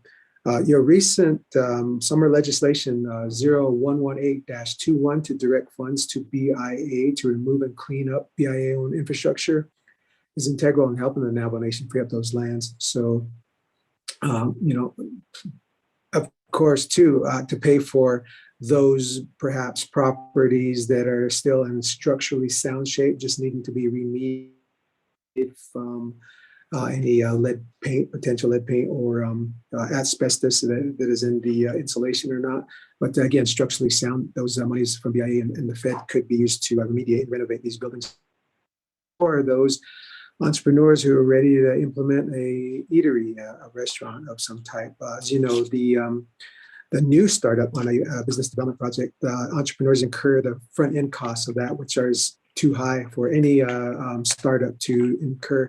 So, these buildings that are there, they could be renovated at a much cheaper, less expensive entry for would-be entrepreneurs and many aspiring entrepreneurs. So just thought I'd make that comment and that legislation that's out there. So hopefully there can be some movement on that. But thank you for your advocacy for those entrepreneurs that are out there and all of your questions. Yeah, thank you.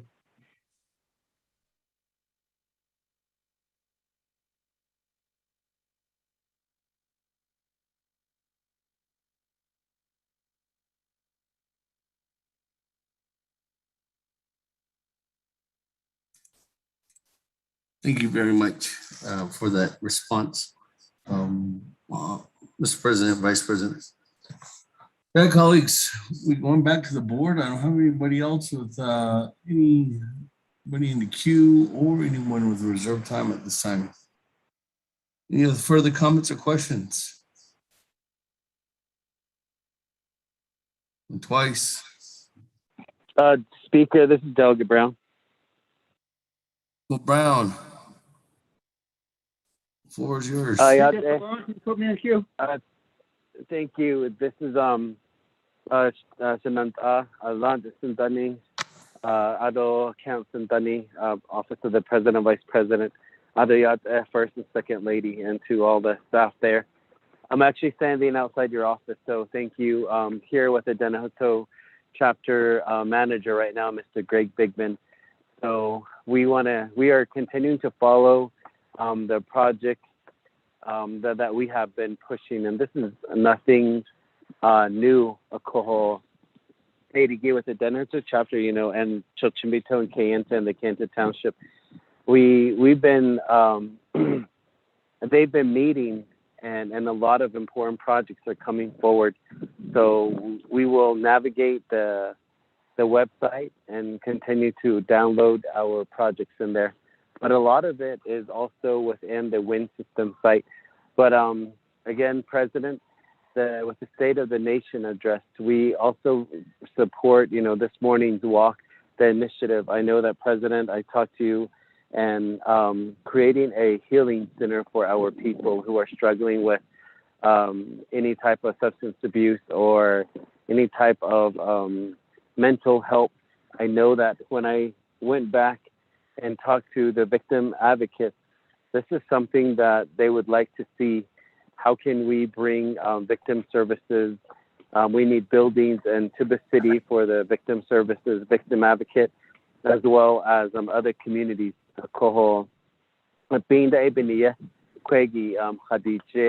There's some really strong voices that we've heard and their wishes. And I think as President and Vice President, our people are very passionate and they are frustrated with the Navajo Nation government. That includes us as council. And I'm glad that this walk did happen, very vocal. So I hear the frustration in their voice. I know that my family were also looking for some lost relatives. So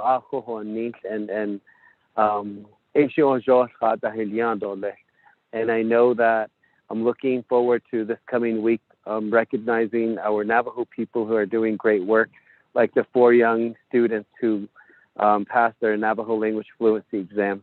And we look forward to issuing them $5,000 each for learning the Nebazad and also continuing their higher education. And then the other thing is, this past weekend I had a great privilege of, again, sitting with our medicine men and women in Kayenta. And what they requested and wanted me to speak of was to make sure that they are included into the American Rescue Plan. They continue to isolate themselves, but still continue to do prayers on behalf of the nation and our Navajo people who are struggling with COVID. So, we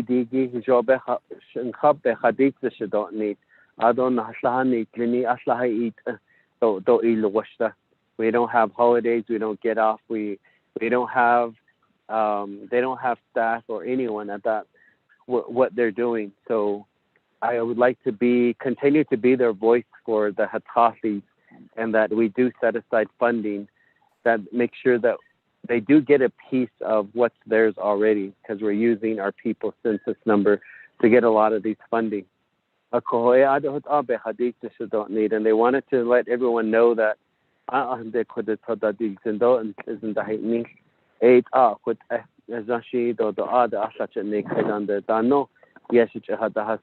past weekend. So it's really good in celebration to bring new life and families that are, for this new birth. And I know that our veterans, they continue to express their voice. The other thing is, I met with the University of Utah School of Architect students and the engineer students building a house. The Nahat Ilit initiative, which is encompassing my 3 chapters of Chilchimbito, Tenahoto, and Kayenta. And this is an initiative on the sweat equity housing project. So we've done a lot of our policy. And I want to express my appreciation to Mr. J.T. Willie, Shanala, Dr. Yellowman for helping us. I know that we've been bugging them and asking for their help as we submit the information for grants. And we appreciate their help.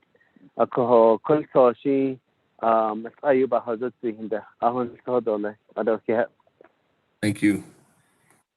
With that, colleagues, are there any other further comments or questions at this time for the president? Doug, Helena, Speaker. Helena, floor is yours. Oh, thank you, sir. And everybody, Navajo Nation Council, all the president and vice president, the executive department, and all the people are listening on the line today. I hope everybody's having a wonderful day today. Mr. President, I just want to say thank you for having that leadership meeting this past Friday and putting out the project listing that you had set up. And that my first question is have you got the legislation started to get drafted yet? And if so, how soon before we can get onto the agenda for to review? Because that's important. We've already wasted 6 months trying to figure out how we're going to spend this money. Now we got a plan together. We need to go ahead and implement it. Once we get the plan implemented, I'm calling on all the Navajo Nation employees out there across the nation to work hard to help the executive department deliver the funds to spend this money for the people. It's going to take a Herculean effort for everybody to pay attention to all these expenditures that need to be taken care of, and so that we can continue to help the people across the Navajo Nation. So I just wanted to make sure that we all understand that we need to be sure that we're going to be focused on the spending on the money that we're trying to present to the Navajo people, and make sure that all the projects and programs that need funding will get funded, and that we'll be able to take care of everybody's needs as much as we can. Of course, $1.98 billion is a drop in the bucket for what the Navajo Nation really needs to fulfill all the needs of the Navajo people. But we have a start. We got to start here with this 1.8 million. That we need to go ahead and get it moved out to the people right away as soon as we can. So I'm asking everybody to stay vigilant about spending this fund. And as these paperwork come through your office, we need to expedite these things. They need to be expedited quickly. 2.5 years will come so fast that we won't have time to spend it, because all the projects and the construction and everything is going to take time to get done. So I'm just asking all the people across the Navajo Nation, please be mindful about the projects that we're trying to get started here. Go the extra step, go the extra mile to help us to continue to send this funding to get the money in the right places where it needs to for the people of the Navajo Nation. So with that, Speaker, I just wanted to bring those points up that we need to go ahead and really move forward with this ARPA funding. And I just want to make sure that we all know we all need to get on the same page. We all need to be vigilant about making sure the money is going to be spent as quickly as we can, and the project is going to be completed as quickly as we can. And that includes everybody that's working on the projects. When you get your assignments, these projects need to be completed right away. We don't have time to be taking our time to be working on these things, and we need to get them done as fast as we can.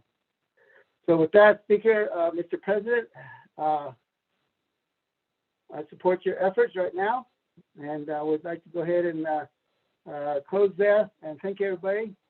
Other thing I want to also thank everybody is we'll continue to wear your mask and sanitize your hands, keep your hands sanitized, and social distancing. With Delta variant is still among us, we need to make sure we continue to be vigilant about stamping this virus out. There's some new ones that are on the horizon right now. They're not doing very well, so that's a good sign. But this Delta virus can still continue to move forward. And these past couple of weeks, the virus numbers have gone up higher than we have seen, the highest that we've seen thus far. So I'm asking everybody to be careful out there. Make sure to continue to do your safety practices. Keep yourself safe. Thank you, Speaker.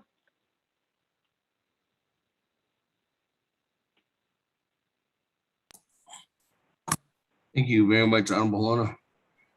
With that, let's go ahead and continue on down. Colleagues, is there any other further comments or questions at this time?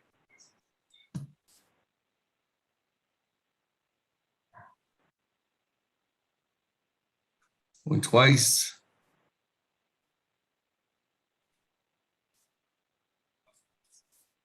Went 3 times. Let's go to the board. Accept the President of the Navajo Nation State of the Nation address. Honorable Elmer Begay. Honorable Elmer Begay. Honorable Elmer Begay did not vote. Honorable Key Allen Begay Jr. Honorable Key Allen Begay Jr. Delegate Key Allen Begay Jr. votes green. Thank you. Honorable Key Allen Begay Jr. votes green. Honorable Elmer Begay votes green. Honorable Paul Begay. Delegate Paul Begay votes green. Honorable Paul Begay votes green. Honorable Nathaniel Brown. Delegate Brown votes green. Yeah. Honorable Nathaniel Brown votes green. Honorable Eugenia Charles Newton.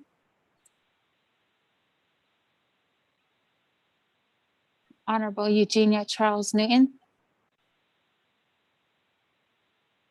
Honorable Eugenia Charles Newton did not vote. Honorable Amber Canasba Crotty. Shada, this is Delegate Amber Canasba Crotty. I'll vote green. Thank you. Honorable Amber Canasba Crotty votes green. Honorable Herman M. Daniels Jr. I vote green. Honorable Herman M. Daniels Jr. votes green. Honorable Mark Freeland. I vote green. Thank you. Honorable Mark Freeland votes green. Honorable Pernell Halona. Hello, votes green. Honorable Pernell Halona votes green. Honorable Jamie Henyo. Honorable Jamie Henyo. Honorable Jamie Henyo did not vote. Honorable Vince James. Delegate James votes green. Honorable Vince James votes green. Honorable Rick Nez. Delegate Rick Nez votes green. Honorable Rick Nez votes green. Honorable Carl Slater. Honorable Carl Slater votes green. Honorable Raymond Smith Jr. Green. Honorable Raymond Smith Jr. votes green. Honorable Wilson Stewart Jr. Green. Honorable Wilson Stewart Jr. votes green. Honorable Oroso. Honorable Oroso. Honorable Oroso did not vote. Honorable Charlene So.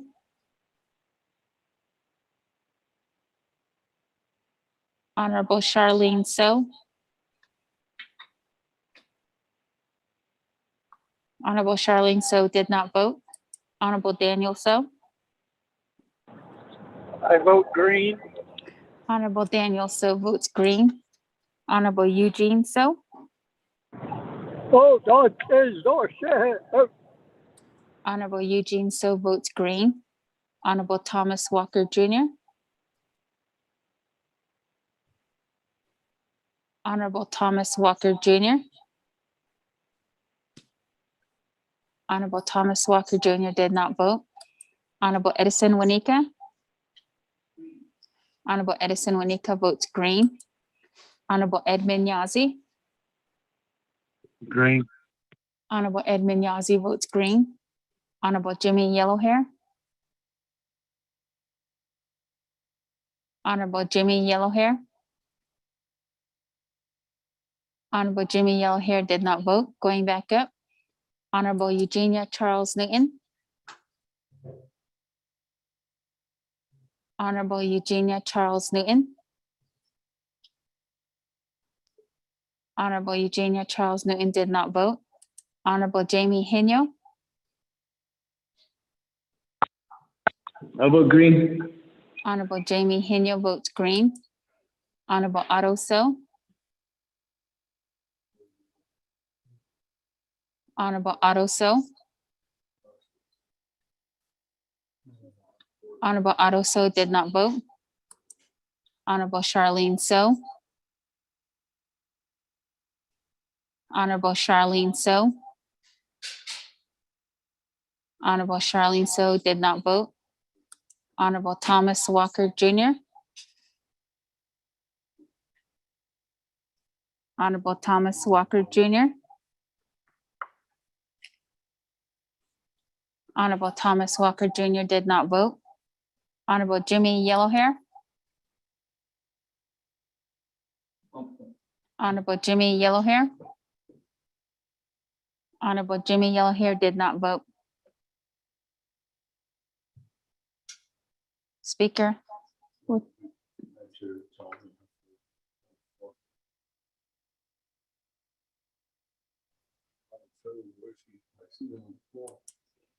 Honorable Eugenia Charles Newton.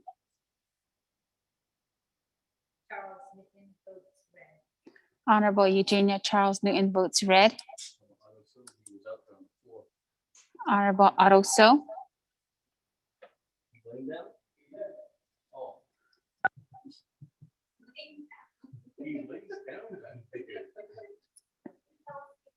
Honorable Charlene So. Honorable Thomas red. Honorable Charlene So votes red. Honorable Thomas Walker Jr.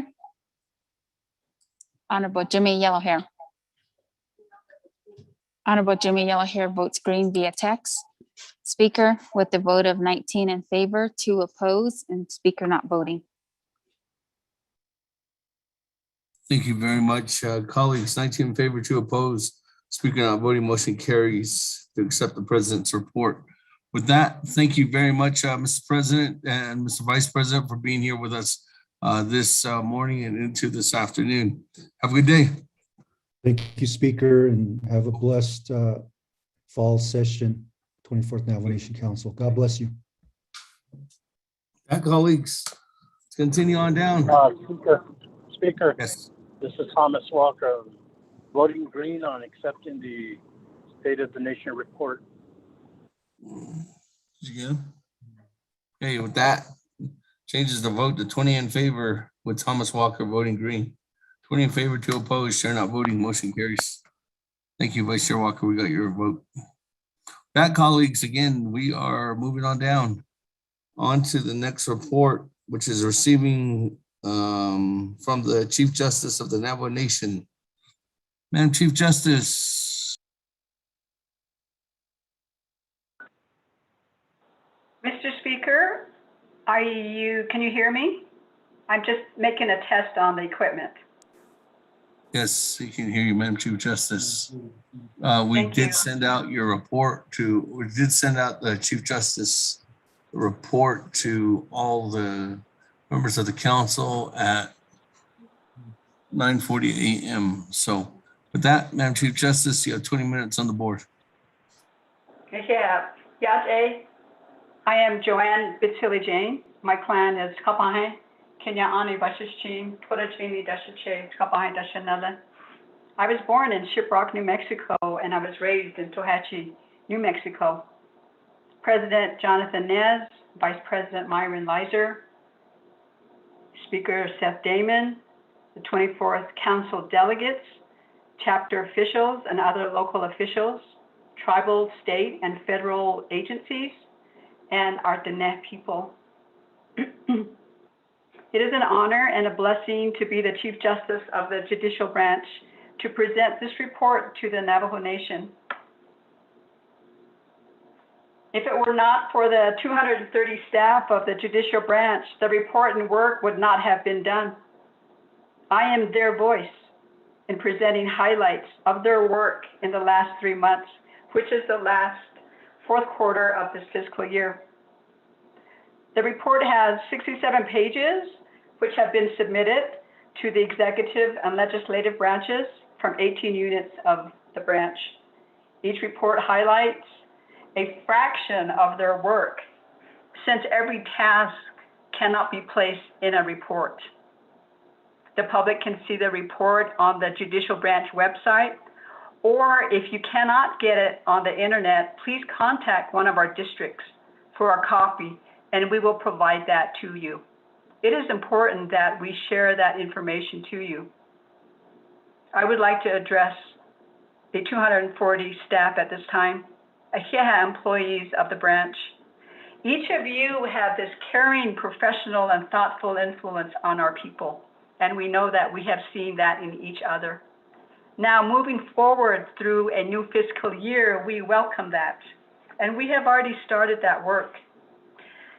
Staff, you made sacrifices in efforts in the shadow of this pandemic, and it's been almost 2 years, and you are thanked for that. We have had a wonderful year, even though all of the challenges were there. That some of them are very, very hard challenges that hit to our heart. So at this time also, on behalf of the judicial branch, I would like to thank the executive and the legislative branches in working with us on projects, on funding, on different tasks, different collaborations, and making the last 12 months a success for the judicial branch.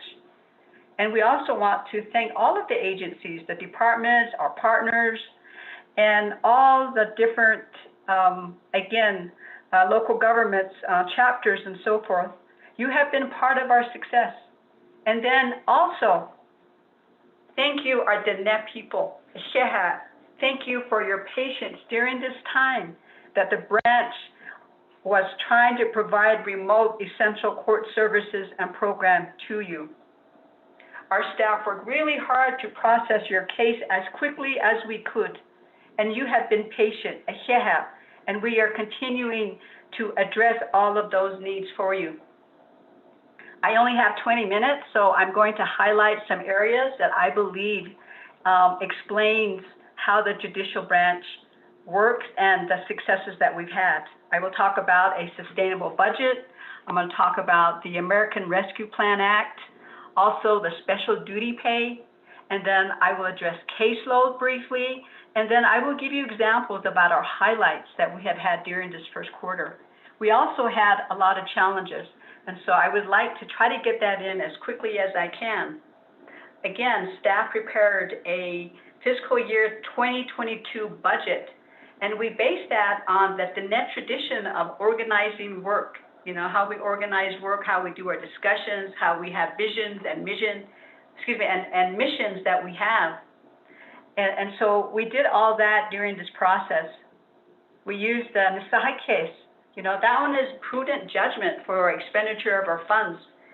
We also utilize the concept of nahata, you know, planning for our needs and putting into that wellness, harmony. Enough, we also put that in there because enough is for a purpose. And we also utilize sihasen to review the policies and plans so that we have this hope for the future. The 2022 general funds fell short though this year. The total amount required for sustained operations of the judicial branch fell short. Last year in 2021, we received $1 million through the unreserved, undesignated fund balance, but the judicial branch has yet to receive an equivalent amount or more to meet that required funding. Legislation is pending at this time, so we would like a favorable consideration from the council on that. We have already begun the 2023 budget. I mean, we just are 18 days in the 2022 budget, but we've already started on the 2023 budget. And we're doing that by thoughtful and careful development of our goals and objectives. For those that are listening and don't know how the government works, the budget process involves our branch and all branches and all departments to determine their performance criteria for every 3 months of every year. Early in the beginning of a new fiscal year, like we're doing right now, staff have already started planning next year's budget.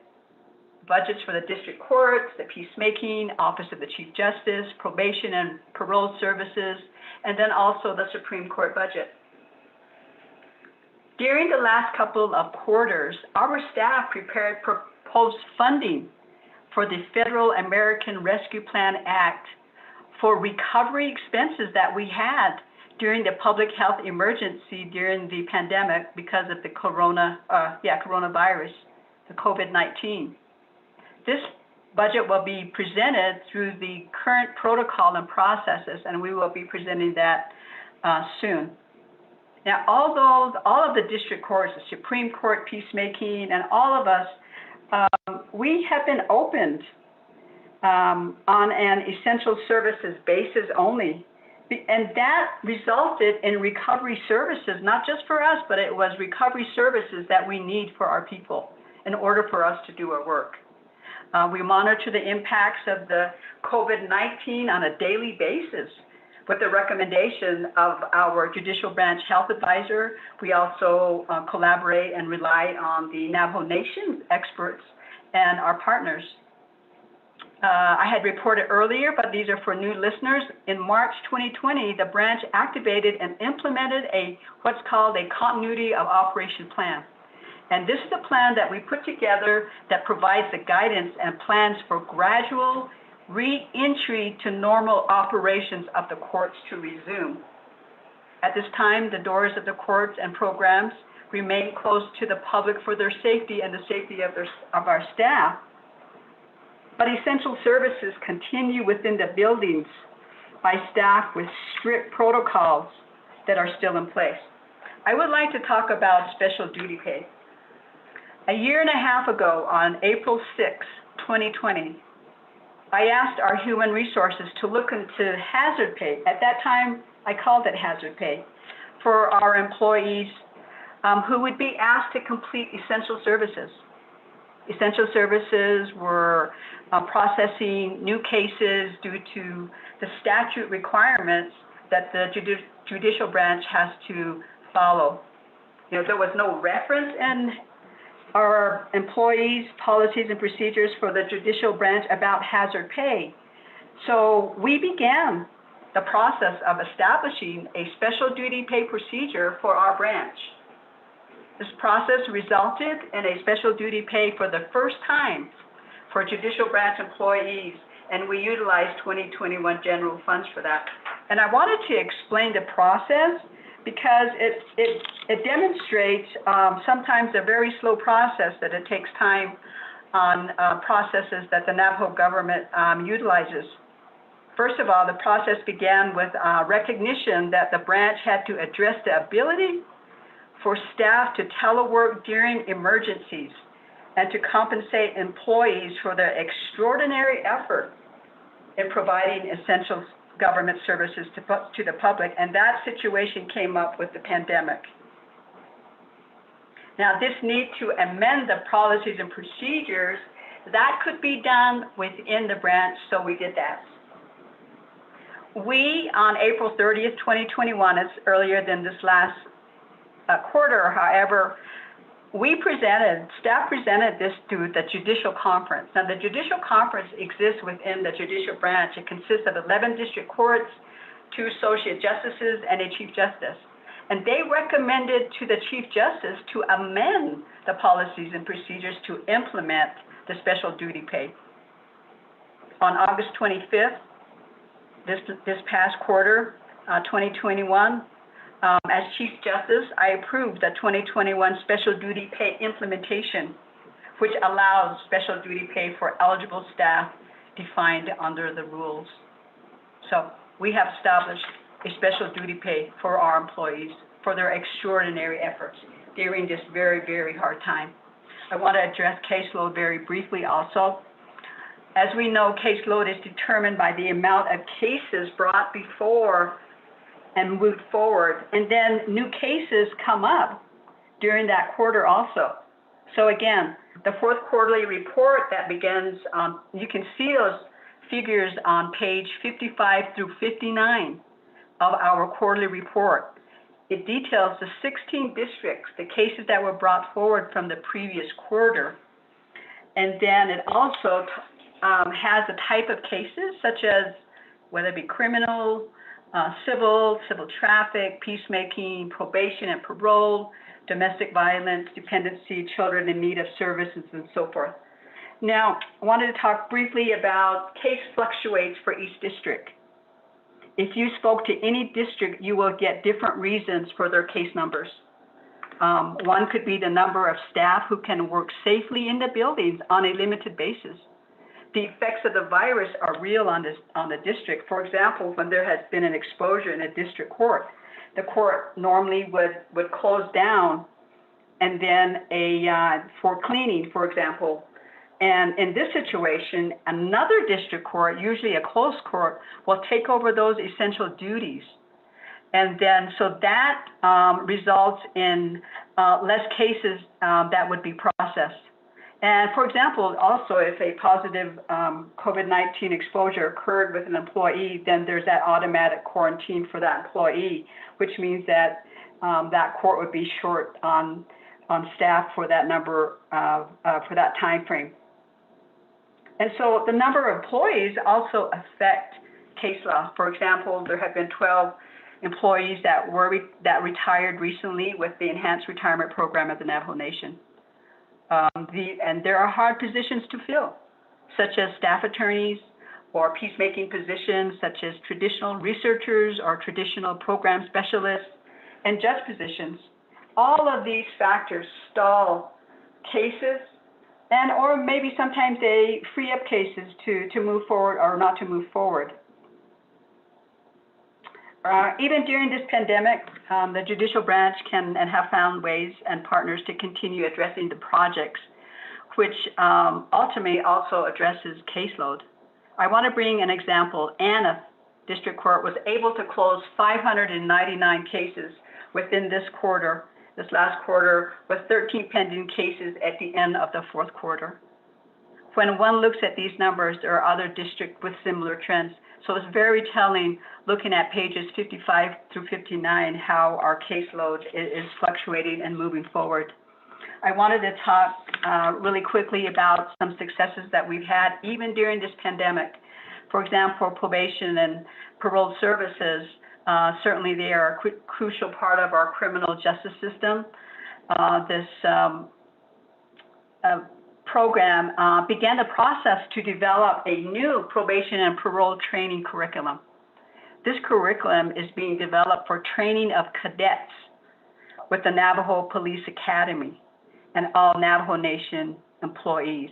And this has started at the Chinle District Probation Services, and it also includes collaboration with the prosecutor's office. Peacemaking program.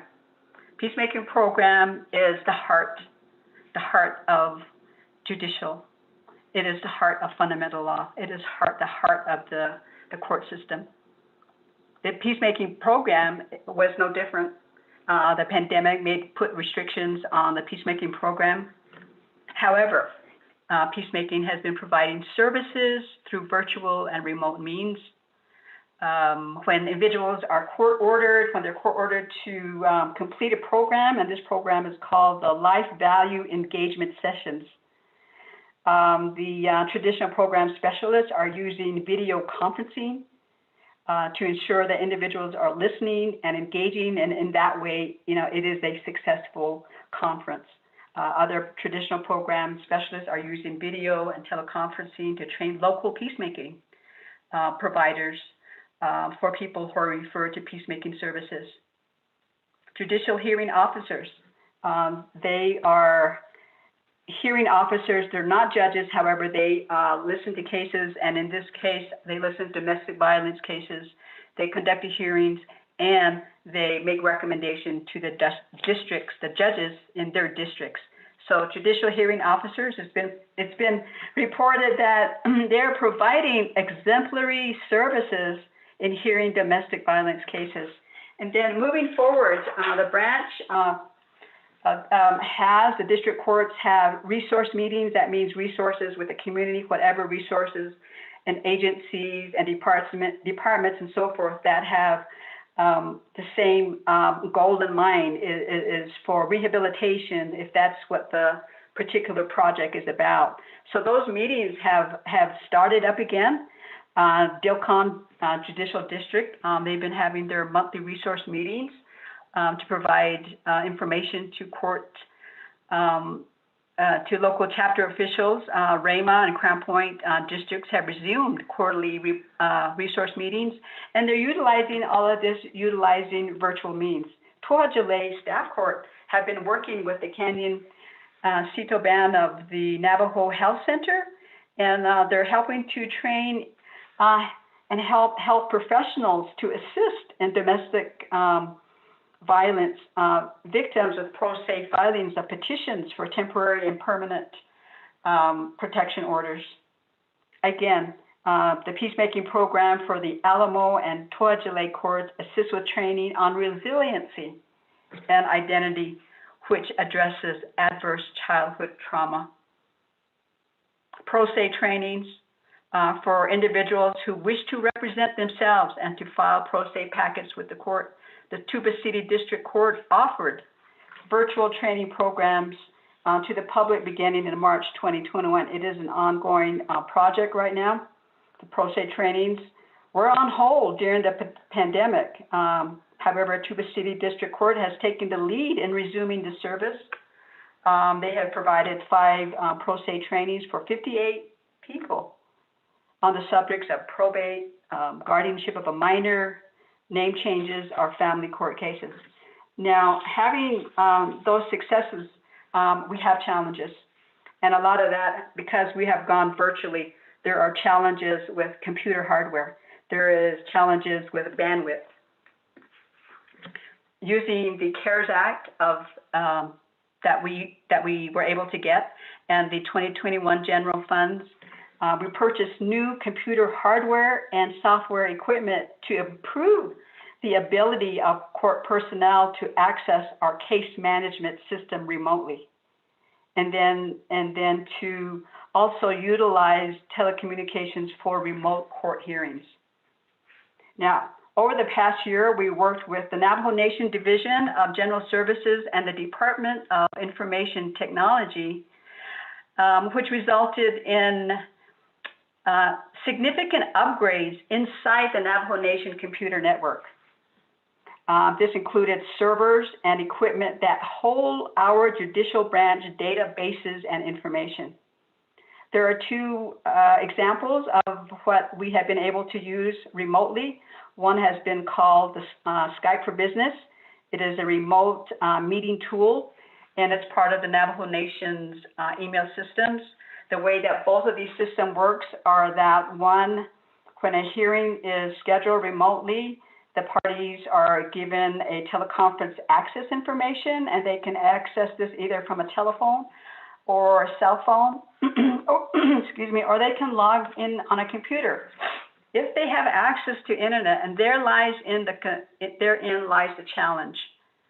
There's another tool called Court Call, and we have been utilizing that to make remote court appearances. And this particular tool it is simpler, it is accessible, and it is affordable.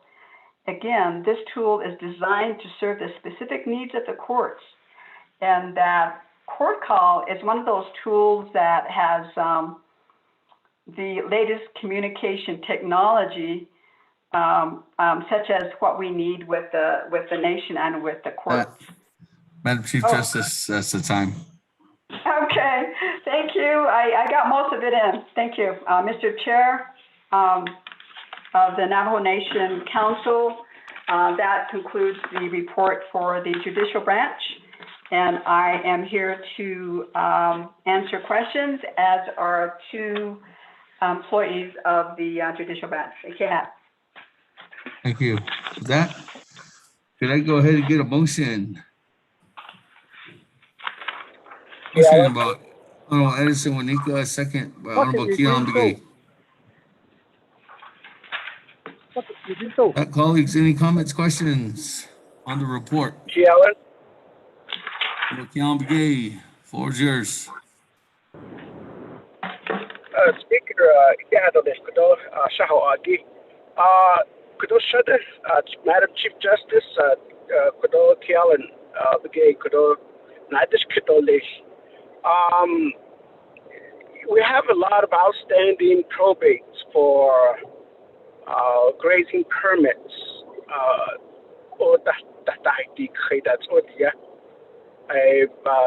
I've heard you go through certain procedures that court hearing at the Abba or the Nenegiki, which I appreciate. But I think I'm just being careful, not really telling what the judicial branch needs to do. Please forgive me for saying that, or my statement to be interpreted that way. But you say that the Betnal source, Shabbat transfer that a lot of them are in probate. Make that as a special process that could be done within the judicial branch, in working with the family, the grazing officials, and even the probably the BIA. But the main ones are the Bebnal source that Sosiki Ecuador. Yijin Liniki, Sahbado, Nisto, but transfer to Nisiki, maybe provide maybe a written response. Not now, obviously, but maybe within another 2 weeks. Judicial branch, Liniki, make that a special project to get these out of the way. So, Ede Kodo, Baba not in constant. Not so you to probate, the one that are going through probate, the are just still a hang up, backup as far as cases. So but I appreciate you don't have to respond back, but you could be able to respond back in writing. Though I can share that with my 5 chapters on Lomound, Kachibugat, Salanikan with Malzani, and many farms with Ecuador, grazing officials, the chapter officials, and then give each other this list. So, yeah, this speaker, Madam Chief Justice, appreciate the report.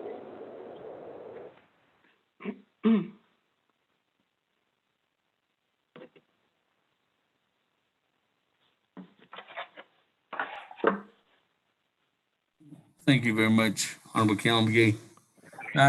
Any other comments, questions? Honorable Eugene So. Floor is yours. That's it, Chair. Hello. Madam Chief Justice. Please again, Grace. She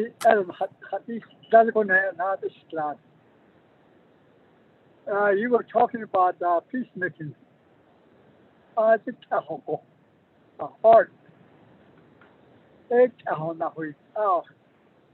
We came across a crossroad right now. Regards to ownership. Before the grazing permit was first issued, there was no interpretation of what it's really for, any permits or lease. But now, as interpreted, there's only one ownership that has a name on it. Now that causes a lot of friction. They're complaining one another. Are we going to go forward and just give one person the permit forward, like the state of Arizona? They only have a registry for one person, just to ranch. Are we going that route, or are we going to put the people back together with as clan-wise?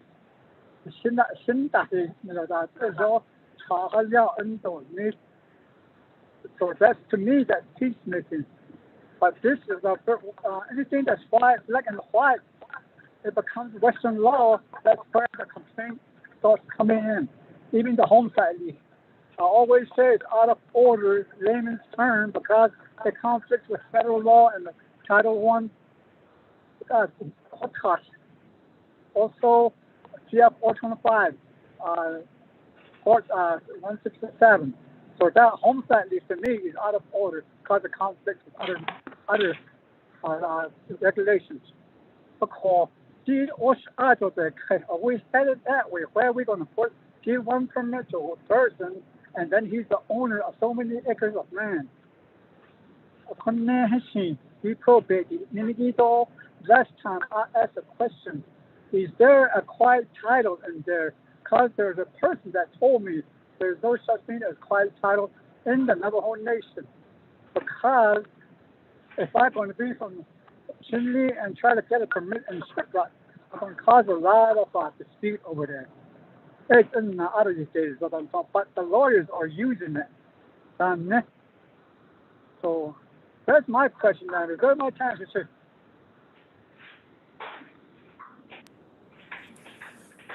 That reserve time at 2 minutes and 16 seconds.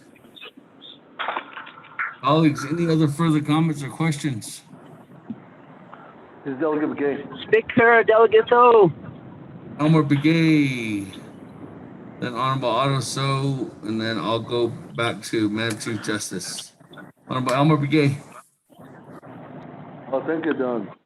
With the members of the Navajo Nation Council, around the Shadidod Justice, okay, and then all your judicial branch, so your staff there. I know that I shared some of the information that you have shared it during the Friday's leadership meeting in Twin Arrows. But to go further, you know that Dalcon is, you probably went through this, passed through how much the growth has put in. So there's a lot of activity going on regarding the medical center coming up, and then with the 109 units that be coming, that's being built, and then all the infrastructures that are being upgraded regarding the electrical and then the water. So, but even the temporary water plans that are put in place, they're being in the plans. Because one thing that I mentioned it to you was the Dalcon Justice Center, and you know that Dalcon Justice Center has been in plans since 1985. Up to date now that we have a 100%, almost 100% construction document that is in place. So we would like to share this with you, and it's about 99% of it that's been completed as a document that we got from the BIA, and then all the architectures that are working with the BIA on this construction document. But right now, they know that as you know that the court is already in place now, and then the construction, the document for public safety, and then also the correction, which is adjacent to the new the court that's in place now. Craigie wanted to share it with you that would be the best time to really actually on and talk about that. That I shared it with all my District 7 chapter officials, just to have we can have a complete talk about the complete judicial system that we have in place. My second one is how much do you have decision making on this ARPA funding from your judicial branch regarding public safety, and then all the judicial system? So that will be my question, Speaker. Reserve my time.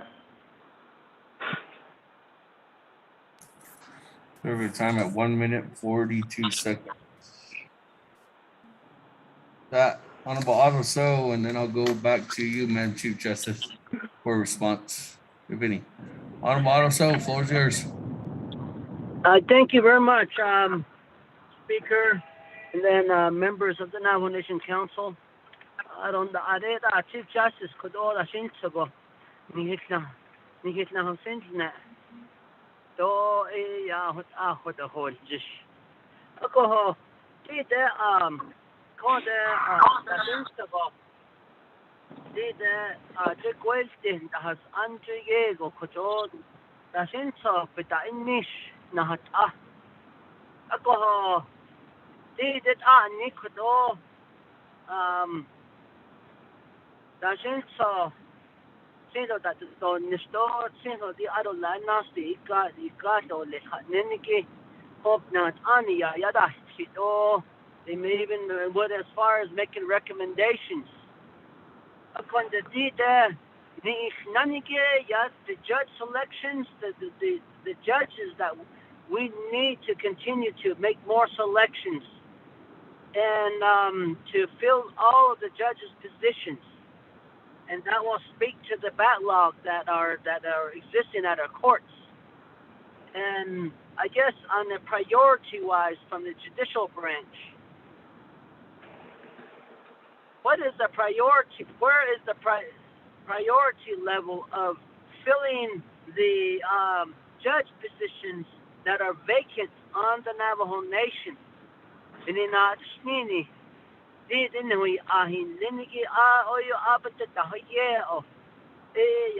You're putting more stress on the courts at the local area, whichever district it is, because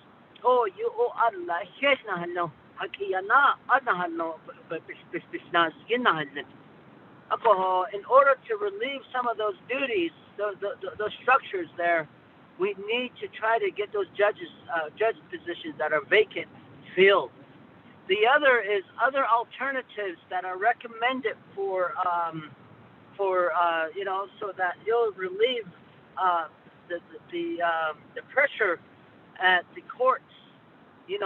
Instead of maybe like a citation.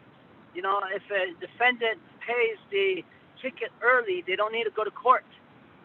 But some tickets, I know that of a constituent was told that he needed to go to the courts to hear his traffic case, even though he just said, I'm willing to pay it.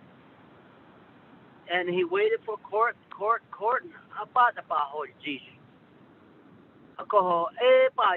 What alternative measures is there available that the judicial branch can try to move forth to apply and so that we could relieve some of the stress that's on the judges? So, like what Honorable Key Allen Begay spoke to, pertaining to the backlog of the decisions of the grazing permits, or whether it's tied up in the probate courts.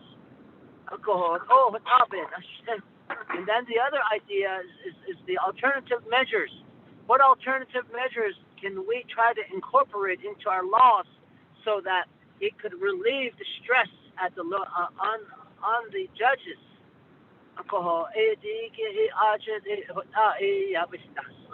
And we know that in some cases, if a defendant just pleads guilty, they're told you can pay your fine and you're fine to go.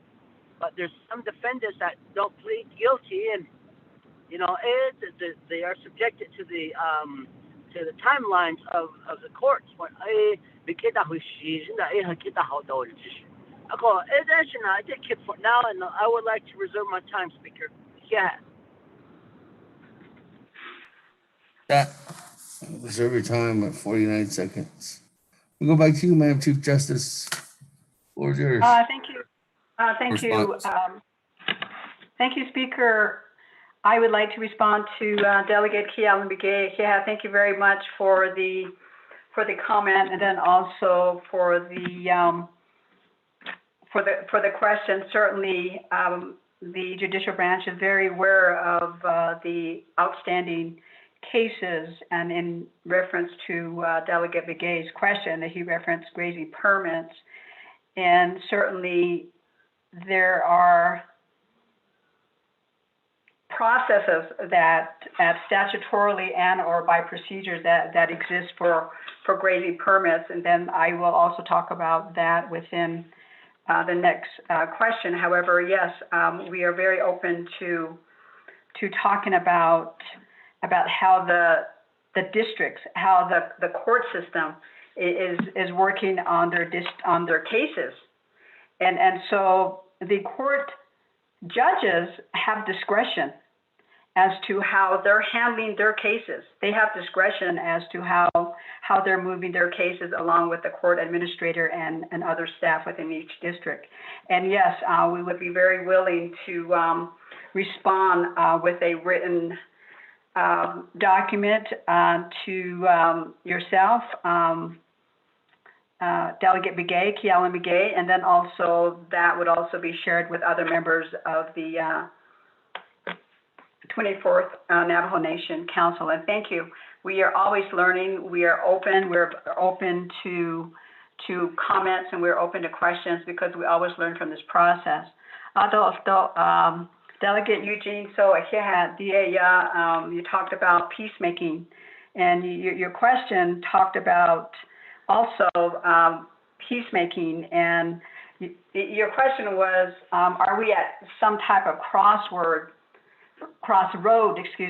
in regards to ownership, in regards to moving towards having one ownership, and you talked about, is there a process, and are we moving toward that, or can we make an alternative for the GET process could be incorporated?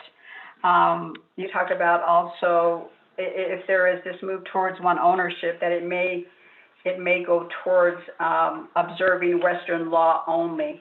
And then you also talked about, all of this whole process is affecting home site leases. And your question is, are we going that way? And you talked about, quiet title also. And the way I want to answer that, Delegate, is that, yes, certainly we have process already that are written. We already have the processes that have been put together. For example, there's the Navajo Rules of Probate Procedure that is already existing. And then there's also case law that speaks about that, and it speaks about quiet title and so forth. So this process, Delegate, is one that certainly needs to have a discussion about this, and so that the judicial branch, in regards to the administrative part of the judicial branch, would be open to talking about that and bringing in all different partners and those that are in this process. There's that belief that we can always make better, and I believe that in regards to peacemaking, their role in this process, it appears diminished over time, and there's that opportunities to have peacemaking talk with, say, the administrative arm of the judicial branch, and so when the district court judges are making decisions right now, they're utilizing the law that exists right now, and then so there's if there is any desire on behalf of anyone to do that, then the processes have to be followed in regards to how those changes can be made to the Blue Book. So they call the Navajo or law the Blue Book, and then also some of the procedures, and so that's how I want to answer Delegate Eugene. So Delegate Elmer Begay, thank you for your thoughts and the conversation. And you talked about the Delcon Justice Center. It's a process that has begun since 1985. And so again, I believe that there has to be discussion on this, and that certainly the partners that are and the departments and so forth, certainly I believe that they would like to come to the table, so to speak, because this is an important part of the judicial system in preserving the needs of the people in that area. And then also it touches also all of the districts, not only just Delcon, but all the districts throughout the nation. And so, yes, again, we are open, the judicial branch is open to sharing of information. And so the administrative part of the judicial branch, and also all the partners that would talk about all of this, making this happen would be great, and we welcome that. And so the second question that you had was, and I hope that I wrote it down. I was writing it down pretty fast, and I believe I wrote it down correctly. And I believe this is what the question was: is how much do we have, meaning the judicial branch? How much decision did we have? I believe with the ARPA projects, and I want to answer that is that. Is that the initial, first of all, I'll start with the initial process, is that the judicial branch, we did not, and I wanted to word this very carefully because it's a process that is still ongoing, and that the judicial branch has not been eliminated from ARPA funding at all. I wanted to bring up the first part of that is that we have been most recently been funded $6 million to utilize, and then also, but that did not come from the process within the ARPA within the ARPA planning that the nation went through. So I did have a discussion about that, and the judicial branch is now in the process of working on a proposal that would be included into the ARPA funding proposal. And I wanted to answer your question in this fashion. So I thought, and I hope that I'm answering that correctly. In regards to Delegate Otoso, yeah, thank you for your question in regards to, and this is a good project, and this is a good question that we have, and that is that you posed, is that the selection of judges would help fill the void to decrease the number of cases that the districts get, and we are very we agree with that. There are 7 right now. There are 7 judge positions that are not filled. Most recently, and the process is that it used to be that the Law and Order Committee were the committee that had the authority to interview judge applicants. And that process was delegated to the Judicial Conduct Commission.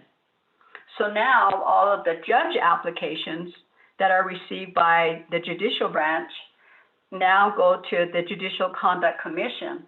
And it is the commission that determines whether or not an applicant meets the eligibility requirements. And so it is, I believe that I mean, that's the process. That's the process as it stands now. And the process is that we had three applicants. We had 3 applicants that were not qualified. And so therefore, you know, we had 3 less judges.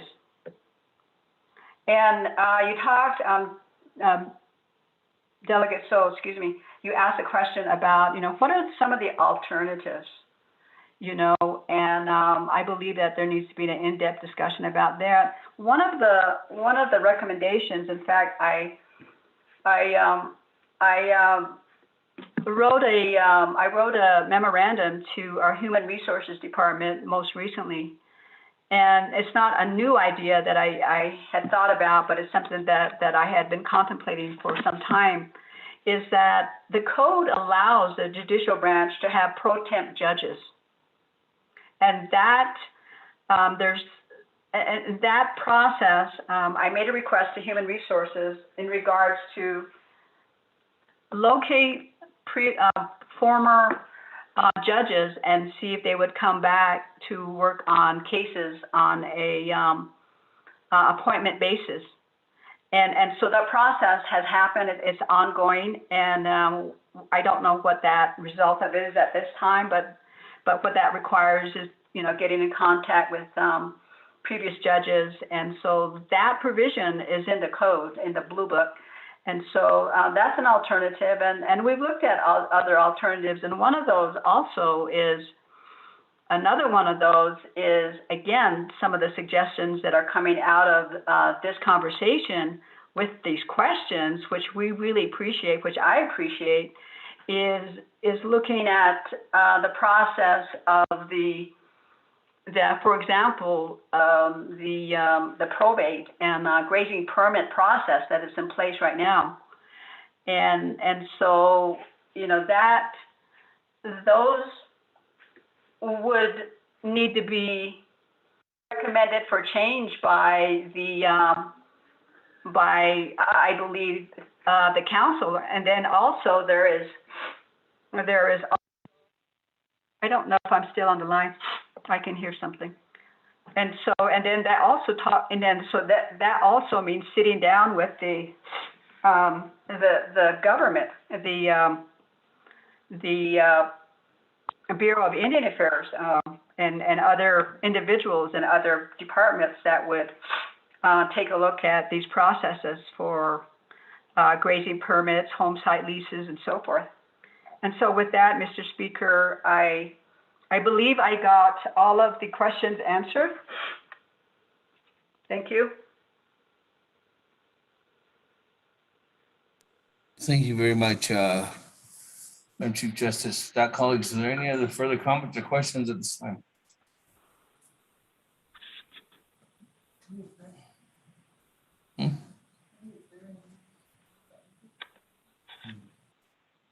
Well, twice. Now let me go back to reserve time. Honorable Eugene So, 2 minutes and 16 seconds.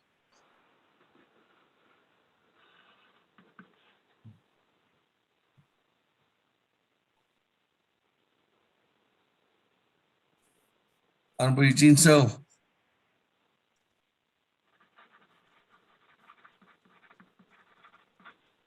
Honorable Eugene So going twice. Eugene So going 3 times. That moving on down. Honorable Elmer Gay, 1 minute 42 seconds. On reserve time. Okay, Speaker, can you hear me? Yes. Good. Thank you again, Speaker. And I don't that Chief Justice. Thank you for your response. Thank you for the question that I have. So I know that regarding only $6 million was which for opera fundings. I know you need judicial by the crimes that's going on, and then all the initiative of all the trying to get the to have all the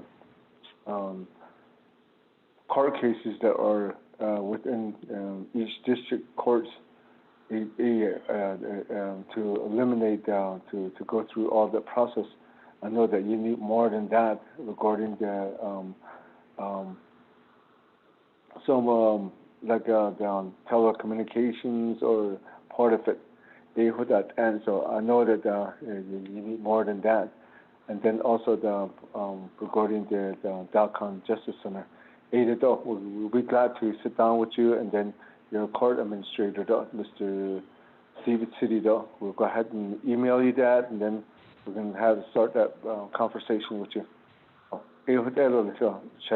Thank you. Speaker. Thank you very much. With that, let me go ahead and continue on down. Honorable Otto 49 seconds. On reserve time.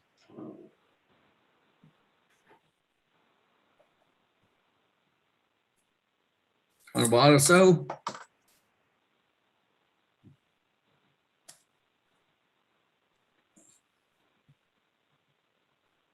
Honorable Addison going twice. Honorable Addison going 3 times. Let me go back to Madam Chief Justice at this time. Mr. Speaker, thank you. I would like to respond to Delegate Begay. Delegate Elmer Begay, thank you very much for your comments, and certainly we do hope to work with yourself and others in regards to how we can look at all the types. It's a whole lot of processes for one ticket, for example, depending upon the severity of what that ticket is. I mean, it goes from public safety, it goes to the court system, through filings, of course, and then it moves on. It could go to probation and parole, or it could go to peacemaking. And so we are all connected. And so we are very willing to work with that process to the extent possible, where it is allowable. So yeah, thank you so much for that. And with that, Mr. Speaker.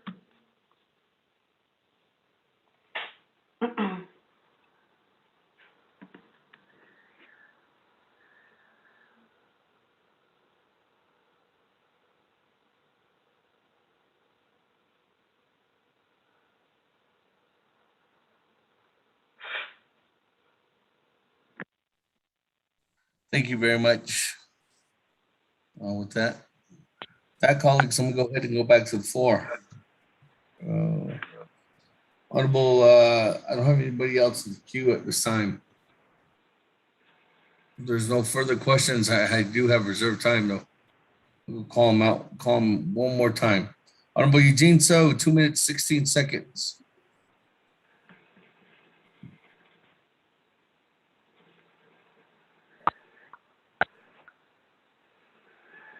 Honorable Eugene So.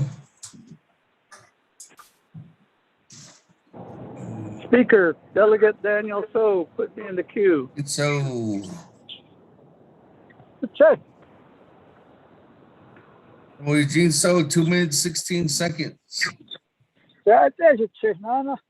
So, because I best to that, or I got times, said, regarding to, you said that something about, talk more about it, maybe we'll do that. Regards to the rules regarding the probate rules, where I don't think there should be, to me, I feel that there should be any quiet title. The way I understand quiet titles after 5 years, anything that realty, whatever a person has can go to anybody that apply for. That should not exist on the Navajo Nation because we don't live that way. So I think we do need to sit down in regards to that.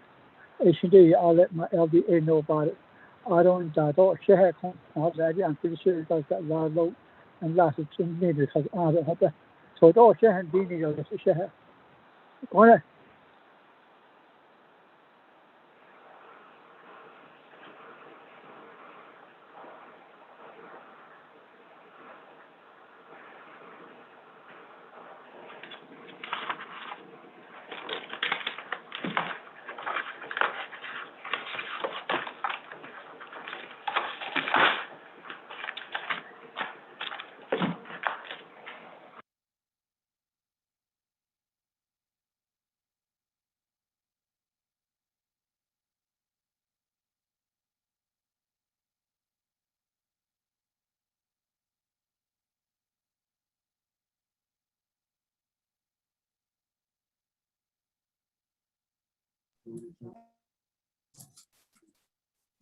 With that,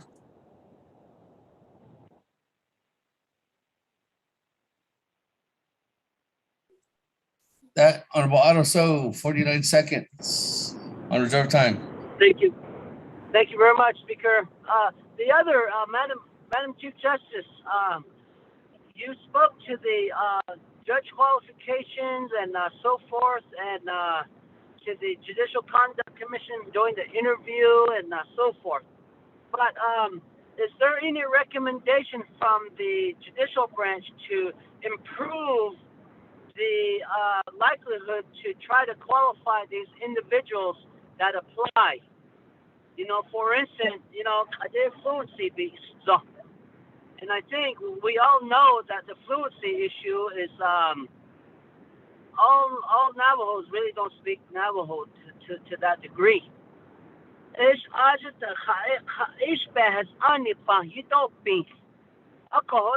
makes it a lot better for our judges to qualify. The other is that the pay scales. We need to move forward to readjust all the pay scales for our tribal judges, whether they are probationary, all the way down to the judicial district courts and the chief justice and the associate justice. Yeah.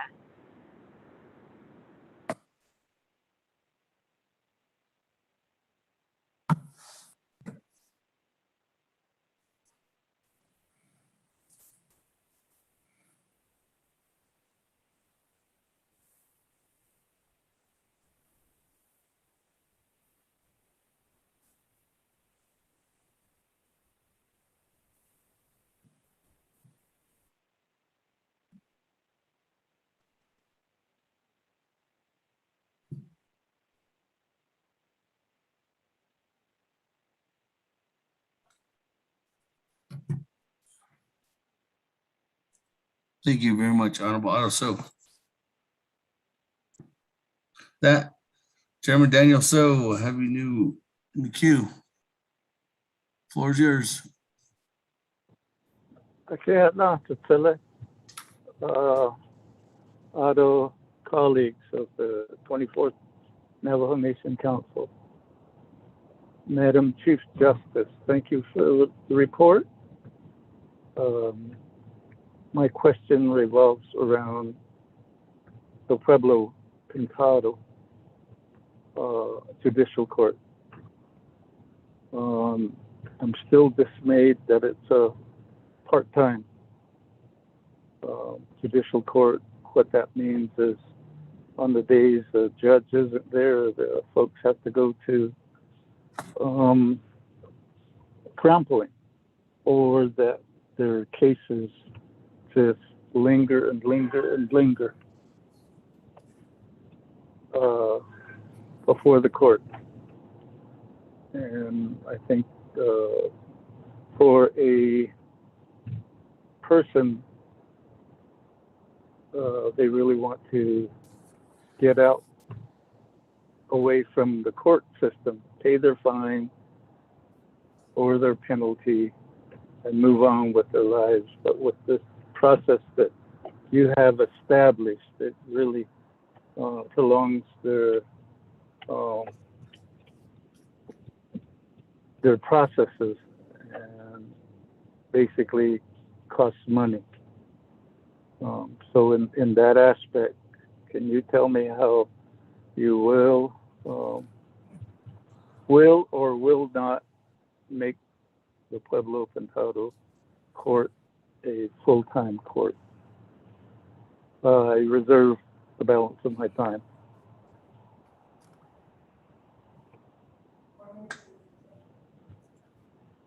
Four minutes and 6 seconds. Now let me go back to you, Madam Chief Justice, for response. Speaker, can you put me in the queue? Freeland.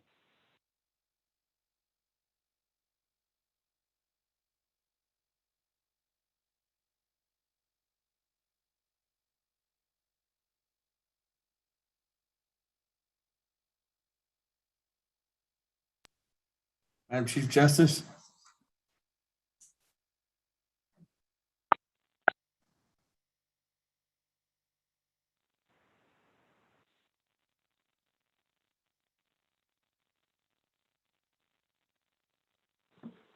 Mr. Speaker, can you hear me?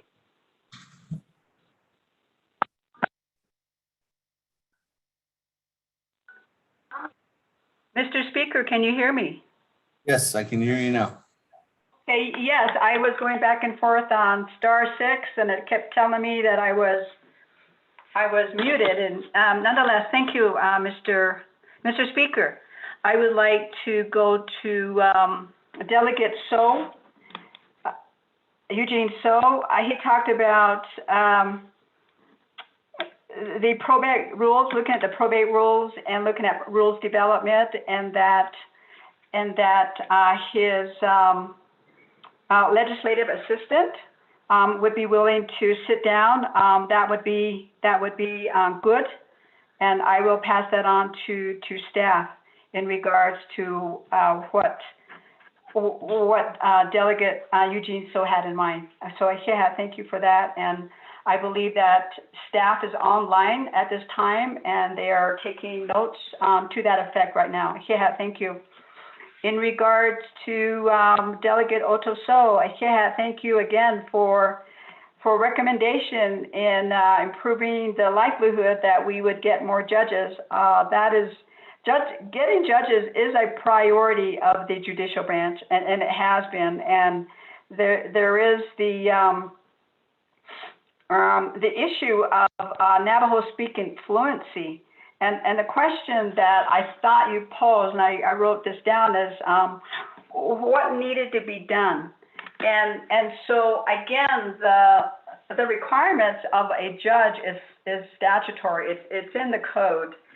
And so what I do know is that the Judicial Conduct Commission, I have read that they wish to talk to leadership. I haven't received a letter from them that I'm aware of in regards to who they wish to talk to. I just know that the word has come, I believe, through the report that Judicial Conduct Commission would like to talk to leadership.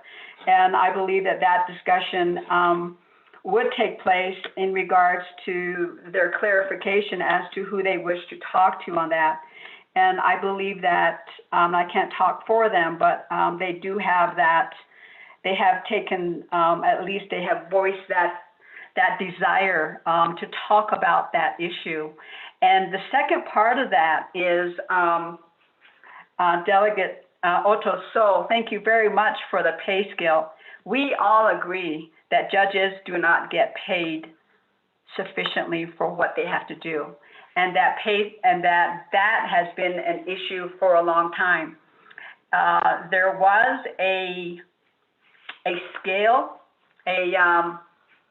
there was a pay scale study that was done, and it could not be implemented because the judicial branch did not have the funding, and therefore, certainly we would like to have conversations on that issue in regards to judges and their salaries. And so my understanding is that in order for the decision makers within the Navajo Nation to approve that in regards to pay scale and so forth, is that it has to be based on an objective set of parameters, and that comes by a pay scale study. And so we did have one again, as I stated, we didn't have the funding for that. So we would like the judicial branch, when we're talking about the 2023 general funds, it is at least my belief on behalf of the judicial branch, is that the judicial branch has to get their fair share of general funds. And we have slowly been moving up the scale on that. Since I've been here, we have had more and more. Yeah, thank you for that. And so what that means is that when we get to that time when we have a pay scale study that's done, and that also costs money. I believe that the last salary study costs, I don't recall the amount, but Stephen Ed City would know the amount. But it was in the 5 figures. It was, I think, maybe 20,000 or even more than that to do that. So it does cost money to get a study to increase salaries. So with that,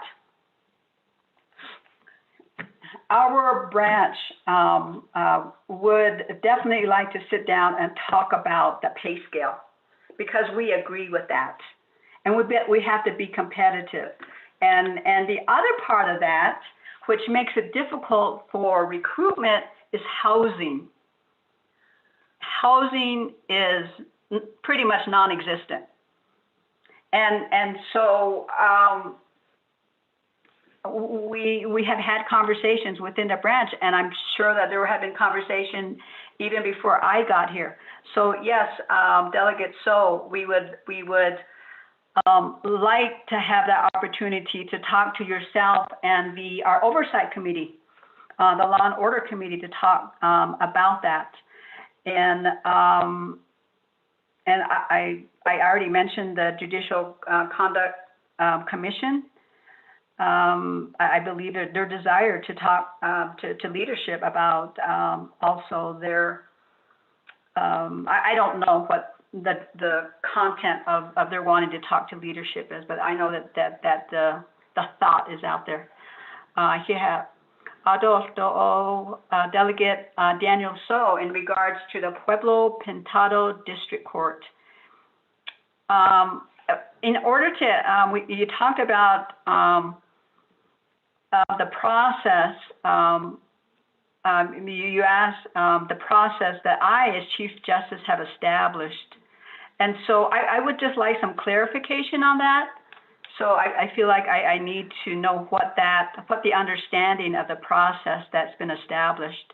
And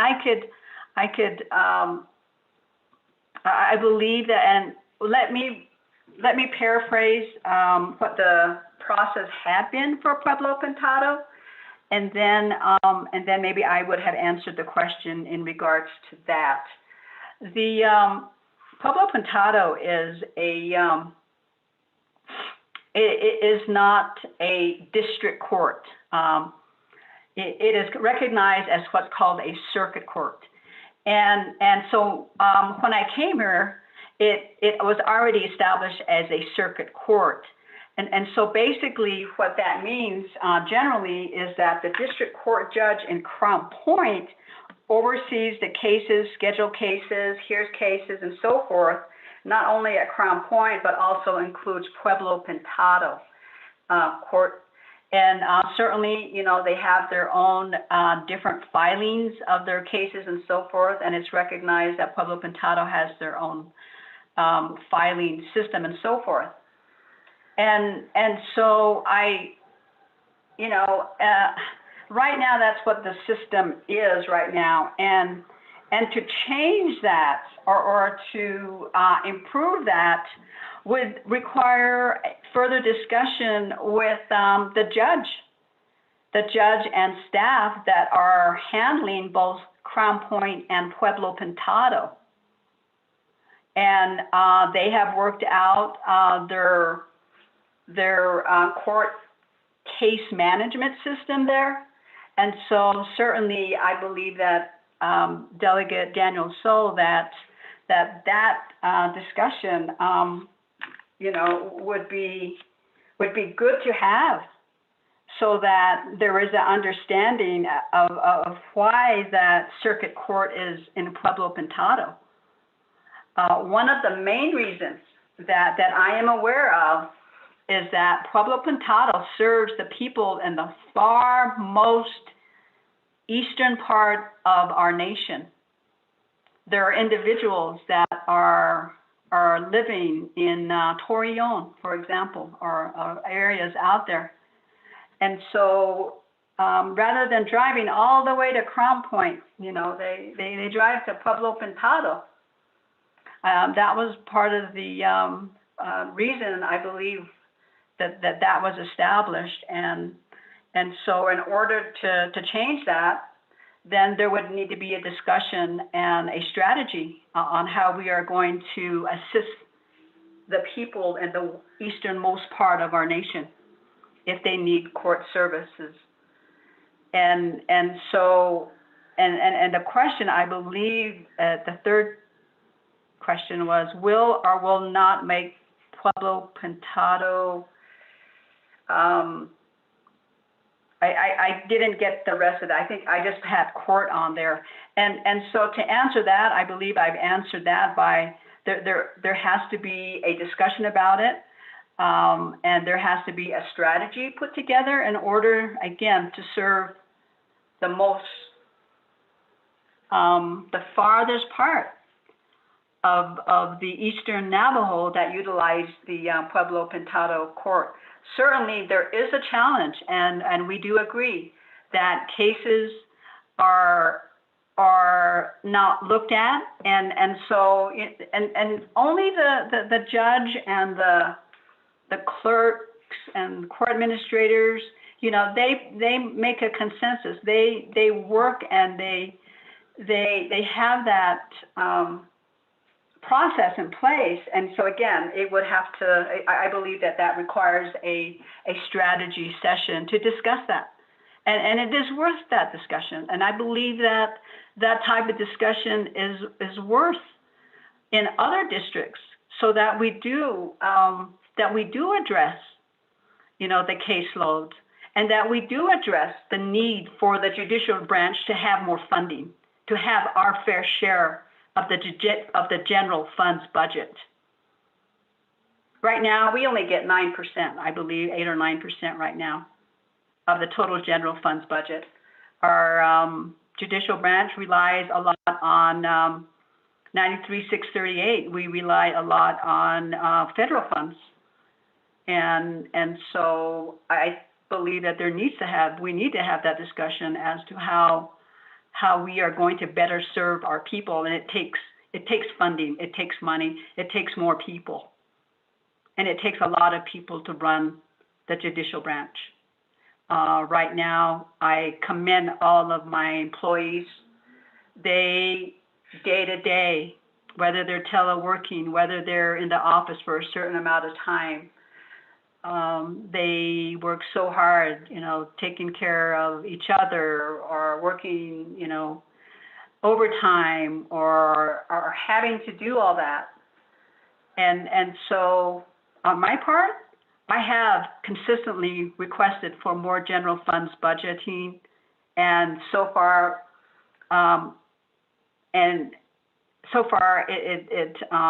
we have done that.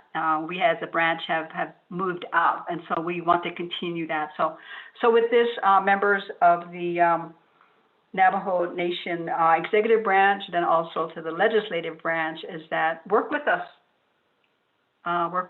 to get more funding, so we can get more people, more judges, so that we can get those cases. So we look forward to your help. Yeah, Mr. Speaker.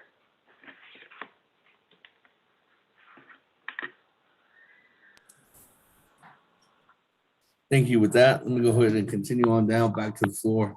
I do have Honorable Vince James next in the queue, and then Honorable Freeland. Honorable James, floor is yours at this time.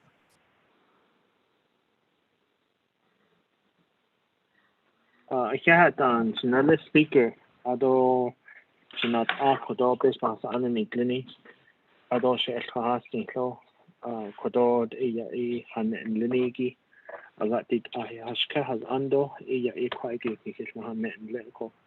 Kodo, Shanalin Liniba, Mr. Honorable Otto, so a my time yield additionally. What's at Shanale speaker? Thank you.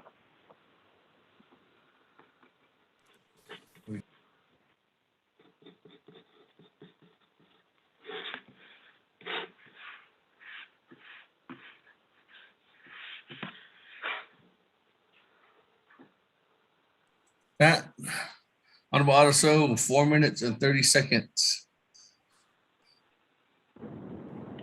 Oh, Speaker, I will Yes. accept that time. Okay. Otto,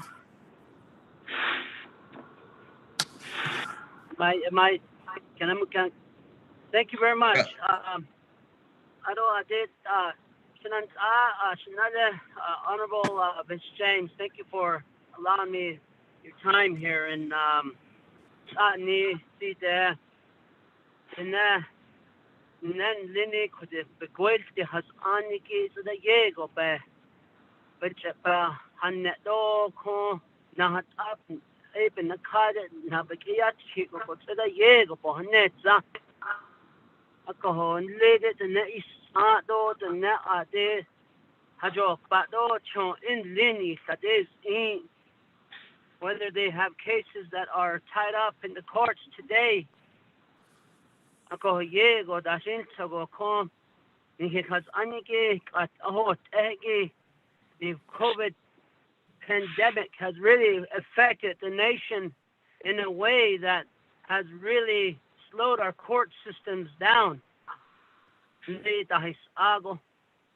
Ako ho baba nacha nal e go halet ego la e nasa e yati de and dan ke ko lost shama Madam Chief Justice halet ego la e dik and dan e baba nacha has ani indas ans go baba nacha e ya Gwelte has anje yat eho do a techni do yat eho ilwas go danil ako ho ate go nahat ate e ya be large at sea inle the planning for the improvement of the current judicial system is something that should be priority of the of your position as the Madam Chief Justice of the Navajo Nation. Ako ikit ahadit ego da ade behas ani ndado asko ya ne dit ego ni chendi ah ni we ahi the question epesnan nesto the question epiyad ni yado endaj nish apeso gadit ahi lini kodo nehesh jeo but anata inish ako di de aje kweste has anje har do niso nda aje yat eho pes ha the do nisiki enhat ahagi tsada yego kaisis to have a judicial system that is very, very productive, that can provide the services needed on behalf of the Navajo people. It aasi kudone neje nash ego ko aasi bilin ya chon in lenin nistensh in aro kodosin so not ani leni so ho Delegate Daniel So talked about the Pebble Pintado court. We know that it's the circuit court. How can we improve those things? Those are the ideas that leadership needs so we can move forward to try to improve that circuit court there. And that speaks to the lack of judges.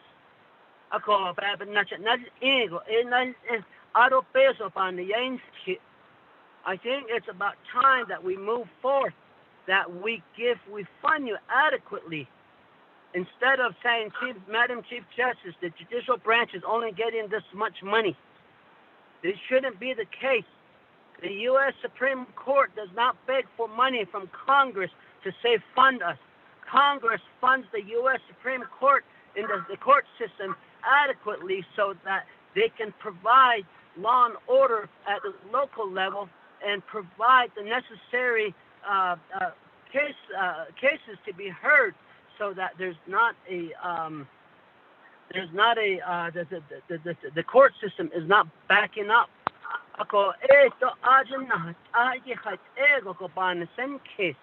Is it time that we move forth in the comprehensive budget, that we give you a percentage instead of you saying, I need this much, Mr. President. I need this much, Council. If we give you a percentage of 20% of the Navajo Nation budget, 20%, these improvements to improve the judicial system of the Navajo Nation is very, very important. And I believe, as you spoke about leadership, coming back to the table, I think we should come back to the table and have this discussion, because I am tired of I am tired of the judicial branch begging for money during the budget season. Peso they no kid or not peso They give you the lowest amount, and I think that's unfair because you take a large part of the workload at the courts, and funding is something that you really need to try to provide the responsibility and the job that our judges do on behalf of the Navajo people.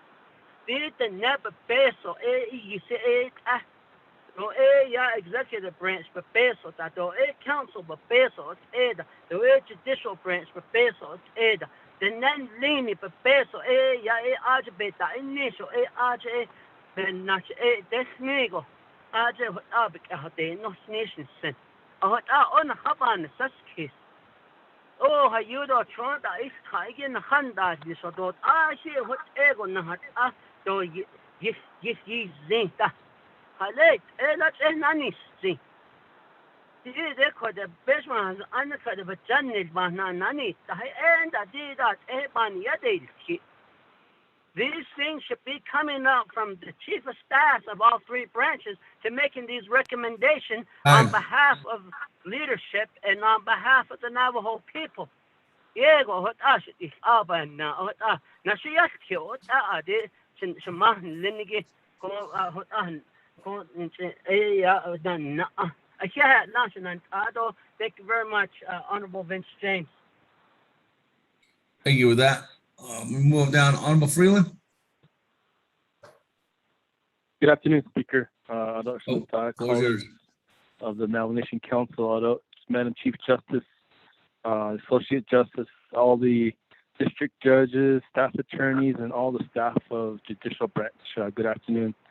Thank you, Madam Chief Justice, for your report and your update, and just thinking moving forward about how we're going to look at things, especially policy and laws and issues that are going to affect the nation here in the very near future. And one that comes to mind specifically is, especially here in New Mexico, is recreational marijuana.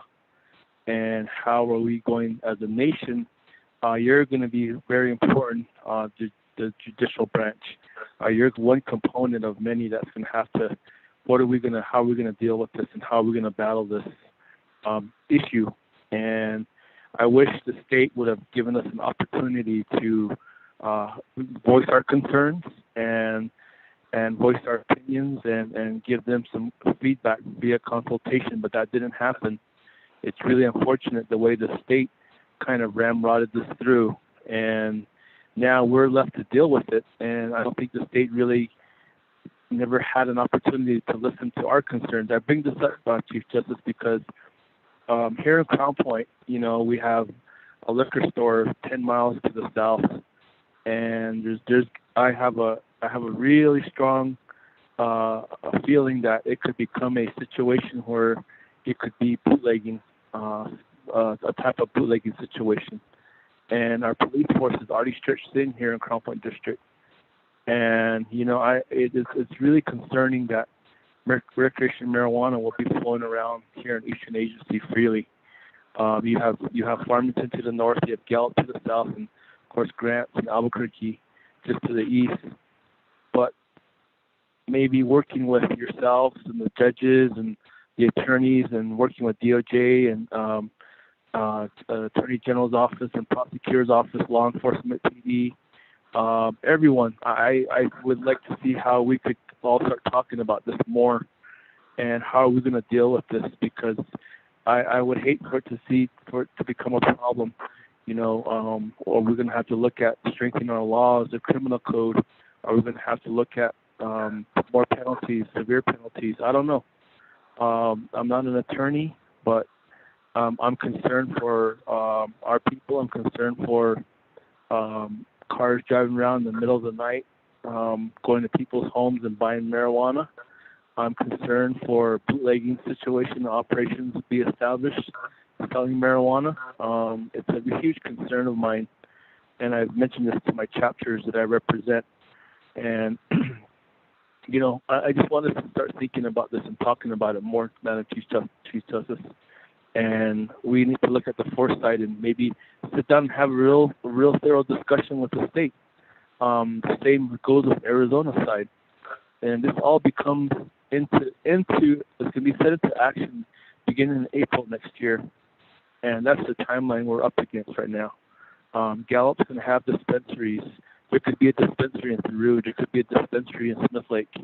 There could be a dispensary right outside of Herfinale at that hilltop. And, that's a huge concern, these places that have alcohol licenses. Right now, all these dispensaries are lining up to get licenses. And, it's just a concern of mine, and I wanted to bring that up to you, Madam Chief Justice. And I want to say thank you as well to you and your team, the Associate Justices, but also to the staff, also to the district court judges, the court here in Crown Point, but across the nation as well. Thank you, staff, and thank you for everything that you guys all do. It's not easy work. And, of course, to our prosecution team out there, too. Thank you all. But I just want to bring that up. And with that, Speaker, I want to go ahead and yield my time to Honorable Otto So. Thank you. Honorable Otto So, 43 seconds. I'll accept the time. Thank you very much, Honorable Freeland, for the time. So,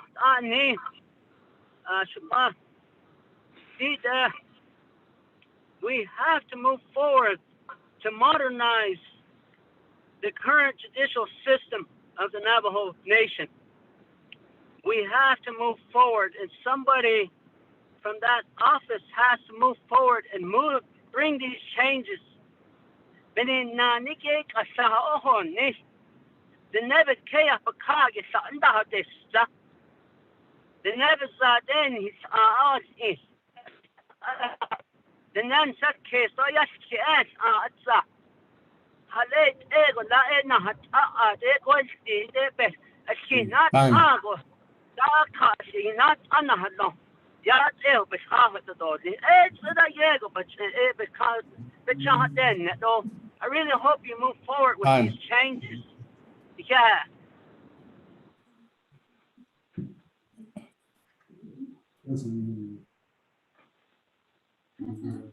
That, colleagues, thank you very much. I'll have everybody else in the queue. Let me go back to Madam Chief Justice. Mr. Speaker, can you hear me? Yes. Mr. Speaker, thank you.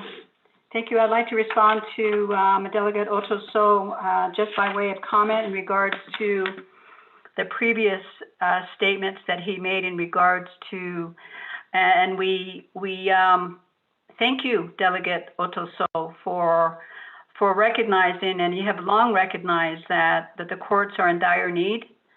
And we are very grateful for your advocacy for us in various levels. And what I wanted to bring out was that you asked me, how do you, I'm assuming it's me, Chief Justice, what are you doing to move this forward? And the way I want to answer that is that the Chief Justice, wears many hats, and one of those is an administrative hat. And that administrative hat is to move forward policies that would be directed to staff. In this case, it would be directed to staff with the AOC, which is the administrative of courts, and Stephen Etsidi is the director for that particular department. And also working with those individuals that I also supervise, which is the peacemaking program. And so I'm bringing that up to answer and to clarify that the other hat I also wear is being the Chief Justice for the Supreme Court. And so having to do both of them you have to, because you're interpreting the law and because you're making decisions, there sometimes can be a very fine line in regards to both of those duties. And so and that's how the system works. The system works by Chief Justice and other employees, saying, well, what do you think about this policy, or what do you think about this? And so the policies pretty much, have come, are extended to the staff through myself. And so I have a lot of confidence. And I have a lot of confidence in the employees that do the work. Certainly there needs to be guidance, and certainly there needs to be this strategy, and also looking at, where has the Supreme Court been? And then also, like, where is the judicial branch? Where did we evolve from? And so one of the biggest factors that I have recognized and know about as do staff is that through time, let's just say in the last even 10 years, and I hate to be talking about funding here, but apparently somewhere before I got here, our funding was not as much as we had, and therefore there was cutting of positions. There was positions that were cut through time. And so it takes time to rebuild that. And so some of the policies that I have initiated, one was would seem very simple and should have been a process that would have been there. One is staff evaluations. And so we had to move forward with, and I'm using that as an example. And so once you get those done, and then, you identify, where are you at as a branch, and where each of the tasks that each individual employee would have, and that includes the judges and court administrators and so forth. And I just wanted to bring this to the attention of the Navajo Nation, because this address is to the Navajo Nation. It's addressed to our families that are listening right now. It's addressed to all of us here that we need to work together. And so I wanted just to kind of bring that out, because there has been a building, and I believe that happens to departments, to the other branches, that happens there. And I'm just bringing that particular one up. So then, since then, we've made sure there was that part of it that was secured for the employees. And then the next step has been the step increases. The judicial branch employees had not had a step increase for, I don't know if I want to say decades, but at least over 10 years or more.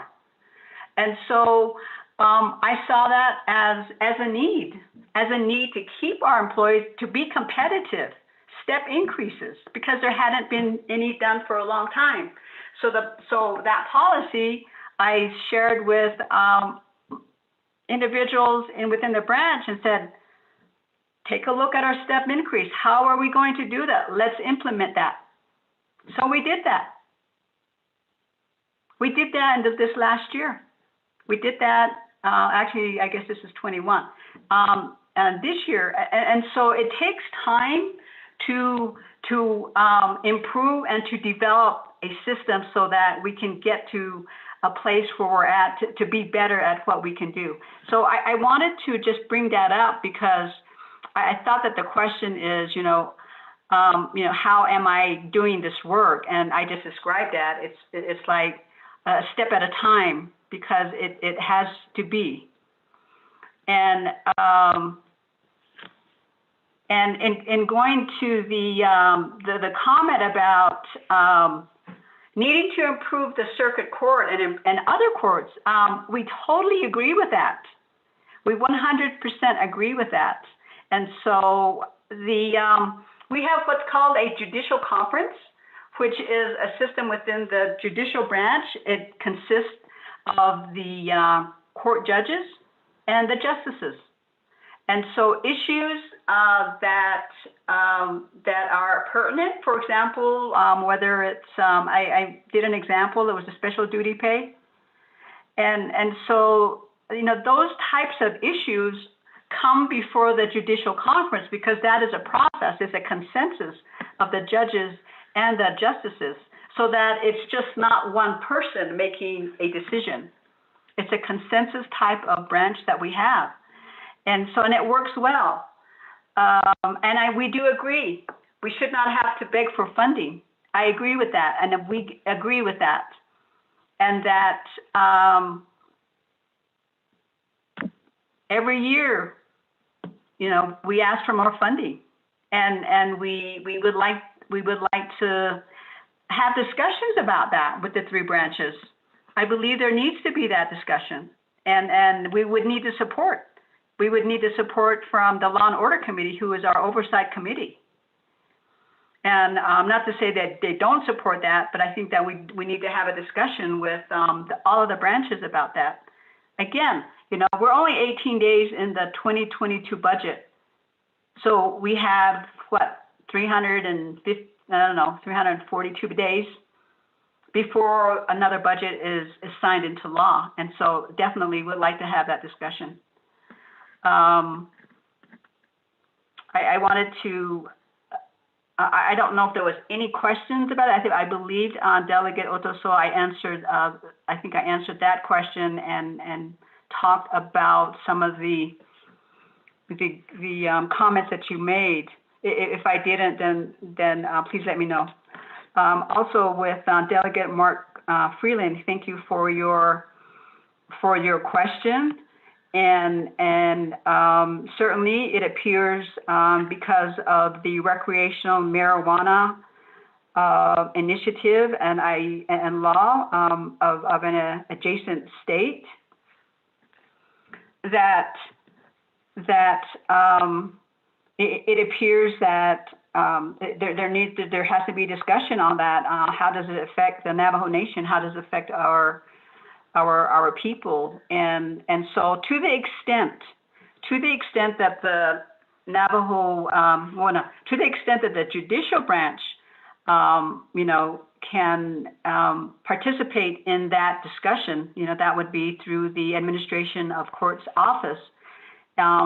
Certainly, there needs to be a collaboration on that. And so usually in the process of any legislation, the process begins with the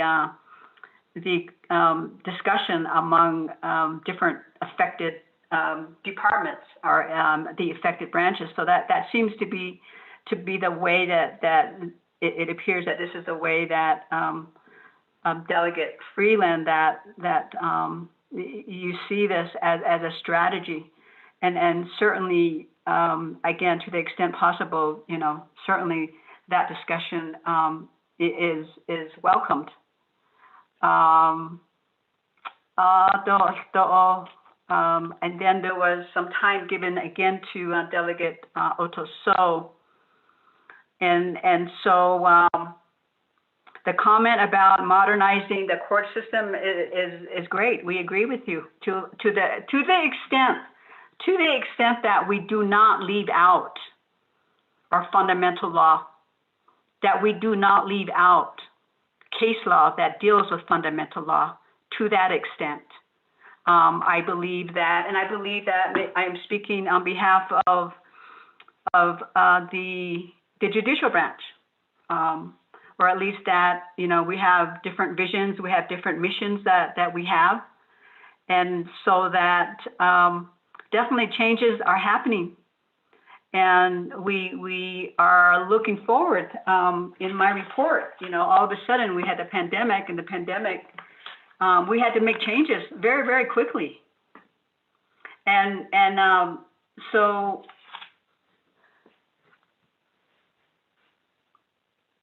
I just wanted to make that comment, in regards to the Nebazad,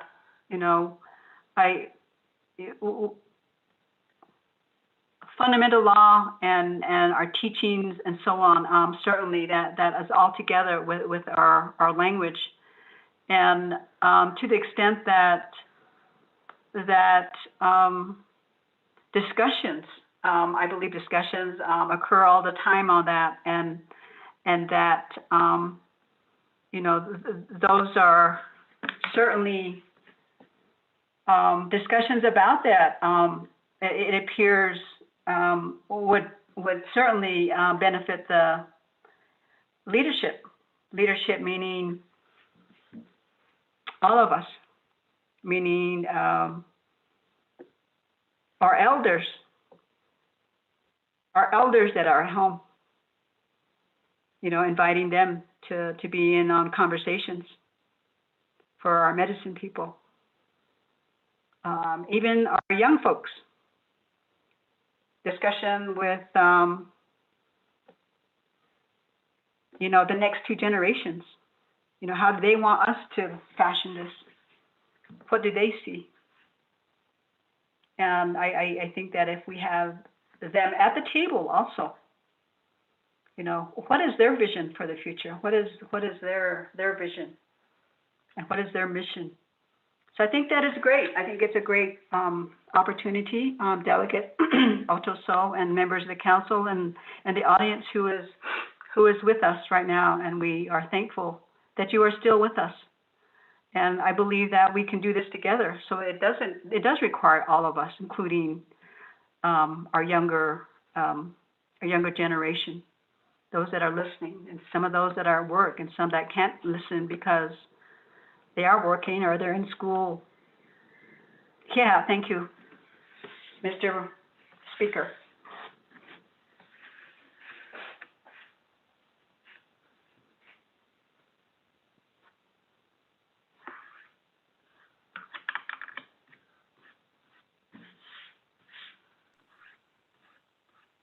Thank you very much. With that, colleagues, I do have Honorable Herman Daniels next. Honorable Daniel, the floor is yours.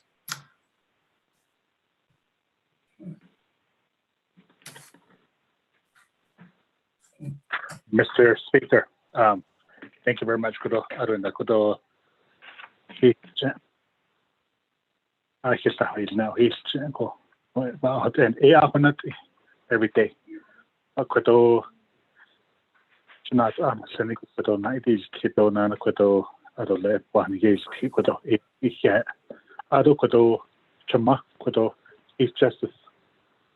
Ajo kudo Washington na sige pa. I think yeah, and get this kudo. Nagay dahil ago ta inish.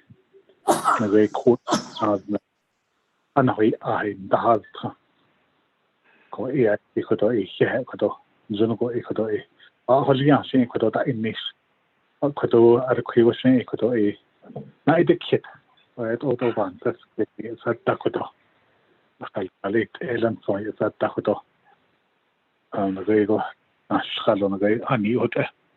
Nagay from Eastern, my favorite shay, nagay Eastern down, Ajabe, Bebe, and Hot Iggy Hello, in the area of Judicial, Anahi Ahida in message, Ado in Tanagay, Northern, the same way as the Dab, Bebe, Nahomel, Delegate Charlene, so Nagay, Kasanaja, Aj, and Utah, Ado Nana Western. Nagay to the city. In Tanazay Bill Khan, the Badan Ago. Or that I go in the Kudo. But I yet out all the Haban, that's case of what though other Quigo in that day, Kidako, I don't know, Kudo, law and order, Midi, Masanigi, when he's I don't know, all Kudo. Kudo that was kiddo kudo baba banza case or kudo kudo magay work session that was staushi or next not only the banza case kudo maybe a leadership meeting with the Chief Justice kudo the Judicial branch as the initiative with the hashi be and has the not the stingy as honest, was in the Law and Order Committee as a oversight. Could I was so none of the business. According to the Resources and Development Committee, according to that every week now, I'll do that in the band. I can and that is the reason I can leadership meetings at the Nana work session. Call you what side of the bonnet not on flight over band that case with us is not understanding because maybe at that time the speak with a Nikita ideas is the Nana had and hadn't forced me by deep there's a call a call with all Kodo Nikita has Nagi, I see here Kodo asking me Yego in Nice Kodo based on that every year. No grade FY22. They could have been at in Nice Kodo. A cocoa on out and another FY2023 based on that out in the Kodona Gay. And I know Kandigi Kodo, I see Kodo, the state of Bahasin, so I don't let by Bahayaniki. The Zukodo has been covered his hand net Lokodo. It's just not unnecessary. AIC had Kodo Suma. Because you know, it's made that in Mexico, South End, Zuda High City Bend, that Mexico. So maybe have a work session or leadership meeting with a law and order committee or other. Or that's not on so that I'm a that's get to start that data. So it ain't on so it over the Kodabat, because Equator. Again, the Kodo has Nike Kodo, Kodo, Hunskoba has Tito, let's go, Mr. Speaker. Thank you.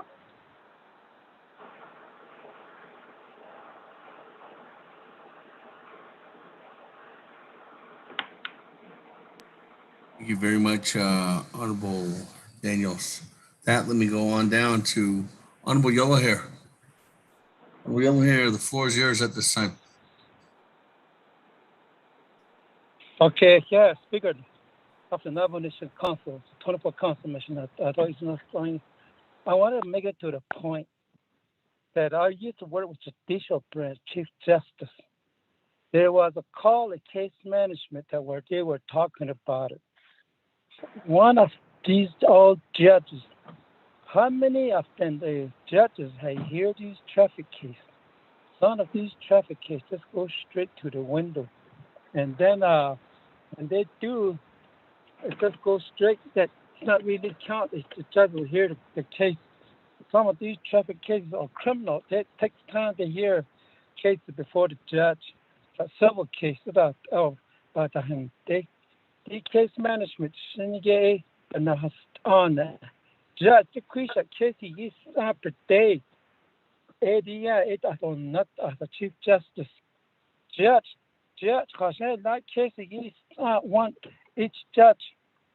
Even I think in the case management, ADIC and بالنسبة أنت إليرا خنا لا يون تا judge. Even those case management judge. Out of peacemaking, the case peacemaking all the at the district court level. They're supposed to be have under case management. Aside of the cases, how many who's the highest judge that can hear cases? I know when there are dozens out of the shipwreck, that was a large case. Stand up either by us Law and Order Committee. This had to come before you. Law and Order Committee, they call hear the side case just promptly economically, but no. They never call it.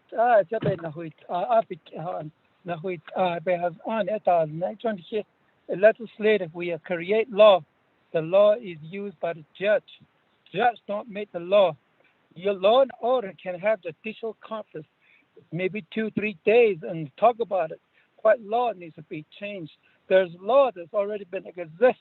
They are not being used by the judge because need to review the law and order committee.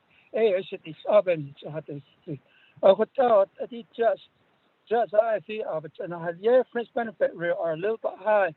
Craig has no night case. Each one break down the civil out of criminal traffic. There's a lot of money being collected at traffic collection. It all legend the window agenda is it just you started on citation there that don't of other jail Santa Illa. So you had some just let on Ninigish, a John had thought to edit on Niniki. They use a good for the judge. Actually, Ivan, this law and order here. You're the one that make laws, and you could just make that legislation. Sit down with the judge. Everybody has the law and order committee. The chief justice don't make the law. You guys make the law. I'm gonna make sure the sheriff wants to in Senate Speaker name is Select. Everybody the Let's make it to the point. I understand. Yeah, thank you for your time.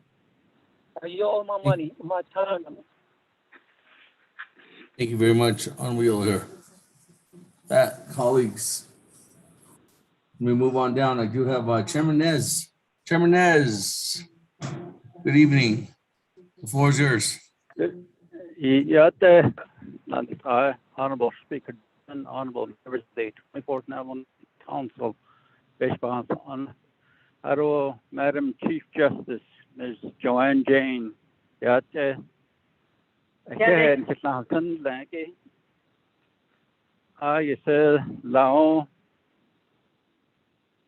Hans Tagoshi, Biketi Tado, on Nabansis case nations, Inigi, Koro, court has Ago, Arahin Pido, Gold Picon has Aja, Hastate Ensa, the Bay Naqualic as a lago, Hait out at the Il Jehoda, Hastate Ebanaja Argo.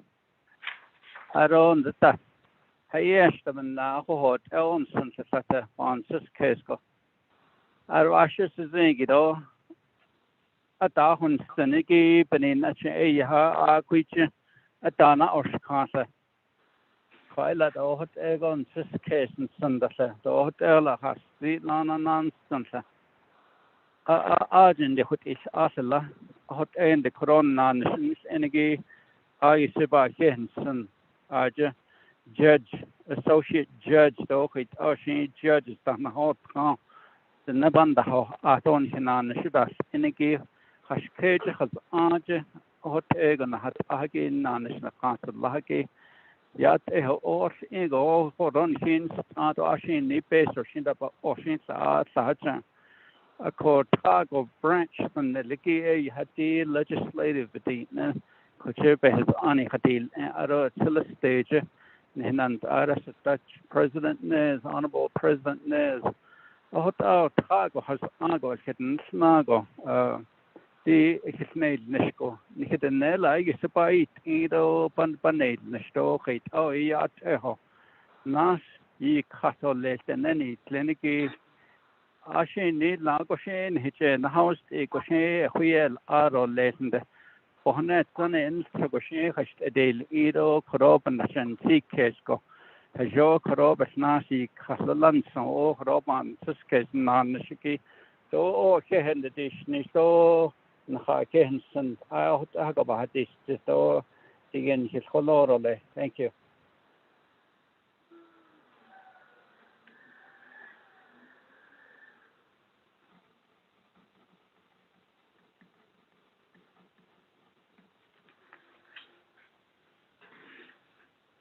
You hear me, Speaker? Anybody hear me? Yes, thank you, Chairman. With that, Chairman, thank you for your comments. Let me go ahead and go back to Madam Chief Justice at this time. Any further follow-ups on these comments? Thank you, Mr. Speaker. Delegate Herman Daniels, thank you very much for your comments, and thank you for suggestions that you have with having leadership meeting with our oversight committee, the Law and Order Committee. We have had different tasks or issues that we present to the Law and Order Committee through the years, and so certainly that will continue, and so that certainly it always helps to have more, to actually sit down and have a work session and talk these things through. And the door has never been closed to the judicial branch, and so we welcome more meetings, more work sessions. Thank you for that suggestion. Thank you very much for that. Adolfo, Delegate Yellowhair, we have learned a lot from you. You certainly have worked with the judicial branch, and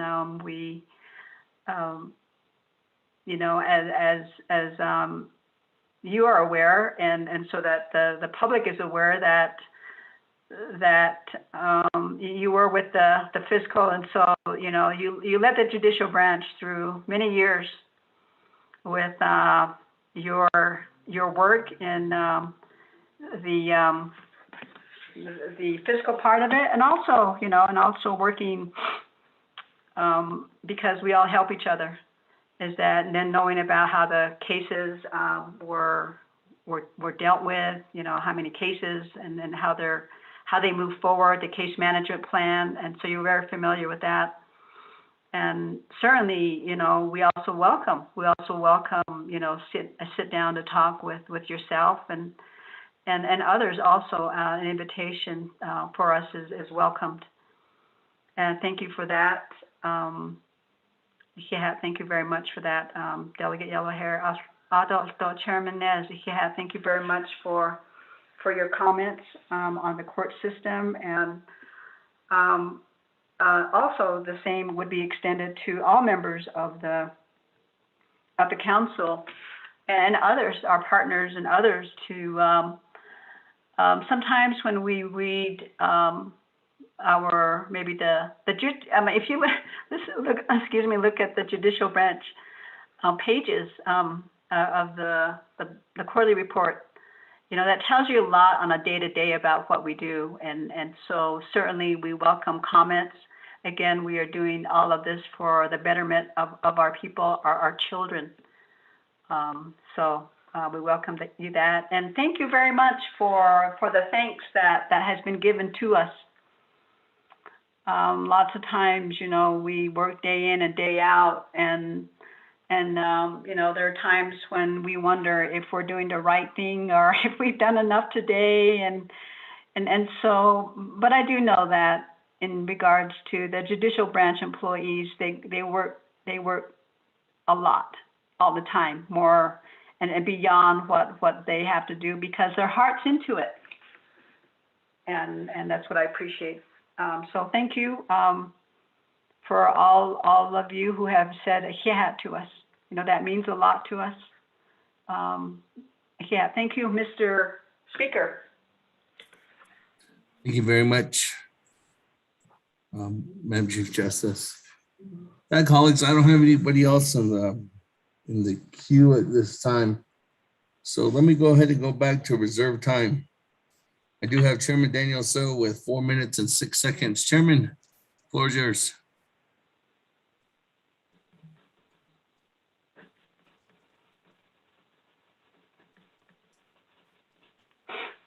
Thank you, Speaker Damon, colleagues, Madam Chief Justice. Thank you for providing testament that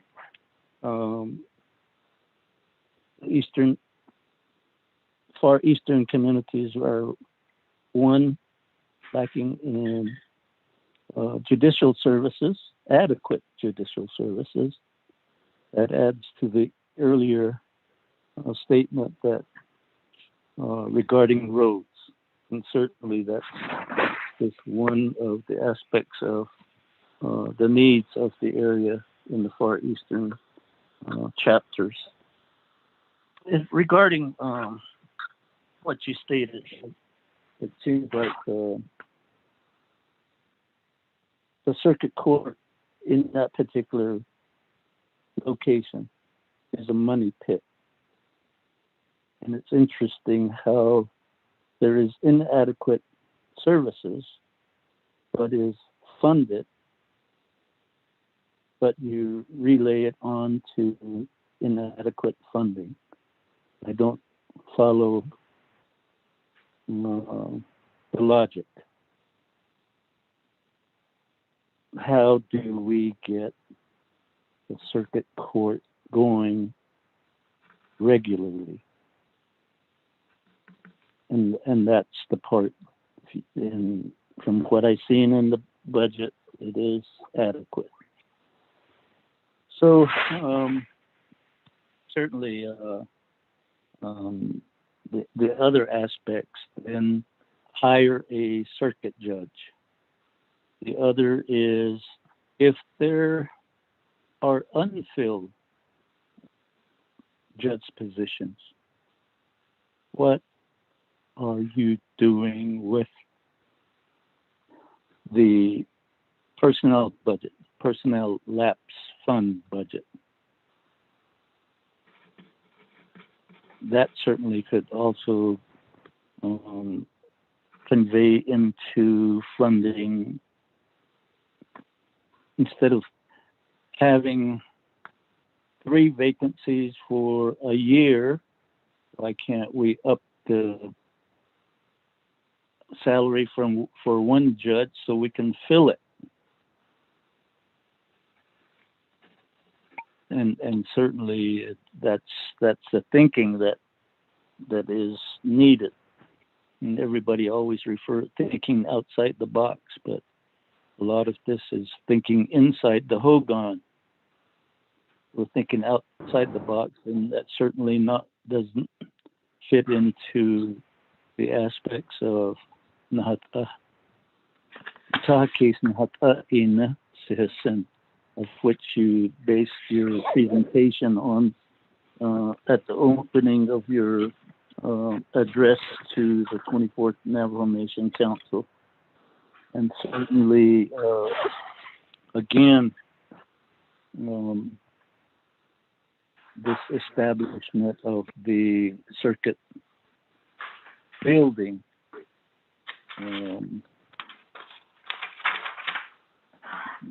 certainly it appears to be in the wrong location, and it appears to be not the center of the Crown Point District Court judge's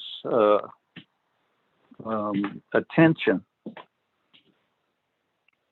And so in that respect, I'm just stymied by the thinking. And time.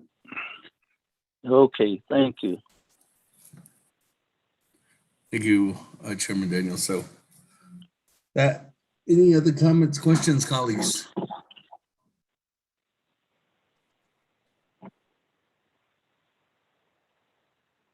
Not, let me go back to Madam Chief Justice. Madam Chief Justice, floor is yours again.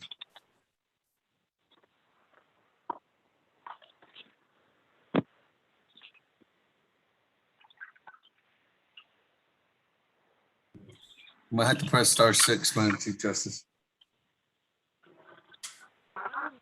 Can you hear me? Yes, Speaker? I can. I'm sorry. Delegate Daniel So, thank you for your comments, and I guess there's a question in there. Certainly, there is the recognition that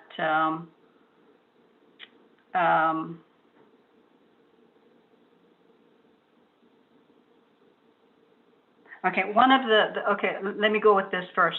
How do we get a circuit court judge who could regularly be there at that circuit? Again, as I had stated earlier, that one is that would be great. That would be great to have a judge at Pueblo Pintado. It does require funding, so we look forward to a discussion with the executive and the legislative branches in regards to how we can get more funding for that. I mean, that would be great to have a judge at Pueblo Pintado. In regards to, and that's how inadequate services could be remedied. And in regards to the inadequate services, there would need to be a discussion with the judge out at Crown Point and staff. I would, it appears that, there needs to be a discussion in regards to inadequate services. And so certainly the discussion, the work session or the like would be welcomed. It would be advantageous to talk with the judge in Crown Point, with the court administrator, with all of the staff there. And so we welcome that. in regards to the suggestion that for the vacancies that exist, certainly when we prepare a budget, we have a budget prepared, and if we don't fill these, then we do have a personnel lapse for those funding or for those spaces, and so one of the strategies that has been developed, it had been there for some time now, is that because we've had such a hard time recruiting for judges, that particular, and it's allowable under the office of the BIM, I believe it's called the BIM. So it's allowable where you can have a number of hours that is not full-time. So because we are optimistic, because we are diligently all the time, our human resources have bent over backwards trying to find judges. And again, as I stated, also trying to get pro temp judges as well. And we also have a judicial hearing officer position, a new one added, just so that we can deal with the domestic violence cases. So we have had thinking, and so we've had thinking about this. We have had discussions a lot on this. District courts have discussions on all of this for their particular districts, but we're talking about Pueblo Pintado right now. And so one of the suggestions is freeing up the salary and upping one salary. Taking the personnel lapse funding that is not, that has been saved, So why can't we use that to set up, increase the salary for one judge and fill it in? Fill that part of it. And so, that suggestion, I think that may or may not work. I don't believe that that has been the first time that has been thought about. And so, but there are challenges with that kind of process, is that one, we're always hopeful, even though, and what we do is we have a strategy so that if we do get a judge and we make sure that their salary is covered for that particular year. And so, and also judges are on a scale whereby the judicial branch has extra, we have extra costs for judges because their fringe benefits are so high. And I think that part of the discussion here has to have, what is the amount of fringe benefits? Judges right now are close to 80%. And the reason for that is because the existing judges cannot pay, they're paying into the system. However, that's not enough. And so therefore there has to be this other set of pot of money to reinforce that amount of money that it requires for fringe benefits. And so, that's a whole different physical phenomena that exists with district court judges. And so certainly we welcome, again, how can we do this? We have talked about it. We talk about it, it seems like, maybe not on a daily basis, but at least on a weekly basis, checking with human resources, how are we looking at, how do we look with applications for judges, And then earlier we talked about also, the process of the selection of judges also. In fact, the Judicial Conduct Commission doesn't, they're inviting a discussion with leadership on that. So, that would be one of the ways also. So there may be different ways. So I wanted to bring that up and respectfully Delegate Daniel So, we certainly would welcome any suggestions that you might have also, and then also other delegates who are on the line, and also for our partners and even community members, community members that are involved in the system. There may be someone that's on the line right now, who has a case and might have a challenge with that. We would like to hear some of those also. So I believe and talking about the personnel lapse budget, if there are any funds available for that, and then so those are utilized by the judicial branch also. And those are the responses that I have, Mr. Speaker.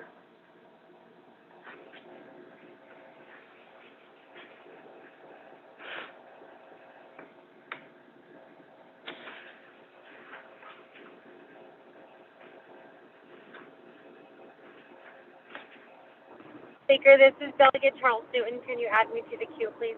Thank you very much with that, Madam Chief Justice, for your response. That, Madam Chair, Charles Newman, we go over to you at this time. The floor is yours. Thank you, Speaker. I'm pulling over right now so I could ask this question. Thank you, Chief Justice, Madam Chief Justice, thank you for your presentation and for sharing information and for really sending out kudos to your staff. It's always good to hear, when you're supporting staff like that. And I know that the judicial branch has been really busy. My question is in terms of temporary restraining orders. I know that a Law and Order Committee had asked prior, I think it was through email, and we asked on the record how restraining orders are handled, especially in cases where the court is closed.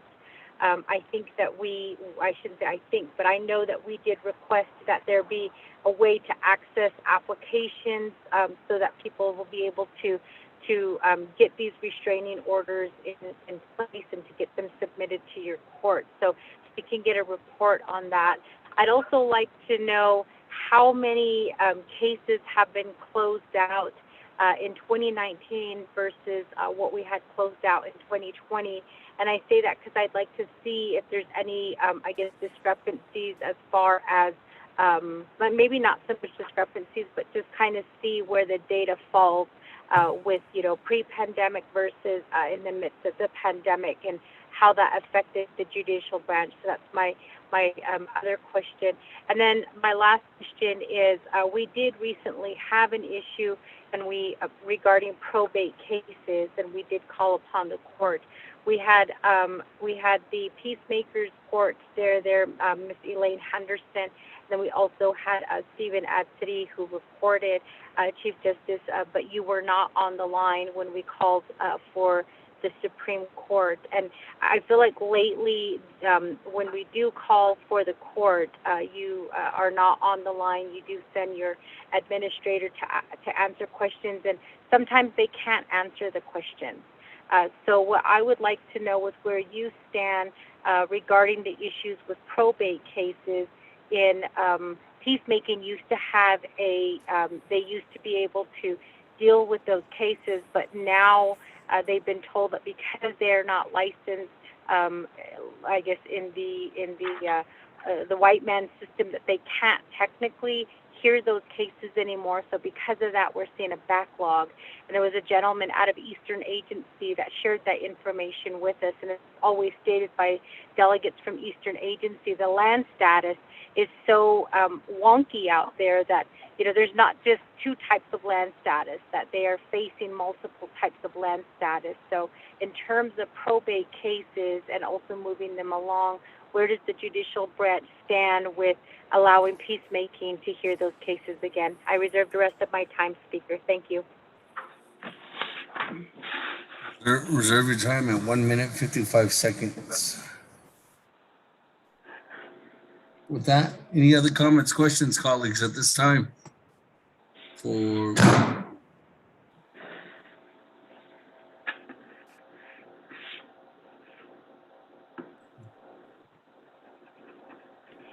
Or none? Let me go back to you then, Madam Chief Justice. Floor is yours. Mr. Speaker, can you hear me? I'm just double checking. Yes, go ahead. Thank you, Mr. Speaker.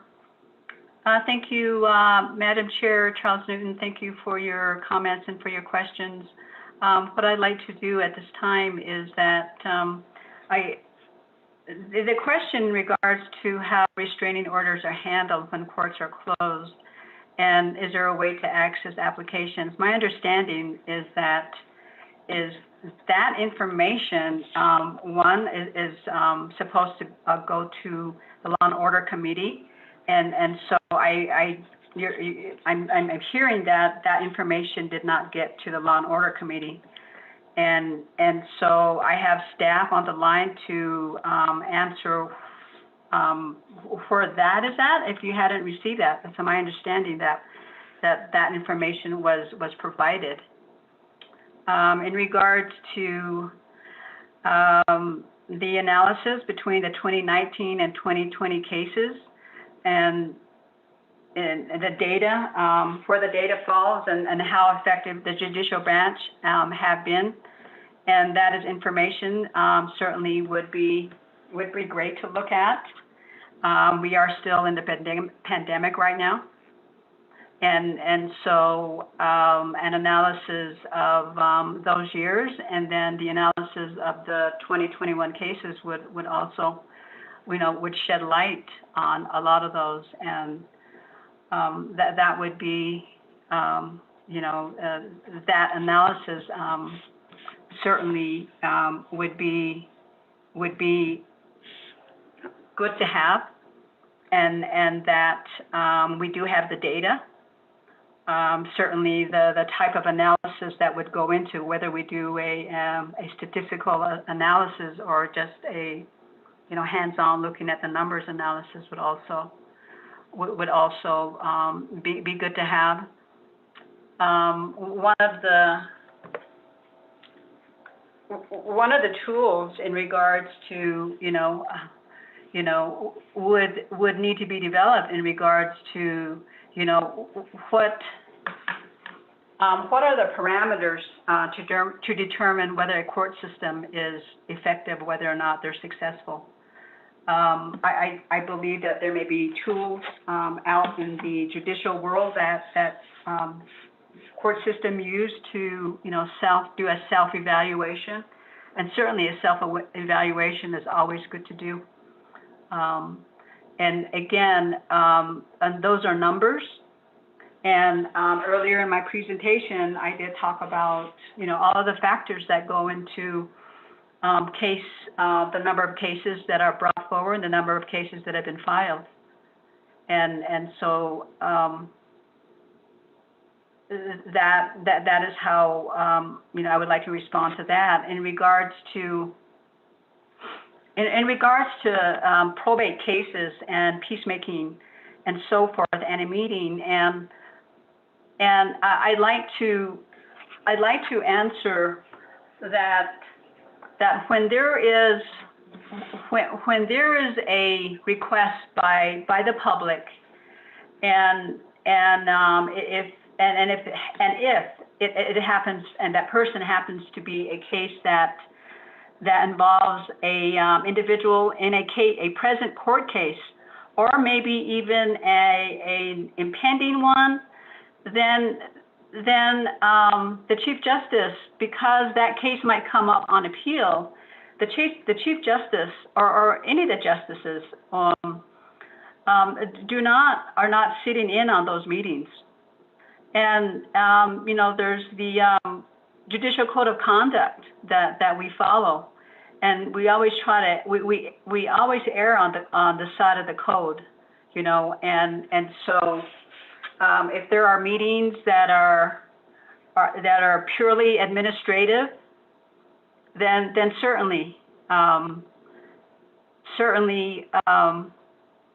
that conversation. In my thought, I wasn't aware that the staff in the judicial branch that would be coming from the administration of courts were not able to answer that feedback has not been given to me about if there is a question from the Law and Order Committee, then we respond because that's what we want to do, and so I would just need more information in regards to what those questions were and why our staff could not answer if it was a question administratively. Now, when it comes down to interpretation of laws or interpretation of rules and procedure, then I think that possibly that would come in the form of a request.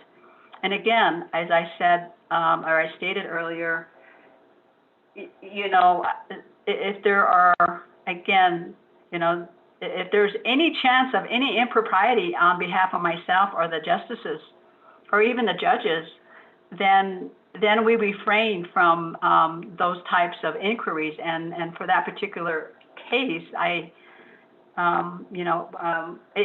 look at it on a request by request basis. And so I want to answer that in that fashion, Madam Chair Charles Noon. Thank you, Mr. Chair.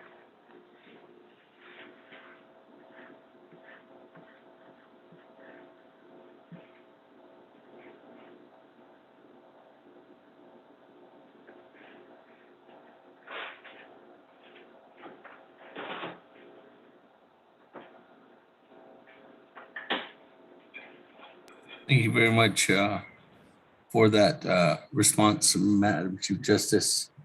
With that, colleagues, any other further comments or questions at this time?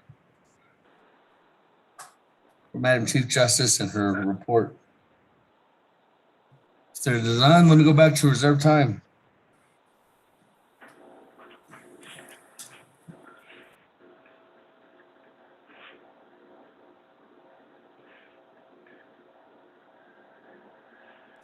Madam Charles Noon, Madam Chair, 1 minute and 55 seconds. Thank you, On reserve Speaker. time. Madam Chief Justice, I don't know if I maybe wasn't clear in the questions that I asked, but in terms of the temporary restraining orders, your staff did come before the Law and Order Committee. We did provide recommendations to make it available for people. My question was, has that been completed? Number two, in terms of the probate question, it wasn't to a specific case. It was just in general, a reporting that was made by Peacemaking saying that they were technically removed from the process because they needed to, I guess, have a license to practice law. And so that was part of the issues that came up because we know that Peacemaking is no longer hearing probate cases. So it wasn't to one specific case. It was just an issue as a whole that you did not come before Law and Order Committee, and many of your staff wasn't able to answer any of the questions because they weren't sure where those rules came up from. But they did state that that is what they are aware of. And then in terms of just answering the questions, I can go ahead and email you those questions and hopefully get a response. I was hoping that you would share the statistics with the courts on what has been completed, because obviously we want to hear about cases being closed out. We'd like to hear about how many cases a year, what kind of cases. So I think that statistics and those data should already be available, and it should be in your report when you report to council, so we have a good idea of what kind of cases are happening on the Navajo Nation, what kind of cases our courts and our judges are hearing.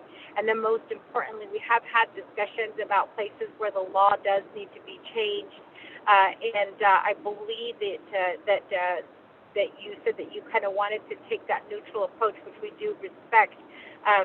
But in terms of seeing what the cases are, that would be great. Thank you.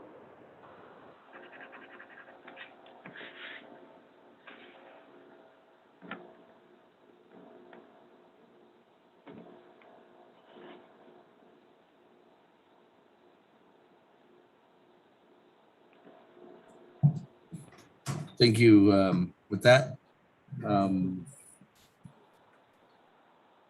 Madam Chief Justice, we can go back to you at this time.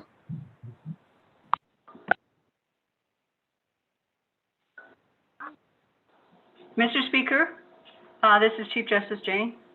Yes, go ahead. Thank you. Thank you. Thank you very much, Madam Chair Charles Newton. Thank you for that clarification. Thank you very much.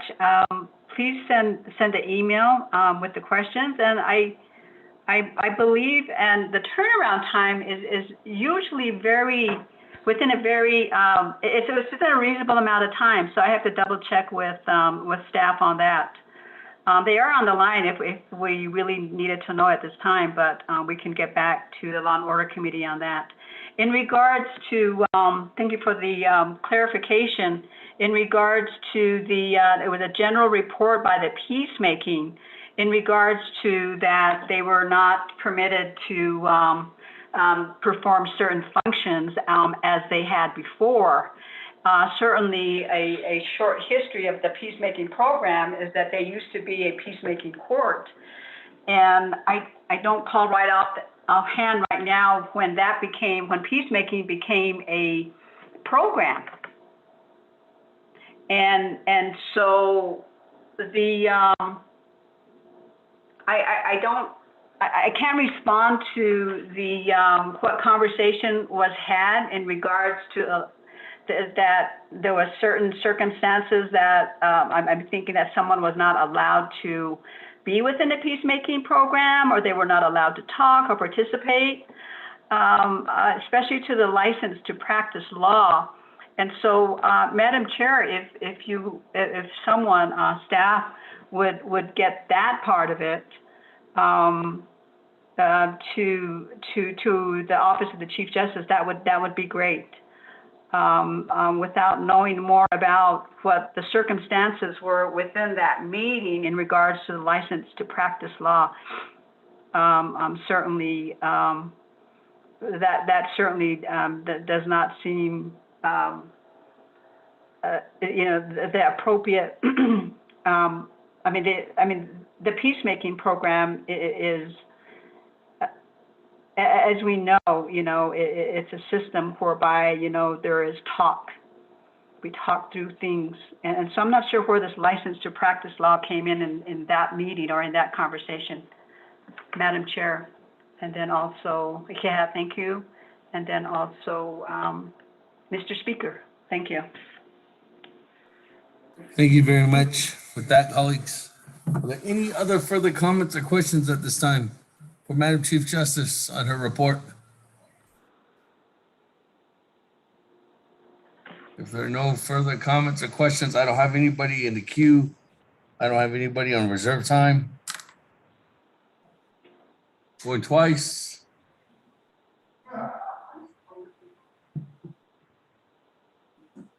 Going 3 times. Let's go to board to accept Madam Chief Justice's report. Honorable Elmer Begay. I vote green. Honorable Elmer Begay votes green. Honorable Key Allen Begay Jr.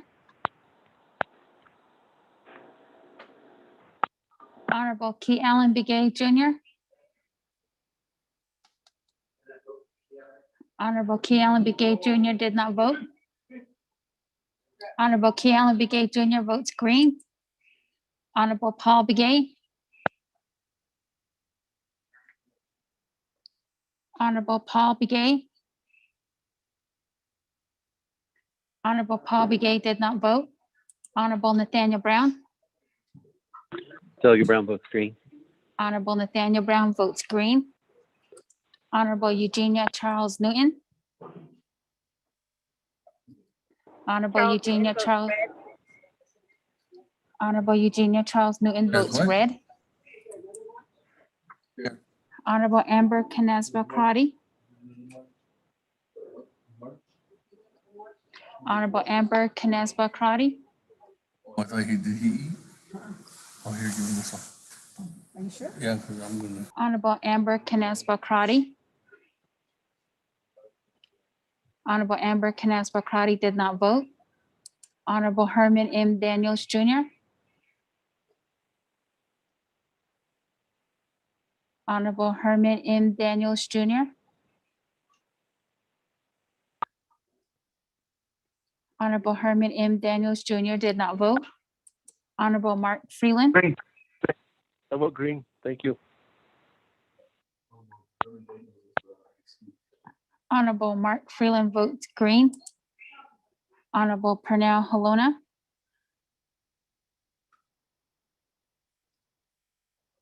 Honorable Pernell Halona.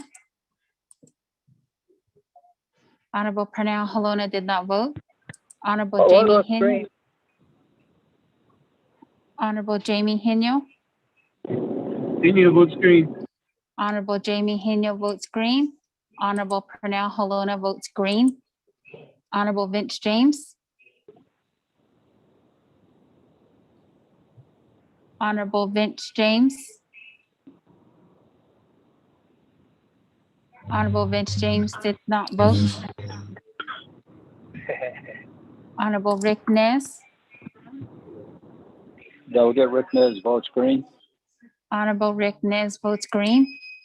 Honorable Carl Slater. Honorable Carl Slater votes green. Honorable Raymond Smith Jr. Green. Honorable Raymond Smith Jr. votes green. Honorable Wilson Stewart Jr. Green. Honorable Wilson Stewart Jr. votes green. Honorable Otto So. Honorable Otto So votes green via text. Honorable Charlene So. I vote green. Honorable Charlene So votes green. Honorable Daniel So.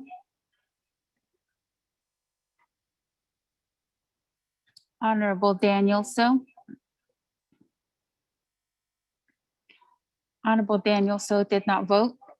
Honorable Eugene. Green. Honorable Eugene So. Honorable Eugene So. Honorable Eugene So did not vote. Honorable Daniel So votes green. Honorable Thomas Walker Jr. Honorable Thomas Walker Jr. votes green. Honorable Edison Wanika. Honorable Edison Wanika. Honorable Edison Wanika did not vote. Honorable Edmund Yazi. Green. Honorable Edmund Yazi votes green. Honorable Jimmy Yellowhair. Honorable Jimmy Yellowhair. Honorable Jimmy Yellowhair did not vote. Going back up. Honorable Paul Begay. Honorable Paul Begay. Honorable Paul Begay did not vote. Paul Begay votes green. Honorable Paul Begay votes green. Honorable Amber Canespa Crotty. Honorable Amber Canespa Crotty. Honorable Amber Canespa Crotty did not vote. Honorable Herman M. Daniels Jr. I vote green. Honorable Herman M. Daniels Jr. votes green. Honorable Vince James. Delegate James votes green. Honorable Vince James votes green. Honorable Eugene So. Honorable Eugene So. Honorable Eugene So did not vote. Honorable Edison Wanika. Honorable Edison Wanika. Honorable Edison Wanika did not vote. Honorable Jimmy Yellowhair. Honorable Jimmy Wanika votes Yellowhair. green. Honorable Jimmy Yellowhair did not vote. Honorable Edison Wanika votes green.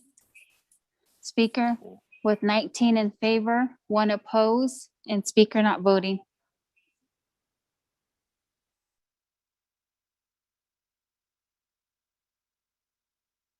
That 19 in favor, 1 opposed, speaker not voting, motion carries. Thank you very much, Madam Chief Justice, for being here with us this afternoon and into this evening. Thank you, Mr. Speaker and members of the 24th Navajo Nation Council. Thank you very much, and the executive branch, and also our people who have been listening.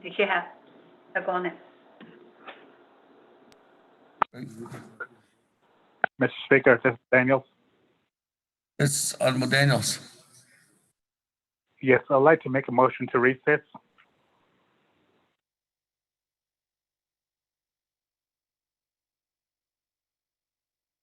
That, colleagues, there's a motion to recess at 5:17 by Honorable Daniels. Is there a second? Second by Vice Chair Walker. That, colleagues, let's go to board on a motion to recess. Honorable Almer Begay, About green? Honorable Almer Begay votes green. Honorable Key Allen Begay Jr. Honorable Key Allen Begay Jr. votes green. Honorable Paul Begay. Delegate Paul votes red.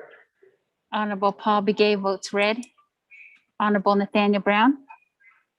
Speaker, question of privilege. Vice Chair Smith. Yes, question on privilege. Vice Chair Smith. If the recess prevails, are we going to continue reports or are we going to go right into business tomorrow? That's my question of privilege. Thank you. Go right into business tomorrow. Thank you, Speaker.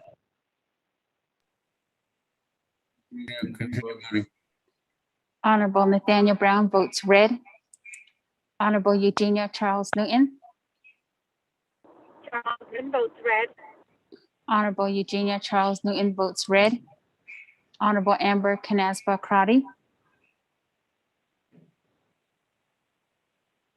Honorable Amber Canasba Crotty. Honorable Amber Canasba Crotty did not vote. Honorable Herman M. Daniels Jr. Green. Honorable Herman M. Daniels Jr. votes green. Honorable Mark Freeland. Green. Honorable Mark Freeland votes green. Honorable Pernell Halona.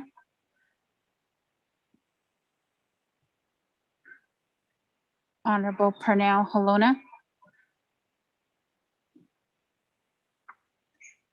Honorable Pernell Halona did not vote. Honorable Jamie Henyo. Henyo votes green. Honorable Jamie Henyo votes green. Honorable Vince James.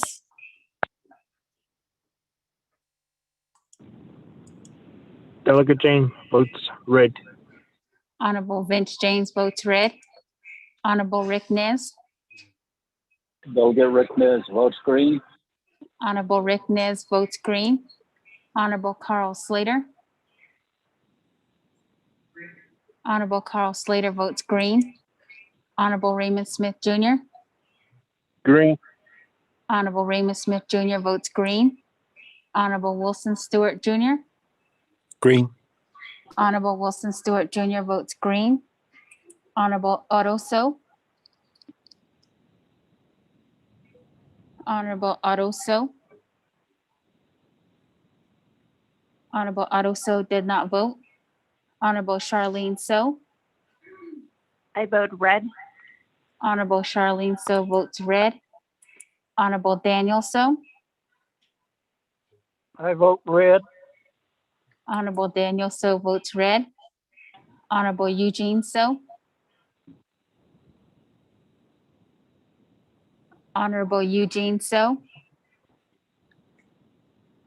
Honorable Eugene So did not vote. Honorable Thomas Walker Jr. Honorable Thomas Walker Jr. votes green. Honorable Edison Wanika. Honorable Edison Wanika. Green. Honorable Edison Wanika votes green. Honorable Edmund Yazi. Green. Honorable Edmund Yazi votes green. Honorable Jimmy Yellowhair. Honorable Jimmy Yellowhair. Honorable Jimmy Yellowhair did not vote. Going back up. Honorable Amber Canasba Crotty. Honorable Amber Canespa Crotty. Honorable Amber Canespa Crotty did not vote. Honorable Pernell Halona. Honorable Pernell Halona. Honorable Pernell Halona votes green. Honorable Otoso. Honorable Otoso. Honorable Otoso votes green. Oh, I'm sorry. Honorable Otoso. Honorable Otoso did not vote. Honorable Eugene So. Honorable Eugene So. Honorable Eugene So did not vote. Honorable Jimmy Yellowhair. Honorable Jimmy Yellowhair. Honorable Jimmy Yellowhair did not vote. Speaker, there were 13 in favor, 6 opposed, and speaker not voting. Colleagues, the motion to adjourn at 5:17, or motion to recess, sorry, at 5:17 this evening, motion carries 13 in favor, 6 opposed, speaker not voting. With that, colleagues, we will be here tomorrow morning. There will be a from 9 to 10 a.m. Miss